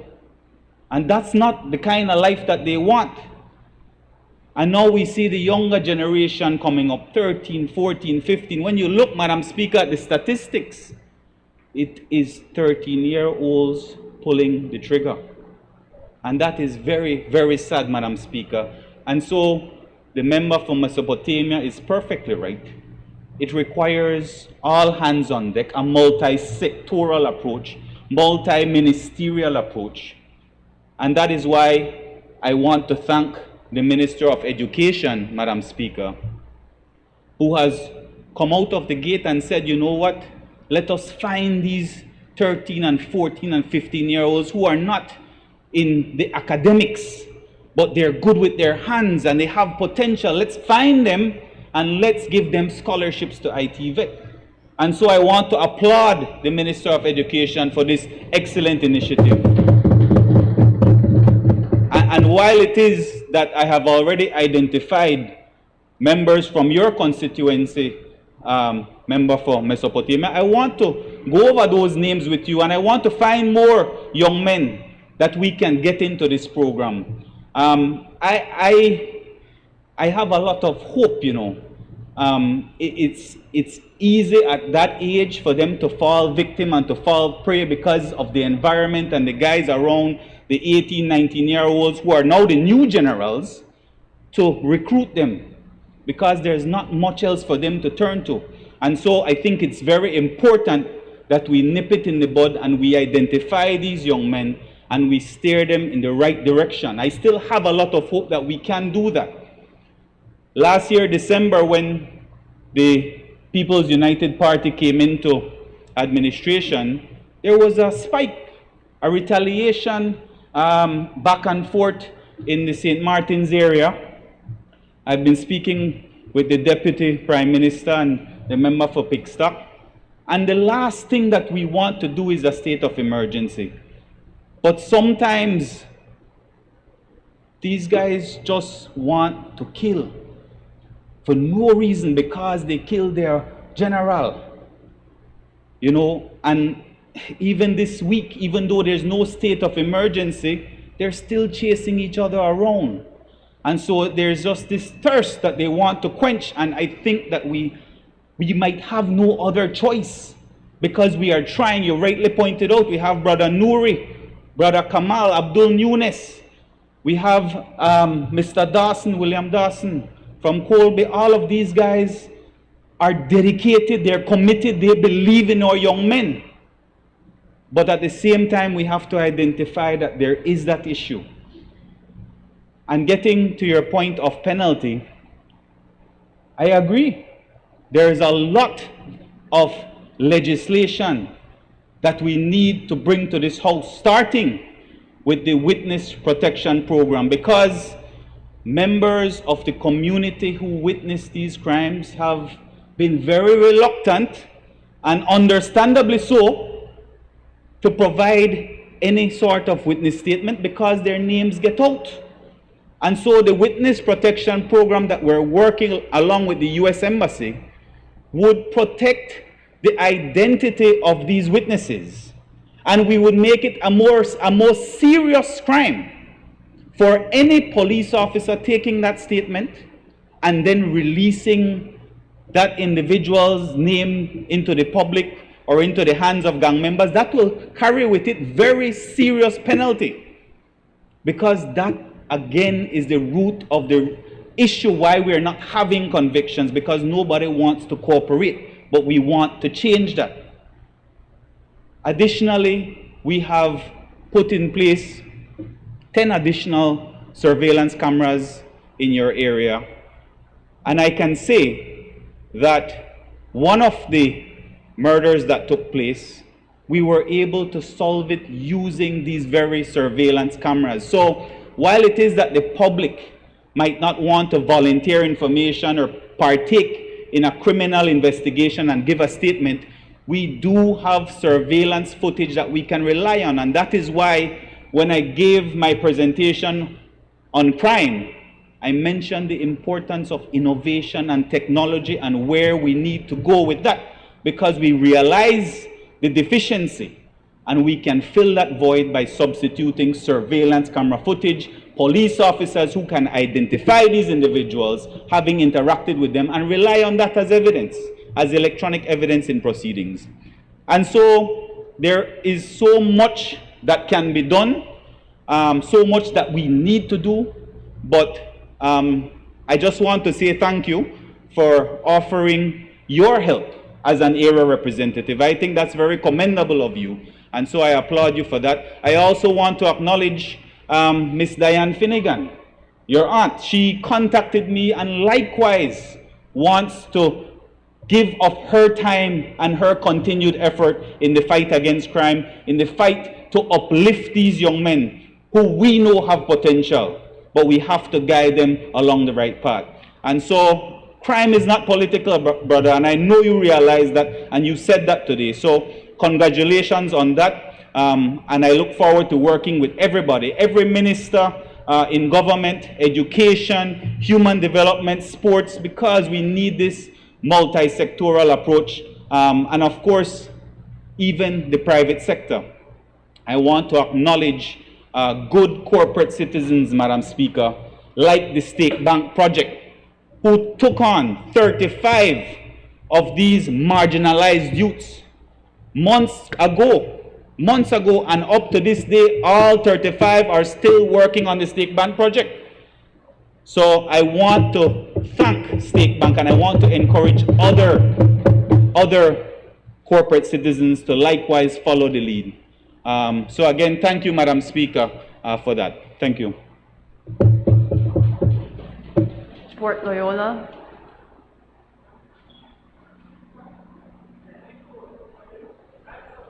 Discussion about the crime situation, which is a matter of concern to the Port Loyola Division. Is it what's your matter of public importance? I'm not hearing his mic too well either. I could go by the next.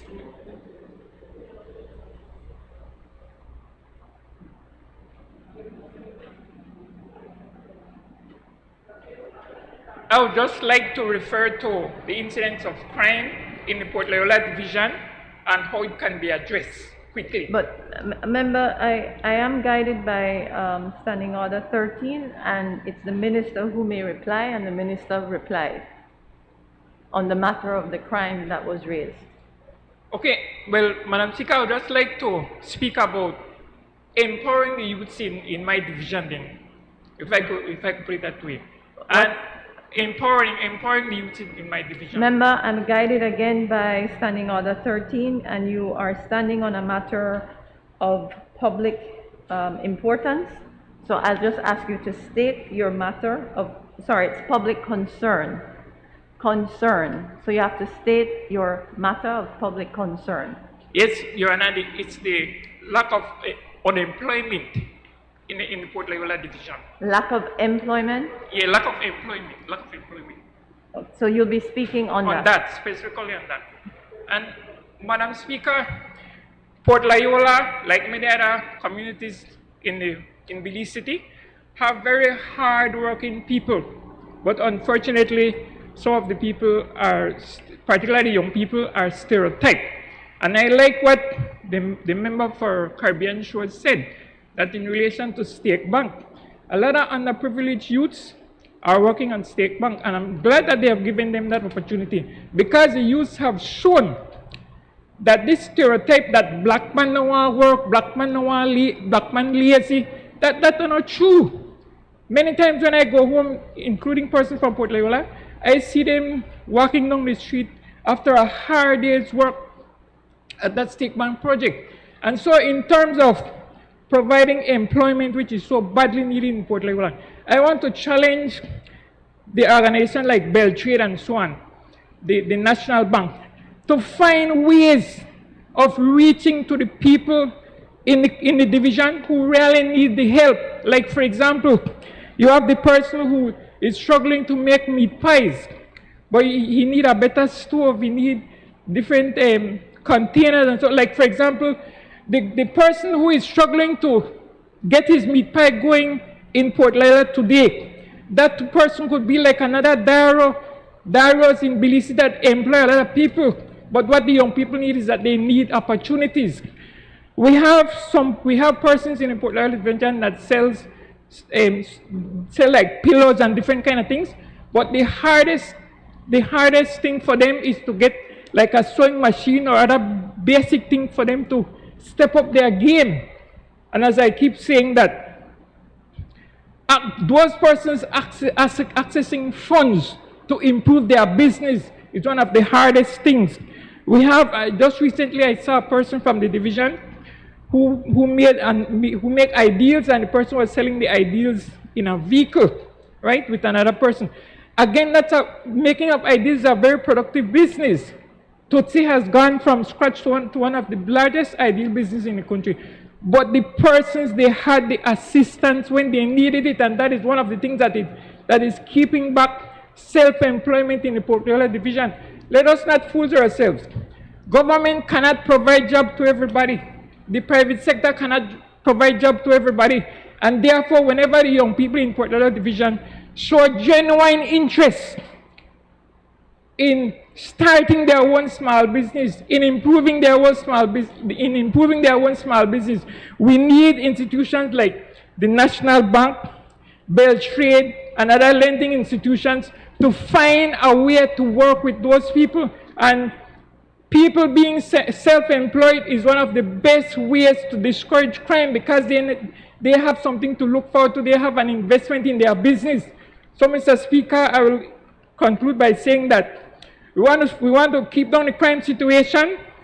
The last person that was killed in Port Loyola was from the GR Street. That's a 58-year-old man. We want to keep down crime in the division. One of the ways to keep down crime in the division is to empower the young people to have their own business. Thank you. I recognize the member for Albert.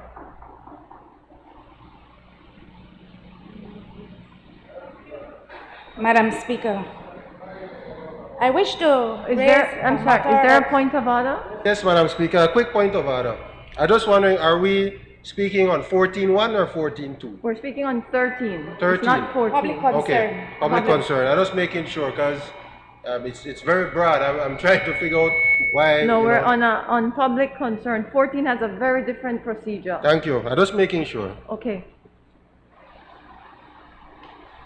Go ahead, Member for Albert.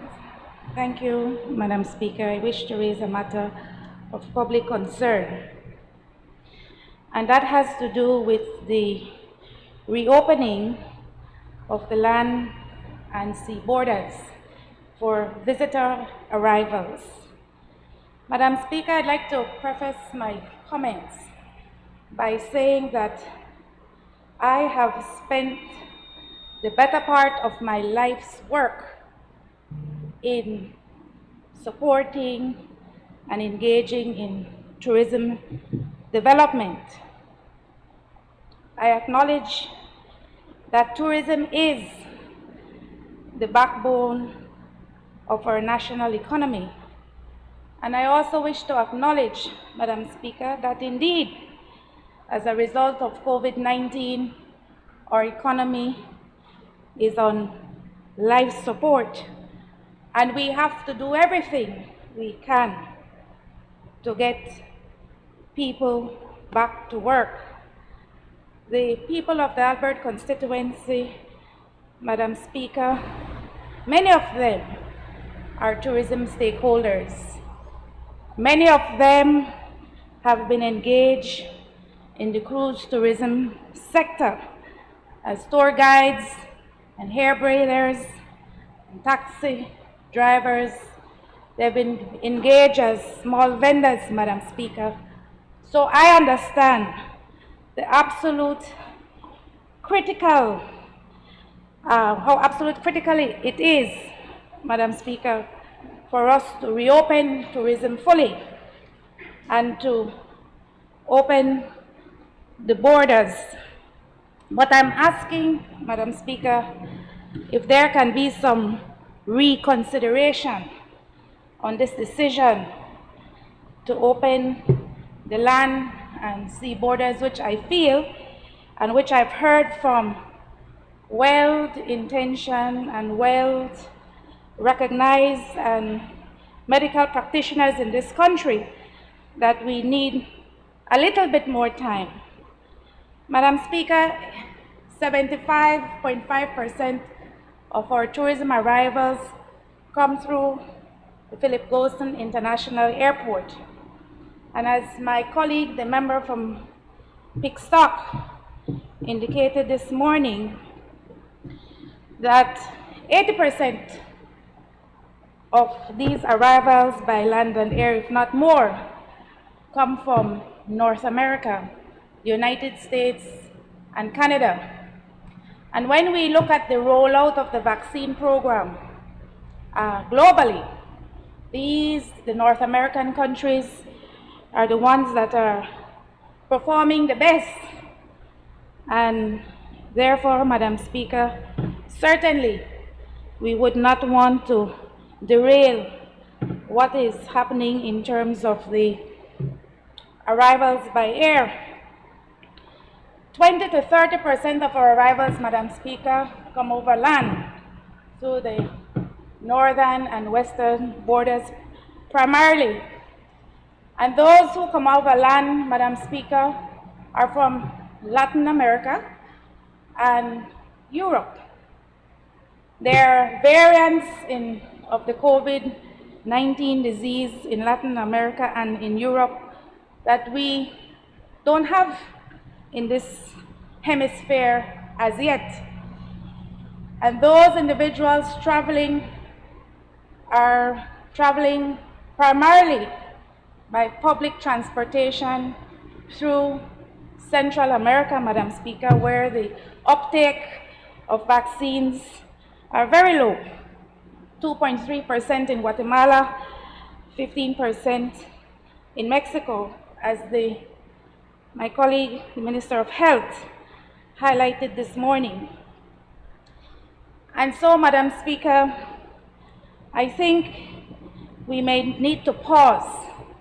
Why would we want to jeopardize 80% of our tourism receipts, revenues from the overnight sector for 20% that is coming from the land borders? Just to open the land borders. Yes, it will take some time for the uptake to happen. I can agree with that. But the member from Pickstock also mentioned this morning a great initiative, great efforts that have been extended by the Ministry of Tourism and also the Belize Tourism Board to attract new airlines, new air services, to get the cruise sector back online by July. And I would hate for that to be sacrificed or to be derailed because of the opening of the land border. We can look at what a third surge looks like, Madam Speaker, in India. We can look at what a third surge looks like in Trinidad and Tobago. We can look at what's happening in this region, in Jamaica, for example, in terms of trying to protect its citizens and its economy from a third surge. I think, as the good doctors I heard in the public domain, Dr. Musa and Dr. Quayer, there's still some work to be done before we can safely open the land borders. And I'm hoping, Madam Speaker, that the members, the Prime Minister and the members of his cabinet will take the input from some of these very concerned medical practitioners into account. I think the best way to open up our economy fully is for us to really roll out an aggressive public awareness campaign on the need to be vaccinated. I would like to urge all Belizeans, everybody in the sound of my voice, of the absolute importance of getting vaccinated. I want to applaud the member from the Ministry of Health for the work that you and your team have been doing so far, but there's more work to be done, and particularly in some of the more vulnerable constituencies where people don't necessarily have the information and are afraid to take that step. I say to the tour guides and the taxi drivers and to the hair braiders in my division, go and get your vaccine, because that is a sure way that we can fast track the reopening of tourism in its fullest sense.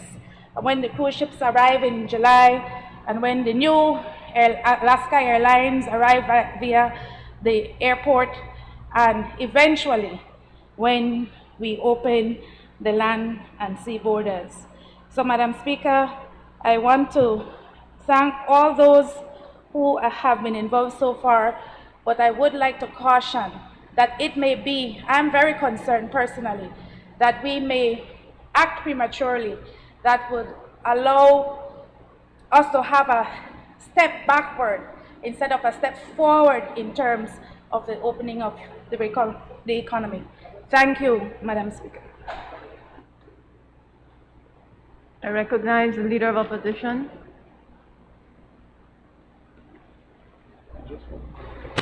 Right to speak on a matter. Let me.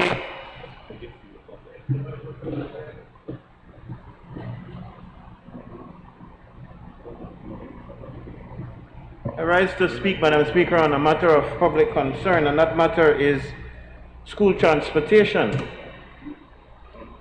I listened yesterday as our colleague from Stank Request, the Minister with responsibility for transportation, made some very glaring revelations. No, Madam Speaker, I've always known him to be a very humble fellow and easygoing, but I think sometimes the man is too blatantly straightforward, and he may have again put his foot in his mouth because he was honest about what was happening. He minced no words, Madam Speaker, to tell us that, in fact, the people in his constituency needed to now have control of the school bus runs, the people who supported him, and that he was going to bend over backward in order to ensure that they get those runs. Very much like what he did when they put to him that the people who worked at the terminals all over the country were UDP, and that, well, he said that these people had to be fired because they had to make room for the new people coming in. He's, in fact, probably the most It's just, forgive me, I'm asking you to just tell me what the public concern is. I was unfortunately in dialogue with the clerk and I may have missed it. The public concern, Madam Speaker, is what is happening in the school transportation segment. So I was saying that my colleague from Stan Creek West very blatantly yesterday in a news interview admitted that in fact he was going to move mountains in order to make sure that his people receive his PUP supporters would receive the contracts for bus runs. Now,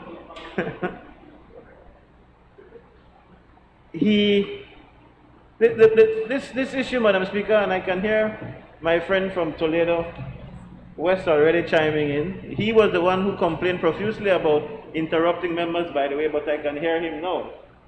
He got up so many times to complain about interruptions, but I will let that fly for now. It's getting late in the evening.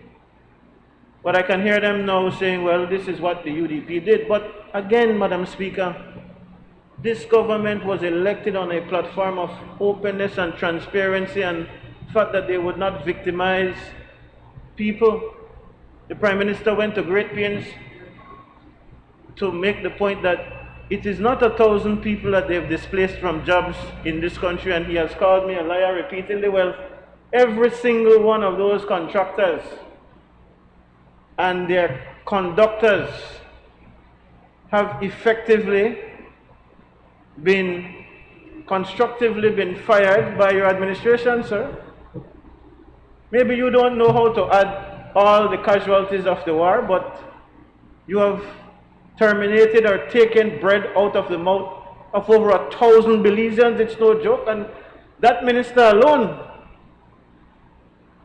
and I'm blaming him falsely maybe because he bit the bullet, because it really comes from out of the Ministry of Education, these contracts you see. But if the new minister is anything like what I was, you consult with your colleagues in the respective areas, and in those areas, that's where the bulk of the school bus runs are. But Madam Speaker, the concern that I have is, yes, they have unfairly and unjustly cancelled these contracts. The minister didn't make it seem like that was the case. His position was almost like it is time, and so they have a right to select who they want. And again, doesn't matter what happened in the past, if it is you are trying to ensure fair play and equity, you will put those things to tender. That was what you shouted back then, remember? But that is not what is happening. They have, in fact, Madam Speaker, cancelled the contracts. They used all sorts of reasoning, even though they didn't need any major reasons. As I understand it, the contracts could have been terminated with just a month's notice. But then don't pretend that you didn't do it. They made the points that, well, the buses did not need to run because schools were closed because of COVID, and then now that schools are reopening, they don't go back to the same contractors. But the minister went a little bit further, Madam Speaker, and this is what causes me to be concerned, because you see, this administration once before attempted these kinds of things, and Belizeans will remember when they gave the Novello brothers $30 million of the DFC money in order to deal with transportation in this country. What the minister said yesterday brought back some very, very terrible memories of that. The minister said that a man, he can't even remember what the man's name. In fact, he gave one name and said he couldn't remember the other man, the other part of the man's name. No.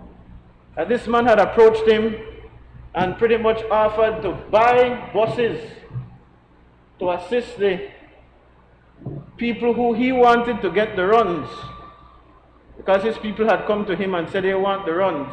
People don't own any bus, you know, Madam Speaker. They don't have the buses at all.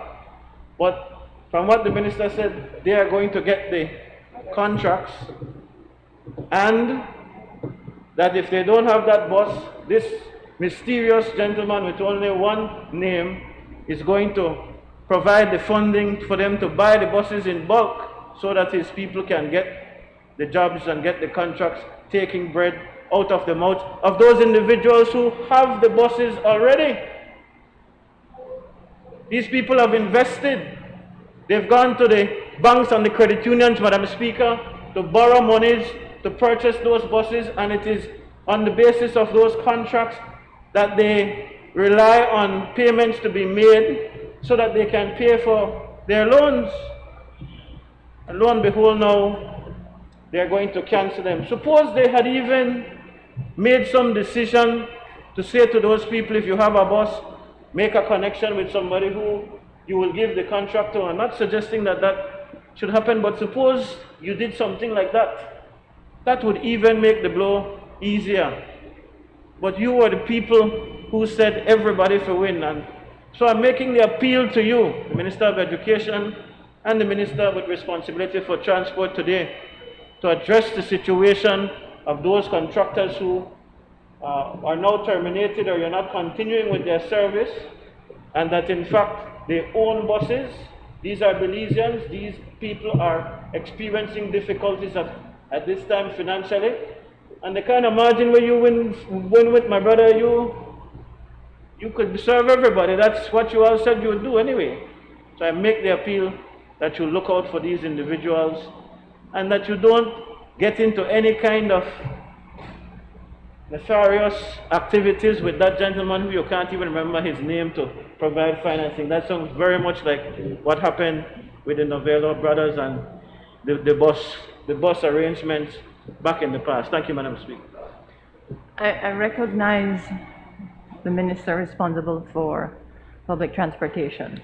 Madam Speaker, I want to respond to my colleague on the other side. I'll go way back to 1991. I guess he must be about 10 years old then, or less. I was also a provider of school transportation. And as the government changed, I think it was in 1993, sorry, I automatically lost my bus run. This minister knew quite clearly he was the Minister of Education for 13 years. And I don't beat around the bush. And he did similar when they won the election in 2008. He never had no consideration for those who were there before. All of them lost their bus runs, and we don't have to mince no words. Every time there is a change of government, the people that are running for the transportation for education, the contract, when it terminates, it is all over. Let's set of people get it, and this time around, it is no different. So, Mr. Mann from Collect, you can say what you want. The people went to the polls on November the 11th, and they make a choice. And the choice is very, very clear. So you decide what you want to do.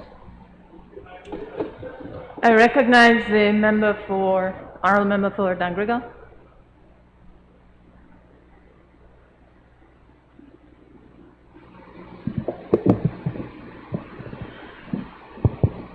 Thank you, Madam Speaker. And almost good evening to our colleagues as we've had a long day. I rise, Madam Speaker, to speak on a matter of public concern in my area. And it has to do with our children being out of school and not having the opportunity to get their education because of the ongoing strike. I was informed in just a day or so ago, Madam Speaker, that the union is planning to picket my office, the local union. Well, I hope that is not so, but I got it from a person that is inside. And so I asked the question, well, why would the union want to do something like that? Would it not be more prudent for the unions to go and picket the former era representative who was a member of the government that created the situation that we are in today? And this is a very serious matter, Madam Speaker. because I have no quarrel with the unions. I have worked with teachers. I am presently, today, as I speak now, a teacher. I have the privilege of teaching and of learning as I teach. So I know the passion that most of our teachers have. I know the dedication and the hard work that they put in. And I will tell you this as well, Madam Speaker. Just on Wednesday,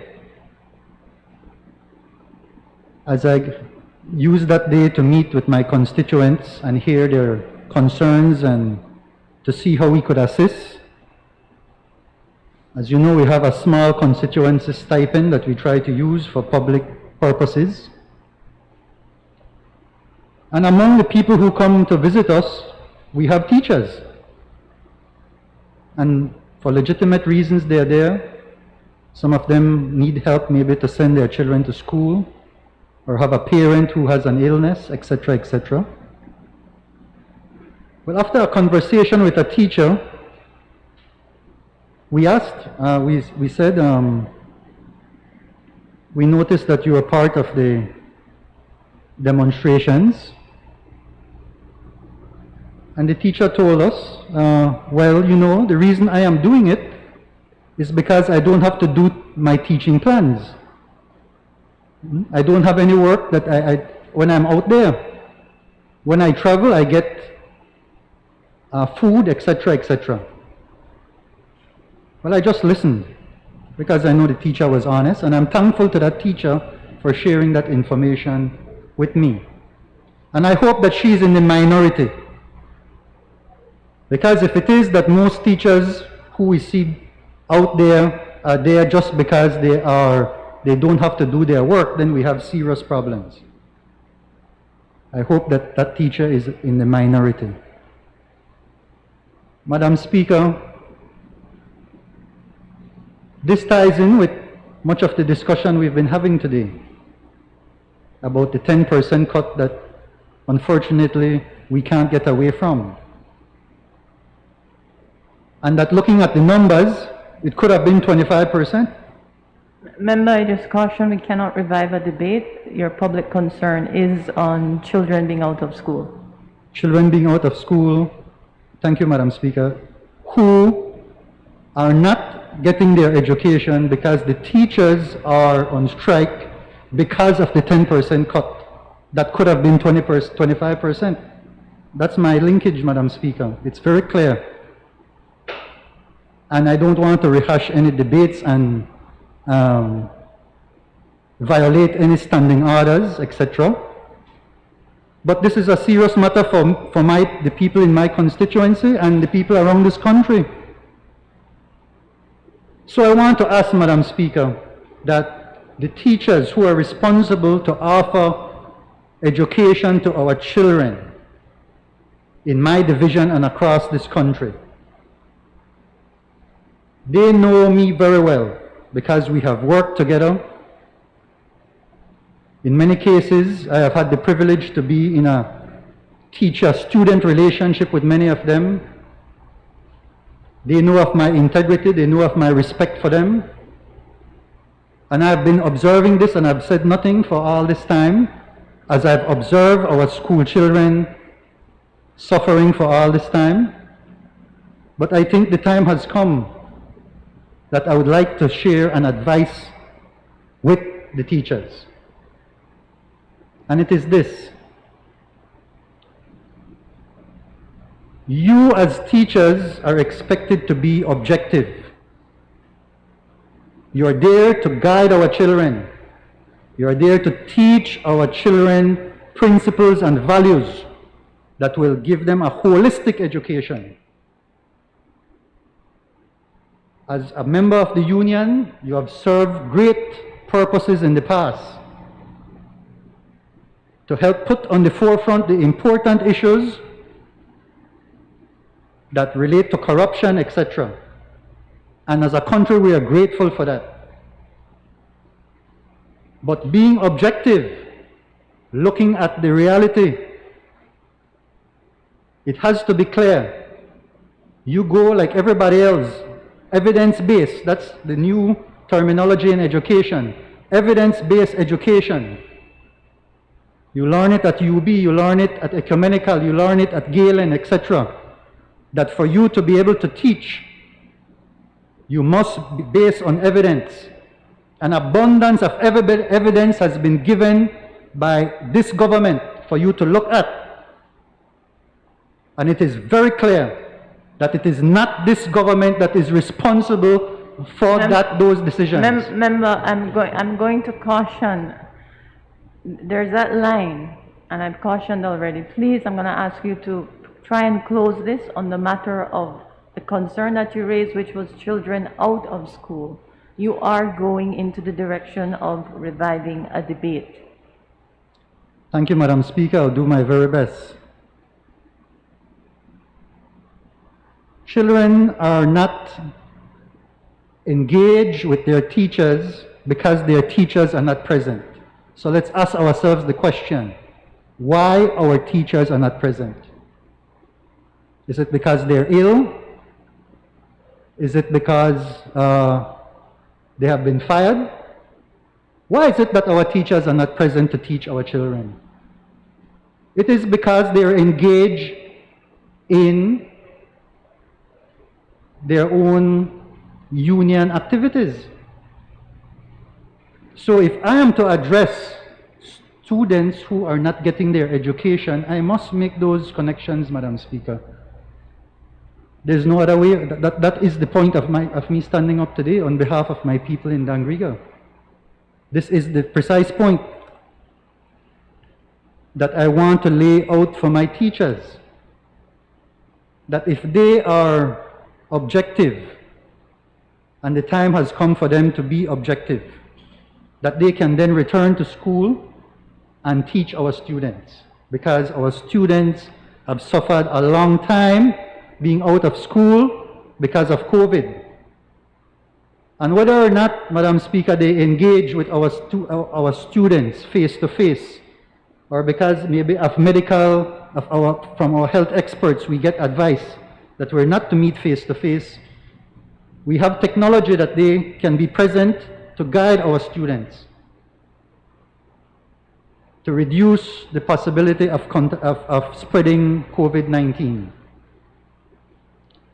So I'm humbly asking our teachers that look at the evidence, look at what has been presented to you, keeping in mind that we want you to go back safely to teach our children who are waiting for you, And look at the fact, Madam Speaker, I'm asking them, when we gather evidence, Madam Speaker, we do a survey, right? We try to use scientific methods to get our survey. And we've had two major, massive surveys recently. One on November 11th, and the recent one for the municipal elections. And that's where the majority of people have said who they trust and who they want to lead us.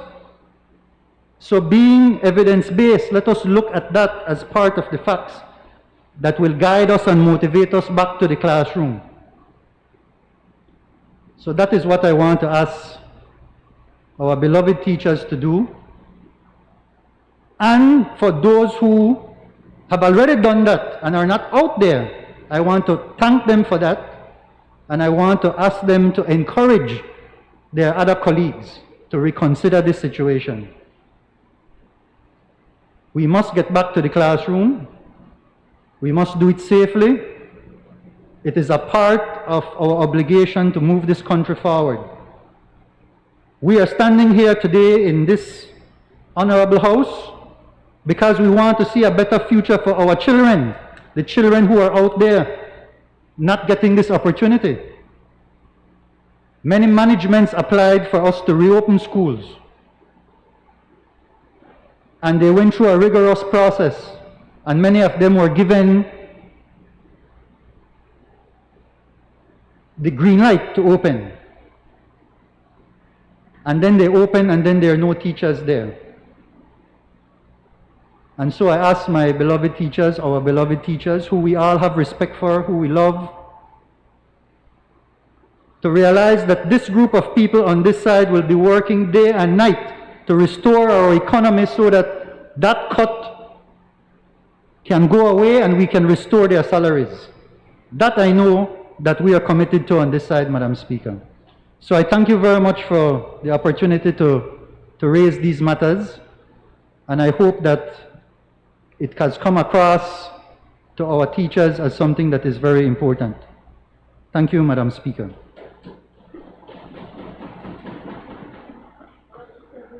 Adjourn.